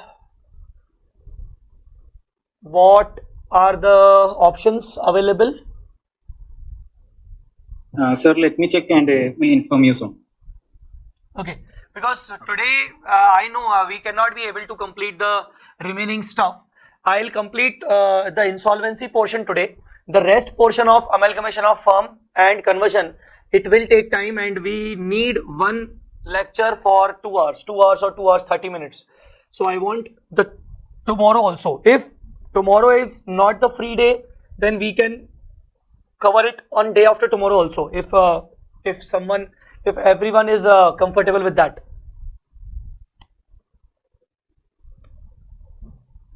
So just let me know right after the session or till then. Okay, let us revise. Part 1, dissolution and insolvency. First of all, what we covered the dissolution part. What to do in the dissolution part, guys? First of all, revise it. In dissolution of the firm, first of all, we should close the books of the firm. How we need to close the books? When we talk about the closing the books of the firm, assets whose debit balance is there, we need to credit it. Assets are to be credited. Okay, now assets are to be credited. Assets are to be credited, and the liabilities are to be debited. Liabilities are to be debited. So assets are to be credited in realization account. Liabilities are to be debited in the realization account. Now, while closing the assets, please do not close the cash account, bank account. Do not close the cash account and bank account. Make it separate ledger. Even while closing the liabilities, do not close the partner's loan account. Do not close the partner's loan account. Make it separate ledger.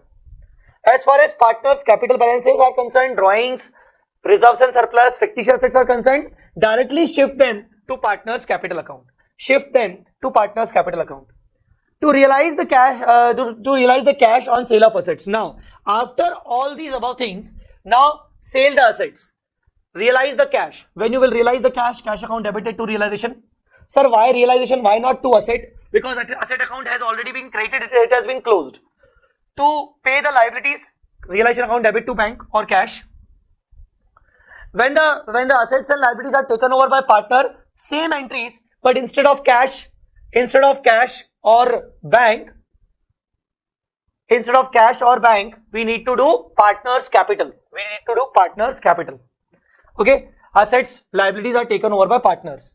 Okay, to realize the recorded, unrecorded assets and to settle the unrecorded liabilities. When there are some unrecorded assets, directly make them cash account debit or bank account debit to realization. Or liabilities are there, bank realization account debit to bank to pay them. To distribute the expense, realization account debit to cash. To distribute the partner's loan account debit to cash bank. Okay. Finally, we first calculate the realization profit loss and transfer it to partner's capital. Now, after doing all above this, we need to calculate the realization profit or loss, and the balance of realization profit or loss will be transferred to partner's capital in PSR. After all the above adjustment, maybe all the partners are having credit balances. When the partners are having credit balances, then we need to pay them.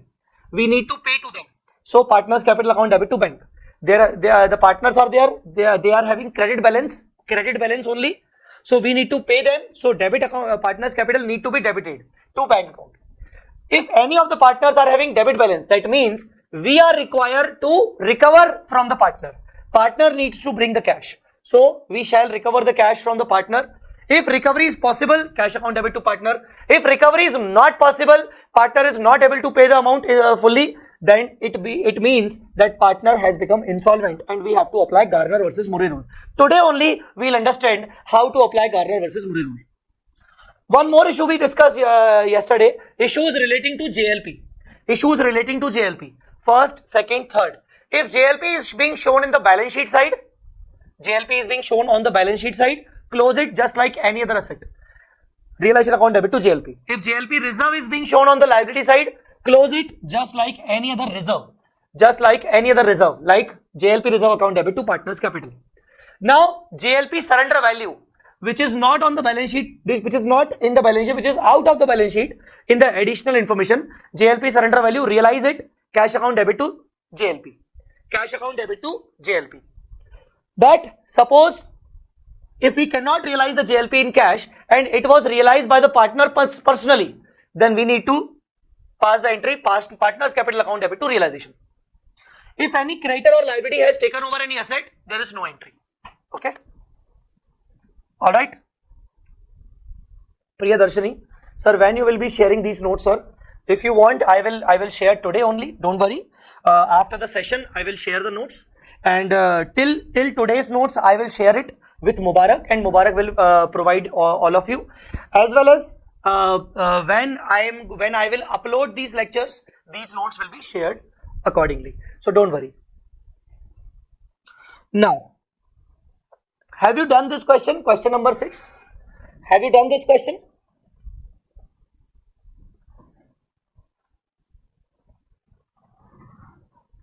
Have you done this question, beta? Have you tried this question?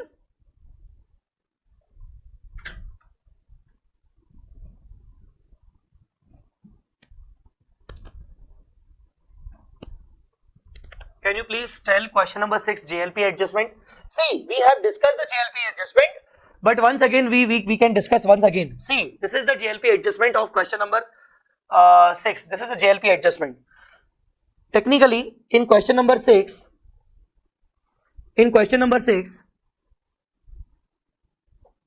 Adil has taken a loan from insurers for rupees 5,000 on the security of JLP. The policy was surrendered and insurers paid a sum of rupees 10,200 after deducting rupees 5,000 for Adil's loan and 300 as interest. So technically,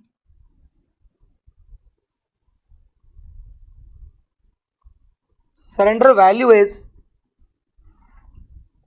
5,000 plus 300 and 10,200. So total surrender value is 15,500. 10,000 we realized in cash, and 5,300 is actually realized by the partner by way of loan. It is actually been realized by the partner by way of loan. So we realize the cash. So cash account debit 10,200. 5,300 was realized by the partner in the form of the loan. So we need to debit partner.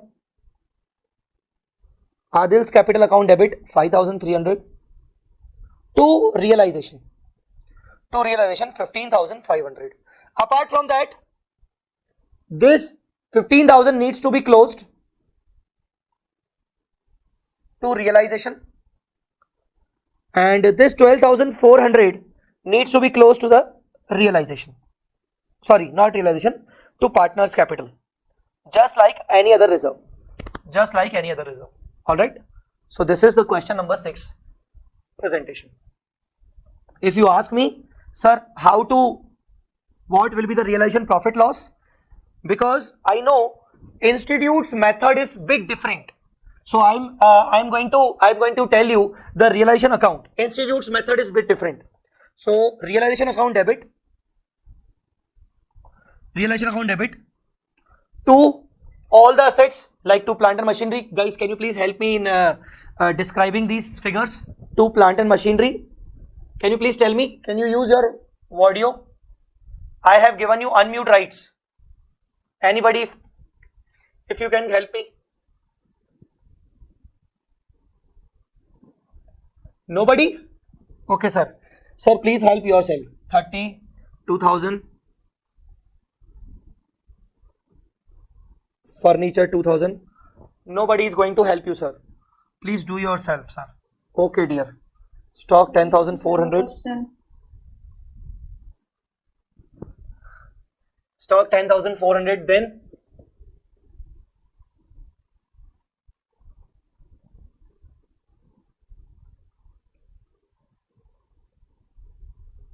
buy provision 400 to JLP.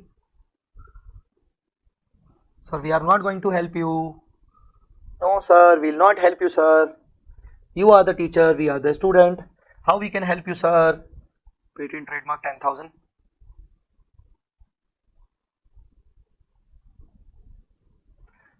cash we need to prepare separately. We don't need to transfer the cash. Sundry creditors 17,800. Buy creditors 17,800. Loan on hypothecation. Buy loan 6,200. 6,200. Okay. We closed the assets. We closed the liabilities.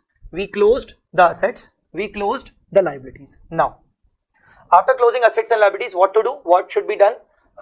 Realize the amount. Okay, one by one. First of all, the point number one. Point number one's effect is this: cash account debit, Adil's capital debit to realization. That means buy cash 10,200, buy Adil's capital 5,300. It becomes a JLP. Okay, the first point is over. One of the creditor took some of the patents whose book value 6,000 at a valuation of 4,500. The balance was to be paid in the balance to that creditor was paid in cash. So creditors took the patent, no entry. Remaining creditors are to be paid. So remaining creditors are to be paid. Okay. Firm previously purchased the shares in joint stock company, and the shares are now worth rupees 3,000. The new and the loan creditor agreed to accept. So there are total loan creditors of 6,200. Out of that, 3,000 shares they have taken, for which we don't need to pass any entry. Rest 3,200 we need to pay. So 3,200 to cash, 3,200 loan. Okay. So out of the liabilities, loan has been repaid. Creditors 17,800. So 17,800 creditors are there. They took over the patent of rupees 4,500. Rest creditors are 17,800 minus 4,500, 13,300, and they have given us 500 rupees discount. They have given us 500 rupees discount. These points were earlier discussed in the last session. So 12,800 we need to pay. So to cash 12,800 creditors. The next point, plant and machinery 17, 1,000 furniture, stock 9,000, debtor 16,500, patent 50% of their book value. Out of 10,000 of patent, 6,000 has been taken over by creditors. The rest becomes 4, and 50% of 4,000 is 2,000. So we realize 45,500 overall. By cash 45,500. Assets sold 45,500. All right, creditors are being paid. Okay, the expense of relation 2,300. So to cash 2,300. Now please calculate the profit or loss. Please calculate the profit or loss.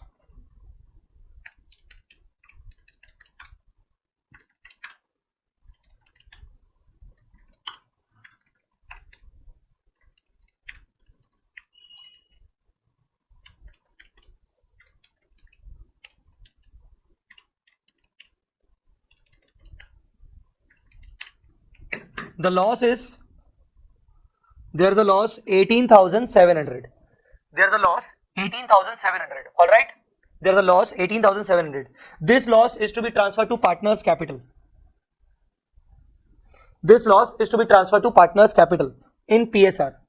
This loss is to be transferred to partners' capital in PSR. In PSR. So this becomes the realization account. Now one more account called cash account.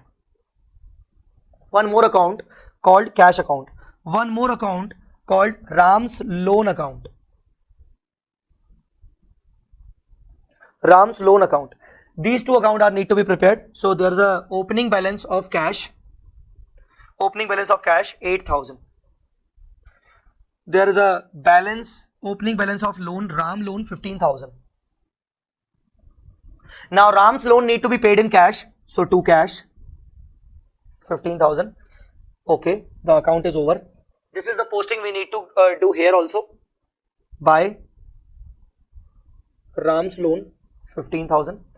All other postings from realization account you can take, like cash, 32, 12,800 and 23. So by realization realization 32, 12,800, 23. Cash 10,200, cash 45,500. So 2 realization 45,500, 2 realization 10,200. All right. Apart from that, we need to prepare the partners capital account also.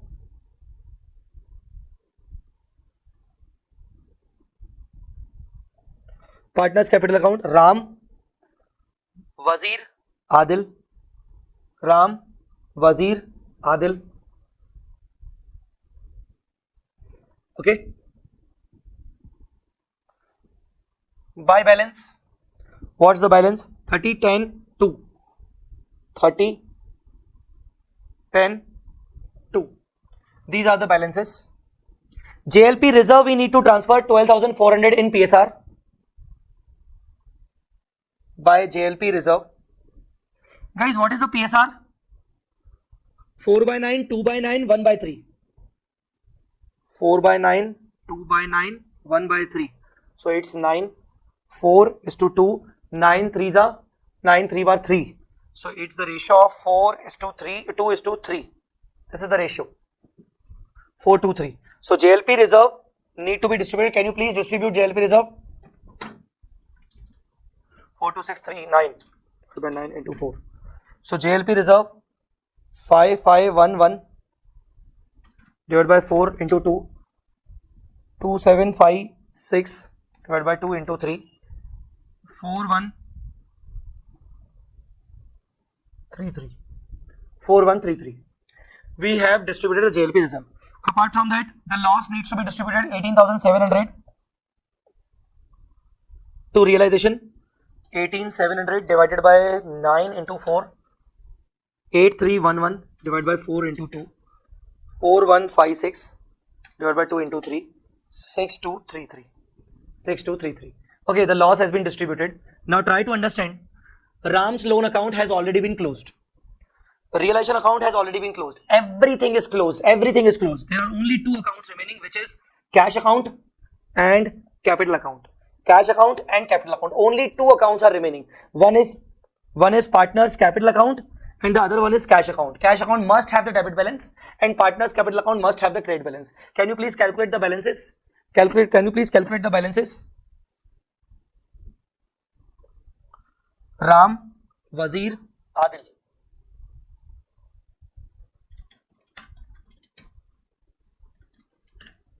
It's 27,200 credit balance.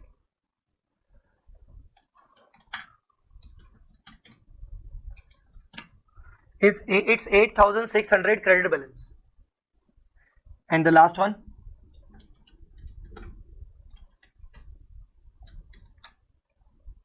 Last one. Tell me. 100, sir. 100 is debit, I think. Yes, sir. And suppose if there's a debit balance, what to do first of all? Debit balance represents what? Insolvency. No, not always insolvency. Are they talking about insolvency of any partner? No, that means nobody is insolvent, because for insolvency question must tell you that who is the partner who is getting insolvent. So not always the insolvency. So tell me, debit balance means what? Receivable from partner. Very good. Recoverable from the partner. Partner will bring 100 rupees. Tell me the entry. Tell me the entry.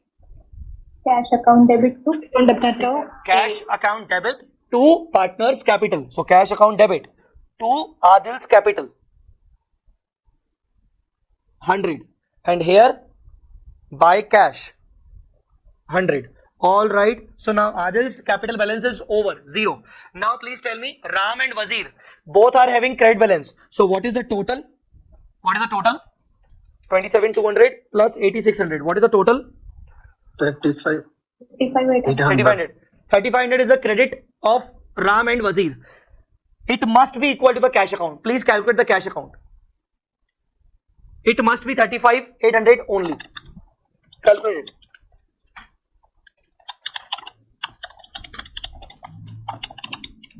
Yes, sir.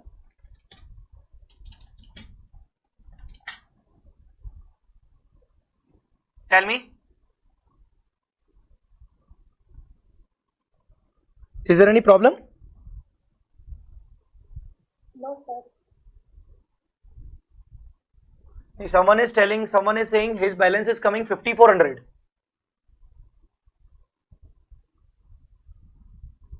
Acha, yes. One more thing. Sorry. One more thing. Please, wait.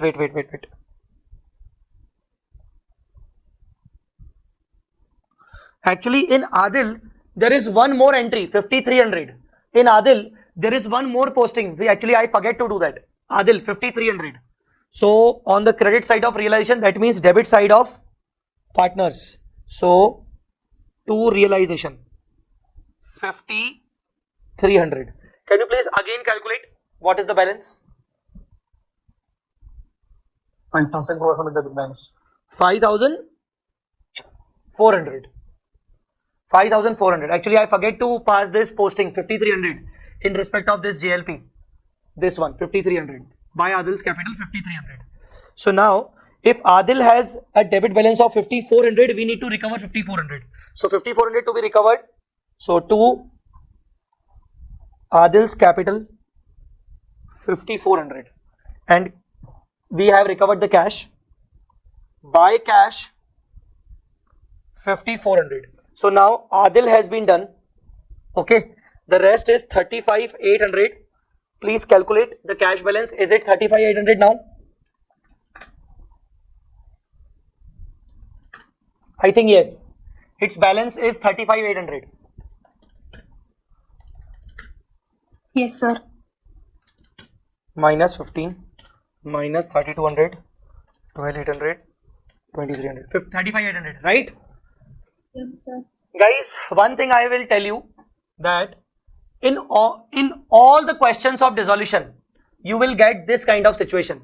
At the end, your cash account remaining balance should be equal to the partner's account credit balance, and it is your cross check point. If the cash account remaining balance is not equal to partner's capital account credit balance, then there is a mistake. Like we did some mistake. What mistake we did? We forget to post 5300. So we got the mistake. So please always remember that cash account remaining balance of cash account should always be equal to the partner's credit balances, so that we can distribute it properly. So finally we will distribute Ram 27,200. We will distribute to Wazir 8,600. 8,600. Okay, and here to cash 27,200, 8,600. Done. So this will always be the situation. At the end, after all adjustment, your cash balance must be equal to the remaining credit balance of partners. At the end, remaining partners credit balance should be equal to cash balance. If this is so, your question is right. Your question is correct. Your solution is correct. Okay. Do you want to ask anything? Do you want to ask anything? No, sir. No, sir. Shall I proceed to insolvency now? Yes, sir.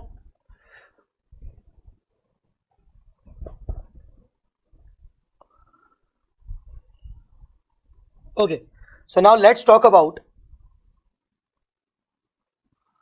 insolvency of firm. Let's talk about insolvency of firm. Let's talk about insolvency of firm or insolvency of partner. When the partner will be treated as insolvent? When the partner will be treated as insolvent, first of all, partner must have the debit balance of capital. First of all, partner must have the debit balance of capital, and such debit balance is not recoverable. Such debit balance is not fully recoverable. If the partner is having debit balance and we are able to recover the entire debit balance of the partner, that means partner is not insolvent. Just like Adil. Here Adil was having debit balance of 5400, but since nothing in the question was mentioned about anyone's insolvency, we assumed that Adil will pay to us 5400 entirely. So when the partner will be treated as insolvent, when there is a debit balance of the partner and a partner has not paid the entire balance to the firm. Partner is unable to pay the entire balance. In that case, the partner will be treated as insolvent for their balance value. And such balance value is treated as insolvency loss or deficiency. Suppose Adil has a balance of 5400 and suppose Adil could pay 400 only.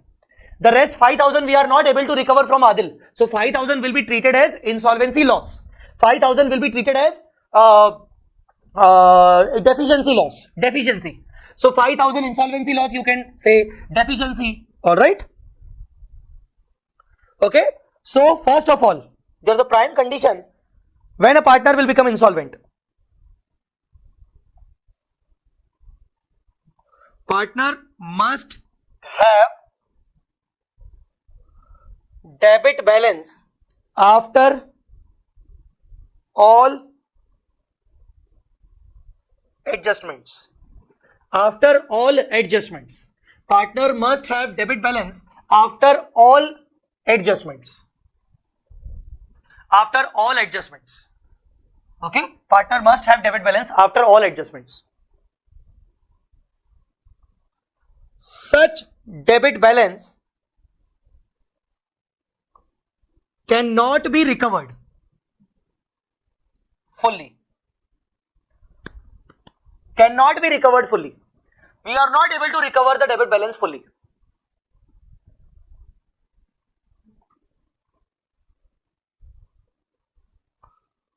What is insolvency loss? What is insolvency loss? Insolvency loss means net debit balance of partner which he cannot bring. He cannot bring. Net debit balance of partner which he cannot bring. So insolvency loss is equal to the net debit balance of the partner which he cannot bring. The unrecovered portion. Unrecovered portion.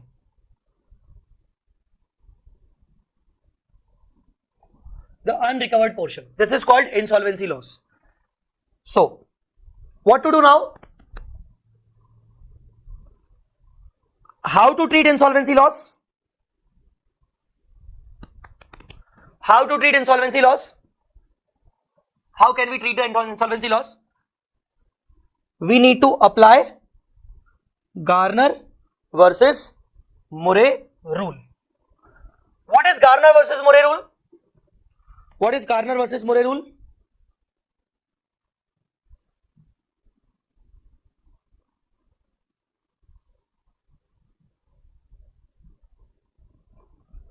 Now, let us talk about Garner versus Murray rule. Garner versus Murray rule says,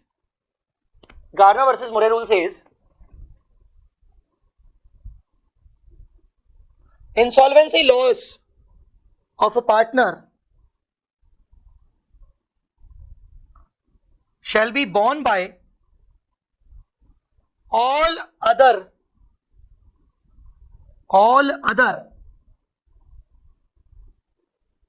solvent partners having credit balances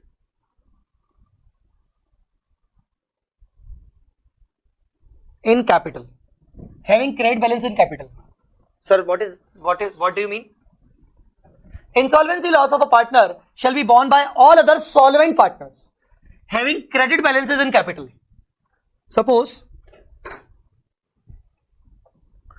there are 4 partners A, B, C and D. Suppose D is insolvent and his loss is 50,000. Now technically this 50,000 need to be borne by ABC. This 50,000 need to be borne by ABC. But what is the issue? A is solvent, B is solvent, C is again solvent. A has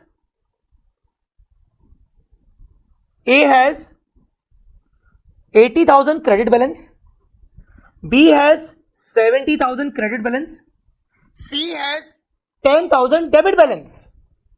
C is solvent, but C has a debit balance. Now tell me, according to this point, who will bear the loss? Tell me. A and B, sir. Guys, if you are not comfortable in audio, please chat. Please use the chat button. But I need your reply. Everyone's reply I want. So tell me, only A and B will bear the loss. C will not bear the loss. C is solvent, but C has debit balance. C has debit balance after all the adjustments. Alright. So only A and B will bear the insolvency loss. Now the second thing, okay, understood. A and B will bear the loss. A and B will bear the loss. In which ratio? In which ratio? In which ratio? In which ratio? So insolvency loss shall be borne in capital ratio. Capital ratio. In capital ratio. Insolvency loss is to be borne by the partners in capital ratio. Sir, by capital ratio, what will be the capital ratio? Because in the capital account of partners, just like this, in the previous question, in the capital account of partners, there are so many things. Balance, realization loss, JLP reserve. Sir, which capital ratio? So which capital ratio? If fixed capital method is there, if fixed capital method is being followed, do you know what is fixed capital method? Can anybody explain? Do you know what is fixed capital method?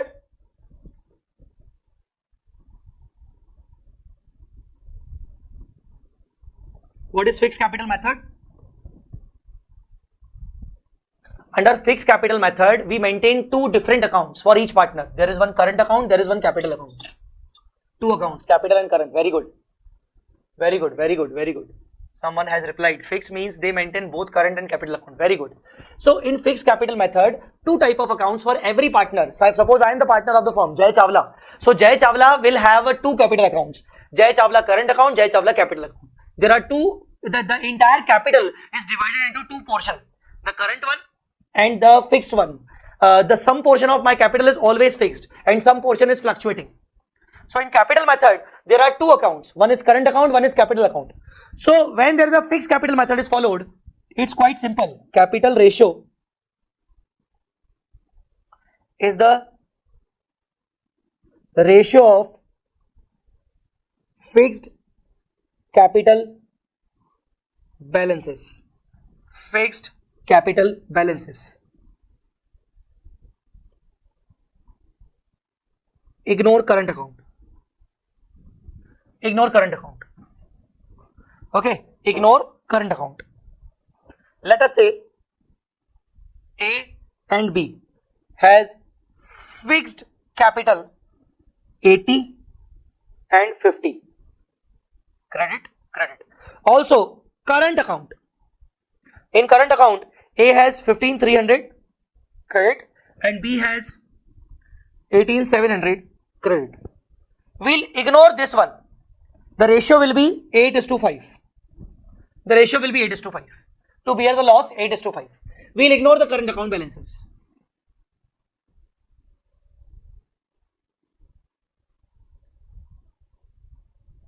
Ignore current accounts and also ignore all other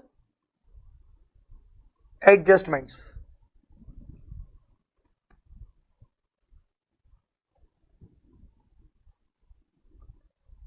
If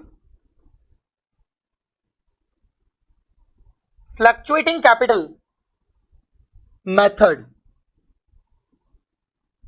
is being followed, fluctuating capital method is being followed. What do you mean by fluctuating capital? Only one account is Only one maintained. account. Unlike this method, there are two accounts, fixed and current. Under fluctuating, there is only single account. Jai Chawla capital account, Ram capital account, Wazir capital account, Adil capital account. Only one account. So if fluctuating capital method is being followed, capital ratio is the ratio of adjusted capitals, adjusted capital balances. Sir, what do you mean by adjusted capital balances? I'll tell you, don't worry. Adjusted capital balances. Capital ratio is the ratio of adjusted capital balances. Adjusted capital balances.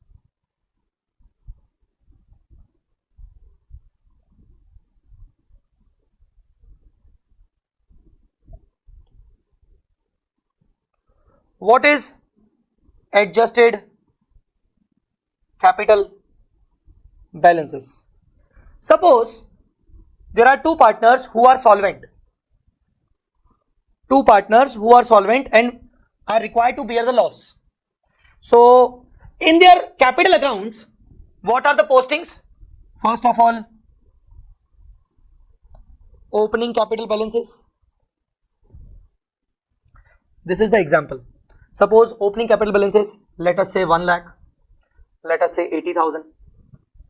Suppose there is a general reserve transfer or P&L transfer, let us say 60, 30. Suppose there is a realization profit loss transferred. Realization profit loss transferred. Let us say there is a loss. So let us say there is a loss. Maybe 15,000 loss and 7,500 loss. Suppose one partner has taken over the asset. The realization asset taken over.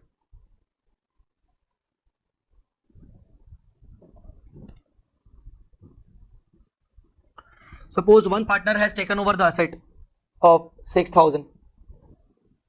Apart from that, suppose there is a drawing of partners.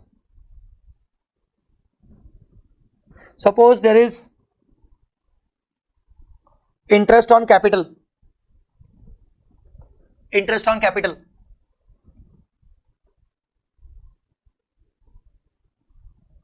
Suppose there is interest on drawing.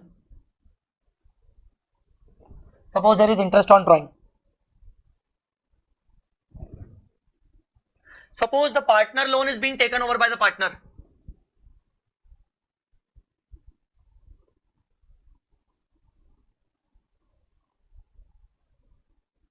Suppose the partner loan is being taken over by the partner.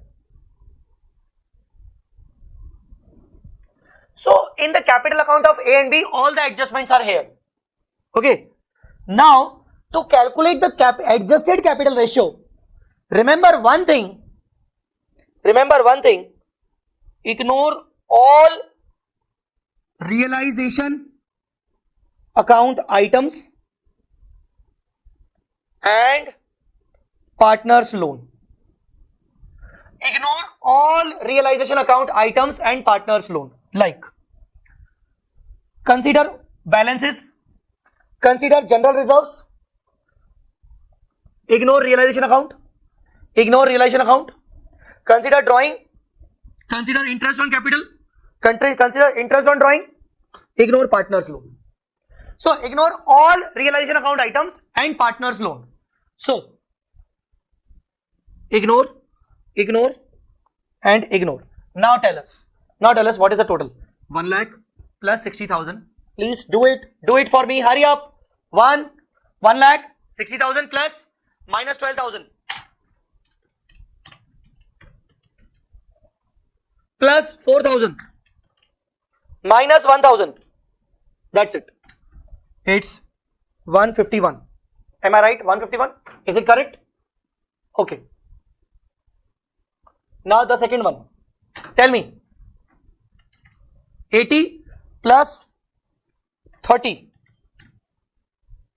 minus 9 plus 2500 minus 800. That's it. 102700.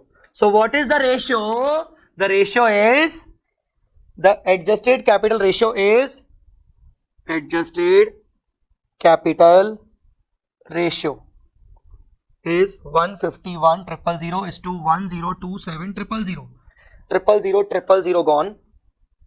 No, 1027.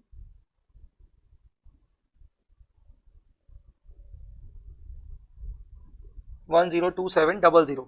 0000 gone. It's 1510 is to 1027. This is the ratio. This is the ratio. Adjusted capital ratio to bear the loss.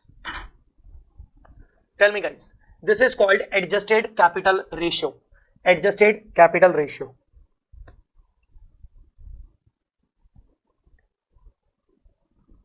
Are you getting my point?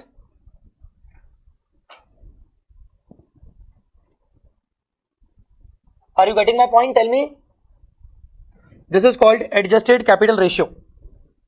Adjusted capital ratio. Getting my point or not? All right, very good. So let us first of all revise.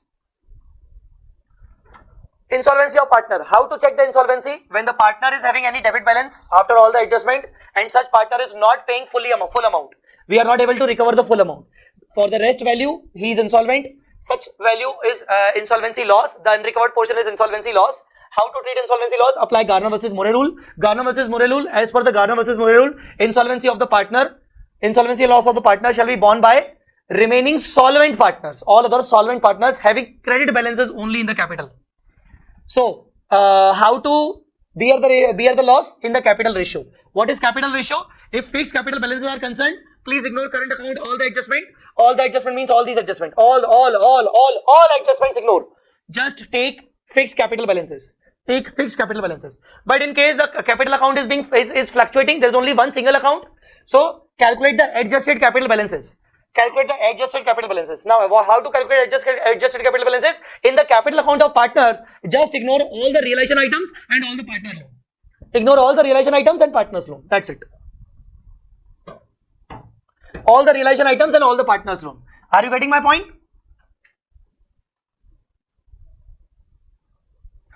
Okay. So now, any other thing? Any other thing? One more thing. As per Garner versus Murray rule, if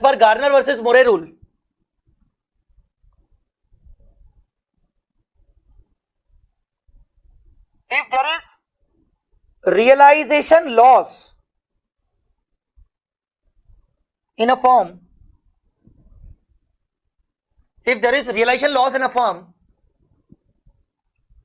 then solvent partners shall bring cash equal to their share of realization loss. So if there is a realization loss, it is to be distributed among the partners in the profit sharing ratio. The solvent partners only, insolvent nahi, solvent partners only need to bring the cash equal to their share of loss. What is the journal entry? The entry is cash, bank, debit to partners, capital, share of loss.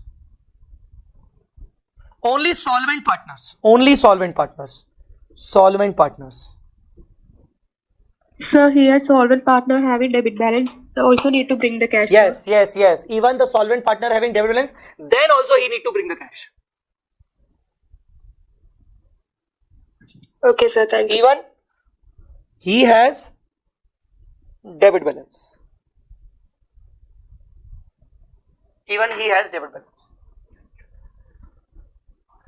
All right.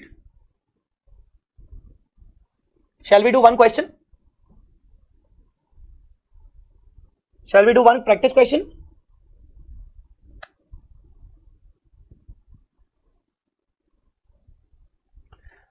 AK, what will be in the case of additional capital? Can we consider the same or take only opening balance of fixed capital? See, if there is an additional capital is there, then we definitely take the additional capital. But in cases of dissolution of firm, no partner is bringing the money as additional capital. Okay, but if there is additional capital, we need to consider that also.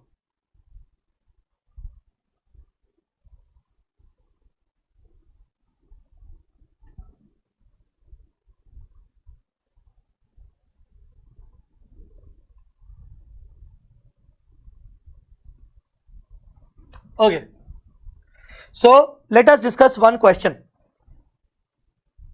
Let me check.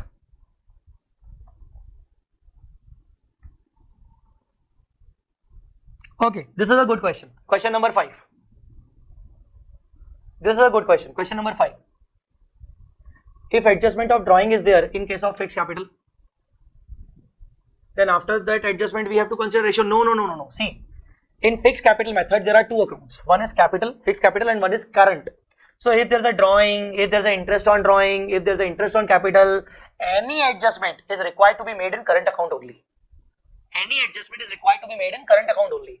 You don't need to disturb the capital balances, fixed capital balances. So even if there's a drawing, it is to be transferred to current account.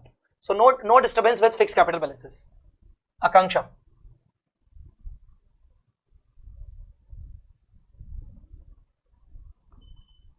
We'll consider partner salary in case of fluctuating capital method. See what I'm saying, except realization item and partner loan. You need to consider everything better.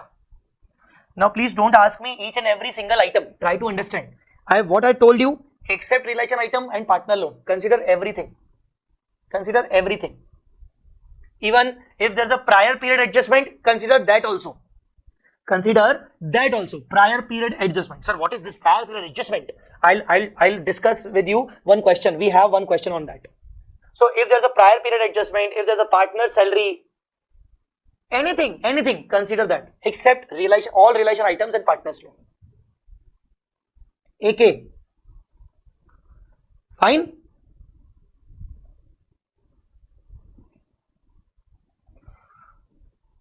Question number 5. Question bank, page number 7.10. Page number 7.10. PQRS are sharing profits and losses in the ratio of 3:3:1. Frauds committed by R. Frauds committed by R. Frauds committed by R. R has committed the fraud. Okay. During the year were found out. And it was decided to dissolve the partnership on 31st March 19 when their balance sheet is under. Now, see, P and Q are having credit balance of partners, credit balance of capital.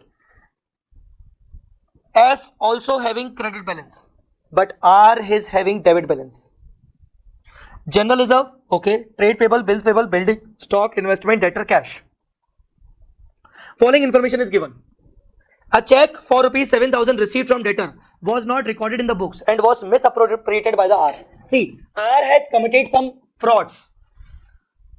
One check was collected by from the debtor and R has misappropriated, like R has personally used that money.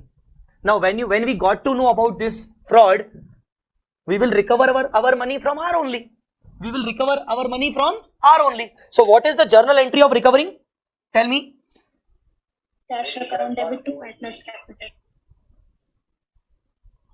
No, wrong.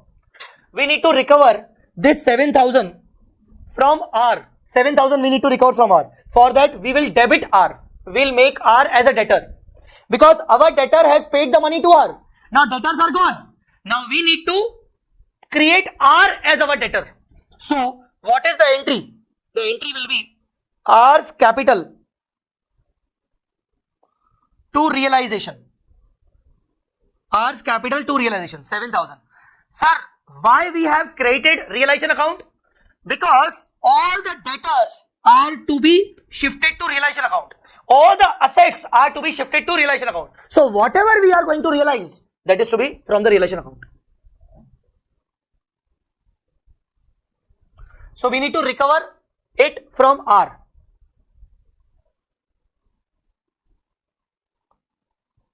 Okay, the second fault, the second fraud. Investment costing 8,000 was sold by R. Investment costing 8,000 sold by R. At rupees 11,000, the funds transferred to his personal account. The sale was omitted. Investments are getting sold by R, but the funds are used by the R only. Now we need to recover 11,000 from R again. So tell me, what is the entry? The entry is same. The entry is same. Tell me the entry. R's capital. R's capital account debited to realization account. Very good.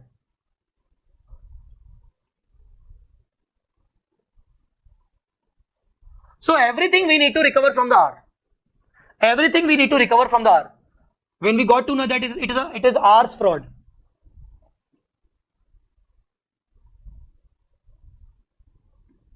So these 2 points are done. Next, creditor agreed to take over investments of the book value of 9,000 at 13,000. The rest of the creditors were paid at a discount. So how many creditors are there? Creditors, 80,000.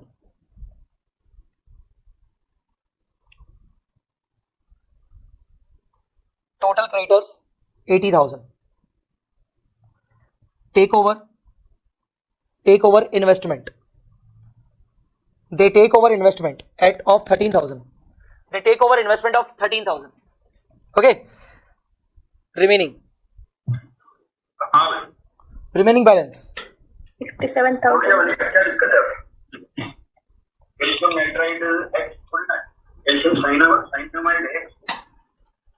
Akanksha, please mute yourself.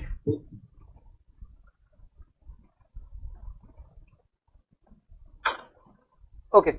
So remaining balance is 67,000. Took over investment. So now tell me, what is the adjustment regarding this? One creditor has taken over the investments. Do we need to pass any entry? No entry, sir. No entry. Very good. No entry. And the rest of the creditors were paid off at a discount of 5%. So minus 5%. Please tell me. 63,650. 63,650. What is the entry? The entry is realization debit to cash. With the cash. Realization account debit to cash. Okay. Third is done. The fourth. The assets realized as follows. Building 10%.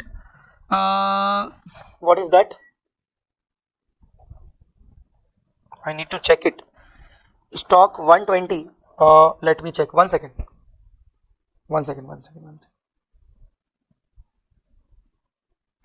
I need to check what is the balance.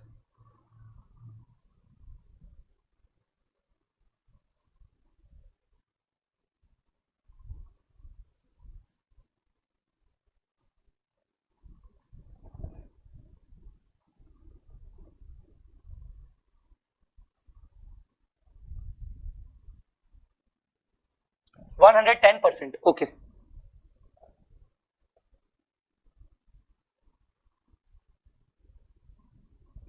$110% of book value. Investment. The rest of the investment was sold at a profit of 7. Can you please tell me how much investments are remaining? Can you please tell me how many investments are remaining?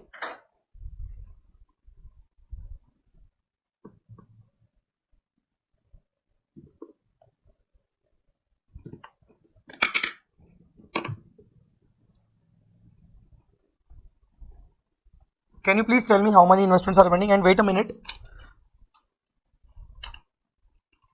I need to replace the batteries.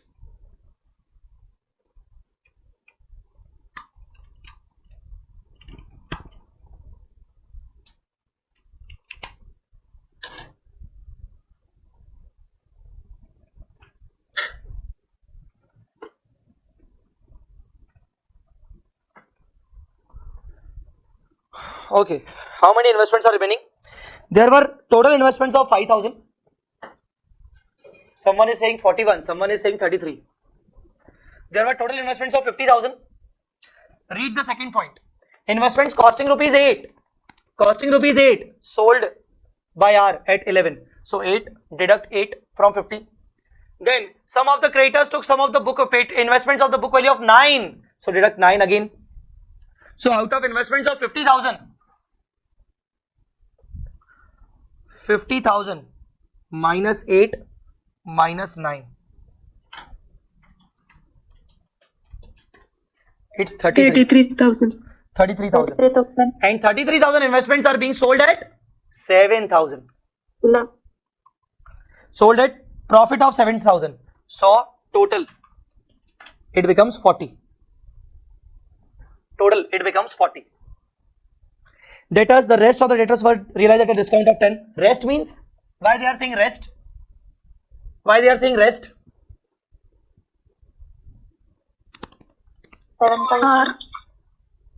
Debtors 70,000. Some debtors have given the check already, which was misappropriated by the R. So out of 77,000 minus 63, 63 less 10%. 63 less 10%. 56,700. Very good. The bills payable were settled at a discount of 500. Okay. Expense of dissolution. Okay. Okay. It was found out that realization from R's private estate would only be 7,000.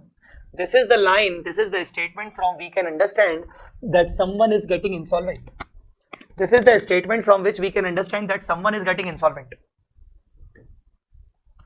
All right. Okay. Let's do it. Let's do it. First of all, what are the accounts we need to make? First, realization account.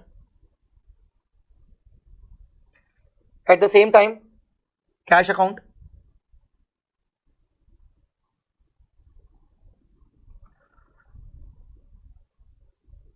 Partners, capital account. P, Q, R, S. P, Q, R, S.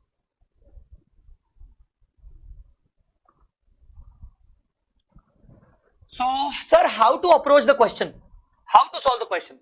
Step number 1, close all assets and liabilities. Close all assets and liabilities. Just try to empty the balance sheet. Try to empty the balance sheet. Okay. One by one. Building, stock, investment, debtors. These 4 things. Building 190, stock 130, investment 50, debtors 70, 440. 440. 2. Sundry assets. See, I am doing shortcut. You cannot do sundry assets like this in your exams.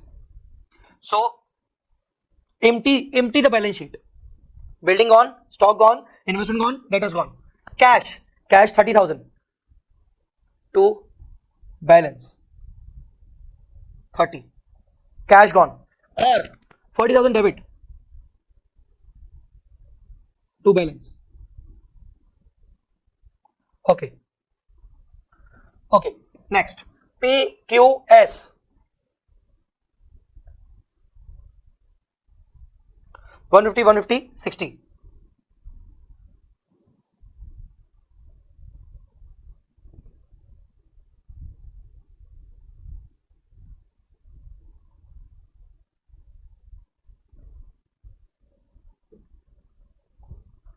Okay. Gone. General reserve. Just transfer the general reserve in PSR. What is the PSR? 3321. Please tell me the amount. Hurry up.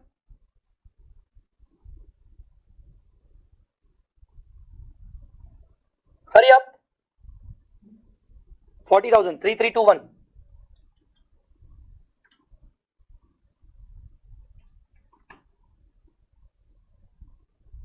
30,333. I think 12. It's 40 now. 3. Okay. Sorry. It's my mistake. 40 divided by 9 into 3. Yes. How much? 30,333. 30,333. 8889. 4445.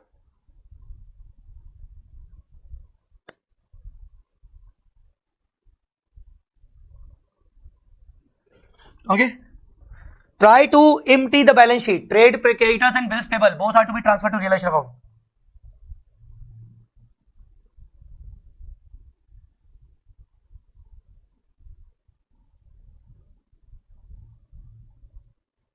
$80-30.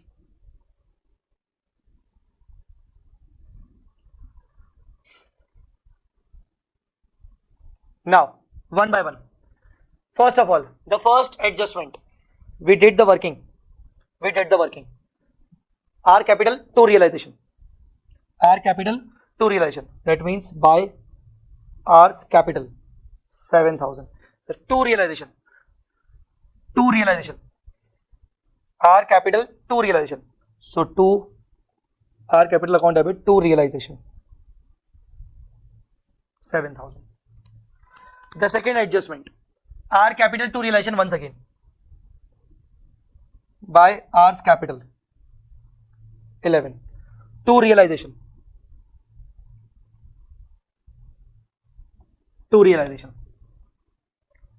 Okay. Now first done, second done, third. Creditors, investments, creditors, taken over investment. Okay, we did the working. This is the working. 63,650 payment. Realization account debit to cash. Realization account debit to cash.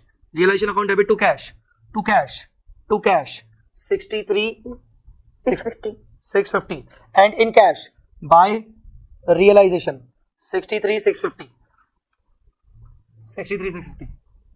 Okay, the third adjustment is already done. Now the fourth. Please tell me, building 110% of the book value.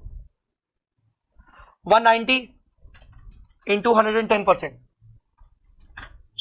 2,09,000. Okay, so it's 2,09,000 for building. Then stock at 120. Okay, then investments if I'm not wrong 40. Debtors, the rest of the debtors are realized at 10% discount. So what are the rest debtors? 70 minus 7 minus 10%, 56,700. So please make a total.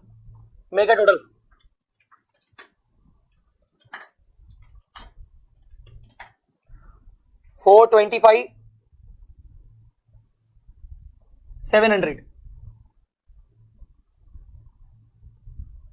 So by cash 425,700 assets to realization 425,700. Then the bills payable were settled at a discount of 500. What are the bills payable? 30,000 means 29,500 by realization 29,500. It's bills payable to cash. 29,500. So bills payable were settled. Even the expenses are there 8,000. So to cash 8,000 expenses by realization. Their expense 8,000. See, we have done all adjustments. All adjustments. Now what to do? After doing all the adjustments, see, we have three accounts: realization, cash, and capital. We cannot close capital first of all. We cannot close cash first of all, because at the end, the cash account should be equal to capital account. Simply, we know this fact. At the end, the cash account balance should be equal to the capital account balance. So first of all, we need to close the realization account. Please close the realization account.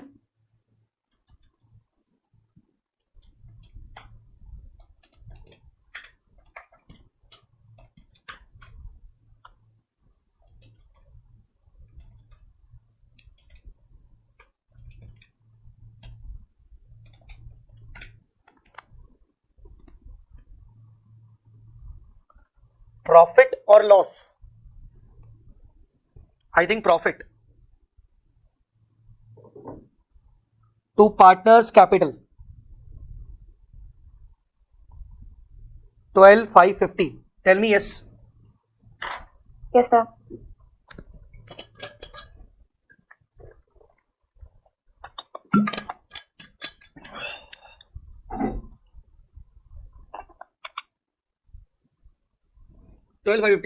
Please distribute the profit.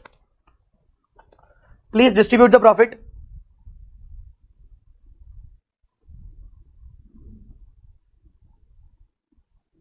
By realization account into 3 divided by 9. It's 4183. 4183. 2789. 1394.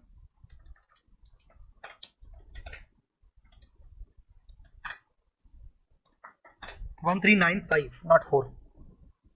1395. See, there's a profit. There's a profit. So this rule will not be applicable. Which rule? Which rule? Which rule? Which rule? Which rule? This one.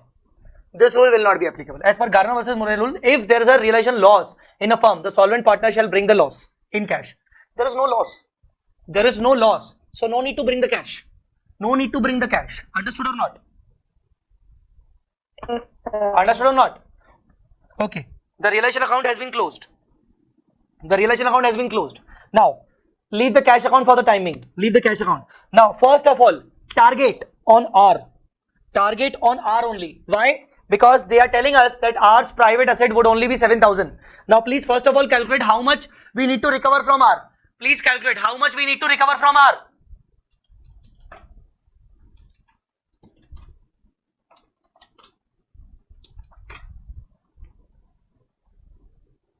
Four six three double two.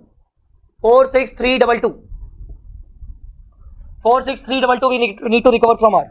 So recoverable from R 46322. R paid 7,000. It's 7,000 now. So first of all make an entry of 7,000.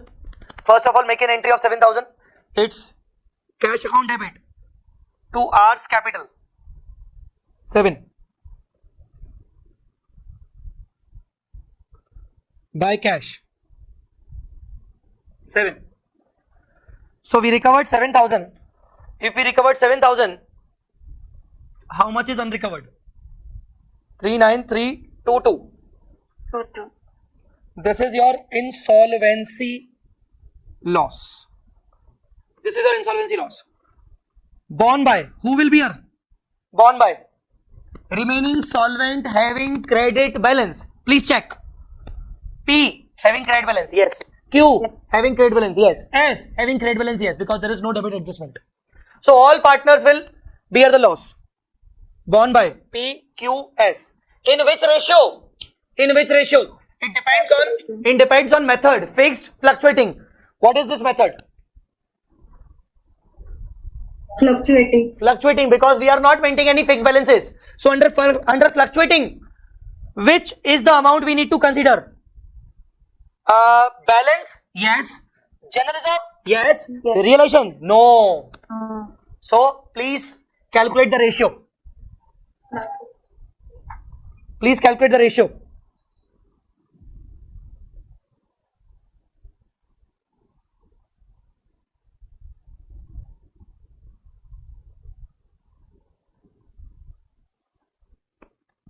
One triple three, 13333.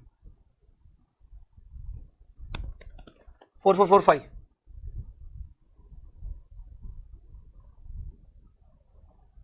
163,333. 163,333. 64445. So in this ratio, we will bear the loss. Please distribute the loss in this ratio. I am waiting. Distribute the loss in the ratio. 16421. Huh? 16421. What is the journal entry? The journal entry is Debit to cash account debit to P. no cash. R's loss will be borne by solvent partner. So solvent partner's capital debit to R's capital, insolvent partner.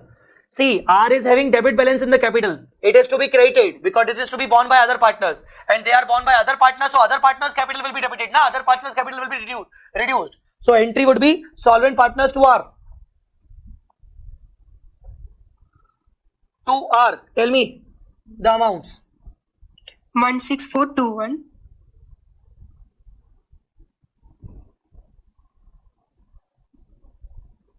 Again 16421. 6480. 64 80. 6480.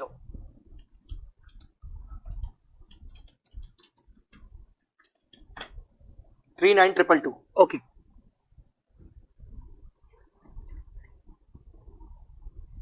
All right. And if you do the posting, solvent partners account debit to R. So that means R will do by P, by Q, by S.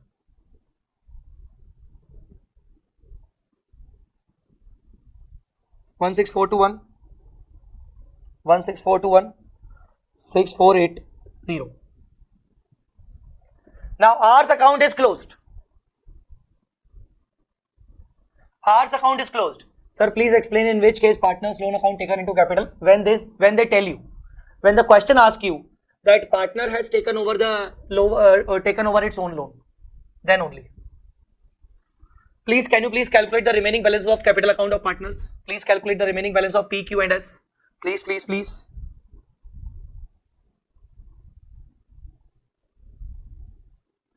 Remaining balance P, Q, S. 150, 13333, 4183 minus 16421. It's 150, 151095. 95. I think same with Q. 151095. What is S? 60, 5, 1395 minus 6480. 59360. What is the total? 361550. What about capital? 30, 425 700, 7, 63 650, 29 500, 8000. 361550. 361550. The cash account is also 361550. Please check. The cash account is also 361550. Partners remaining balance are equal to the cash account. This is your cross check point. Partners remaining balance are equal to cash account. So by P, Q, S. 151095.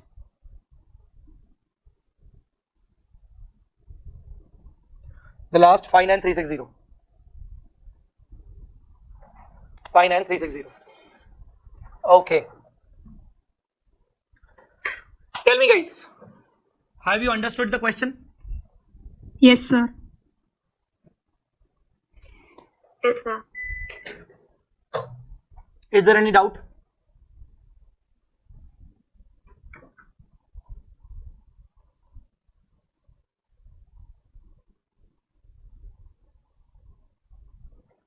Is there any doubt?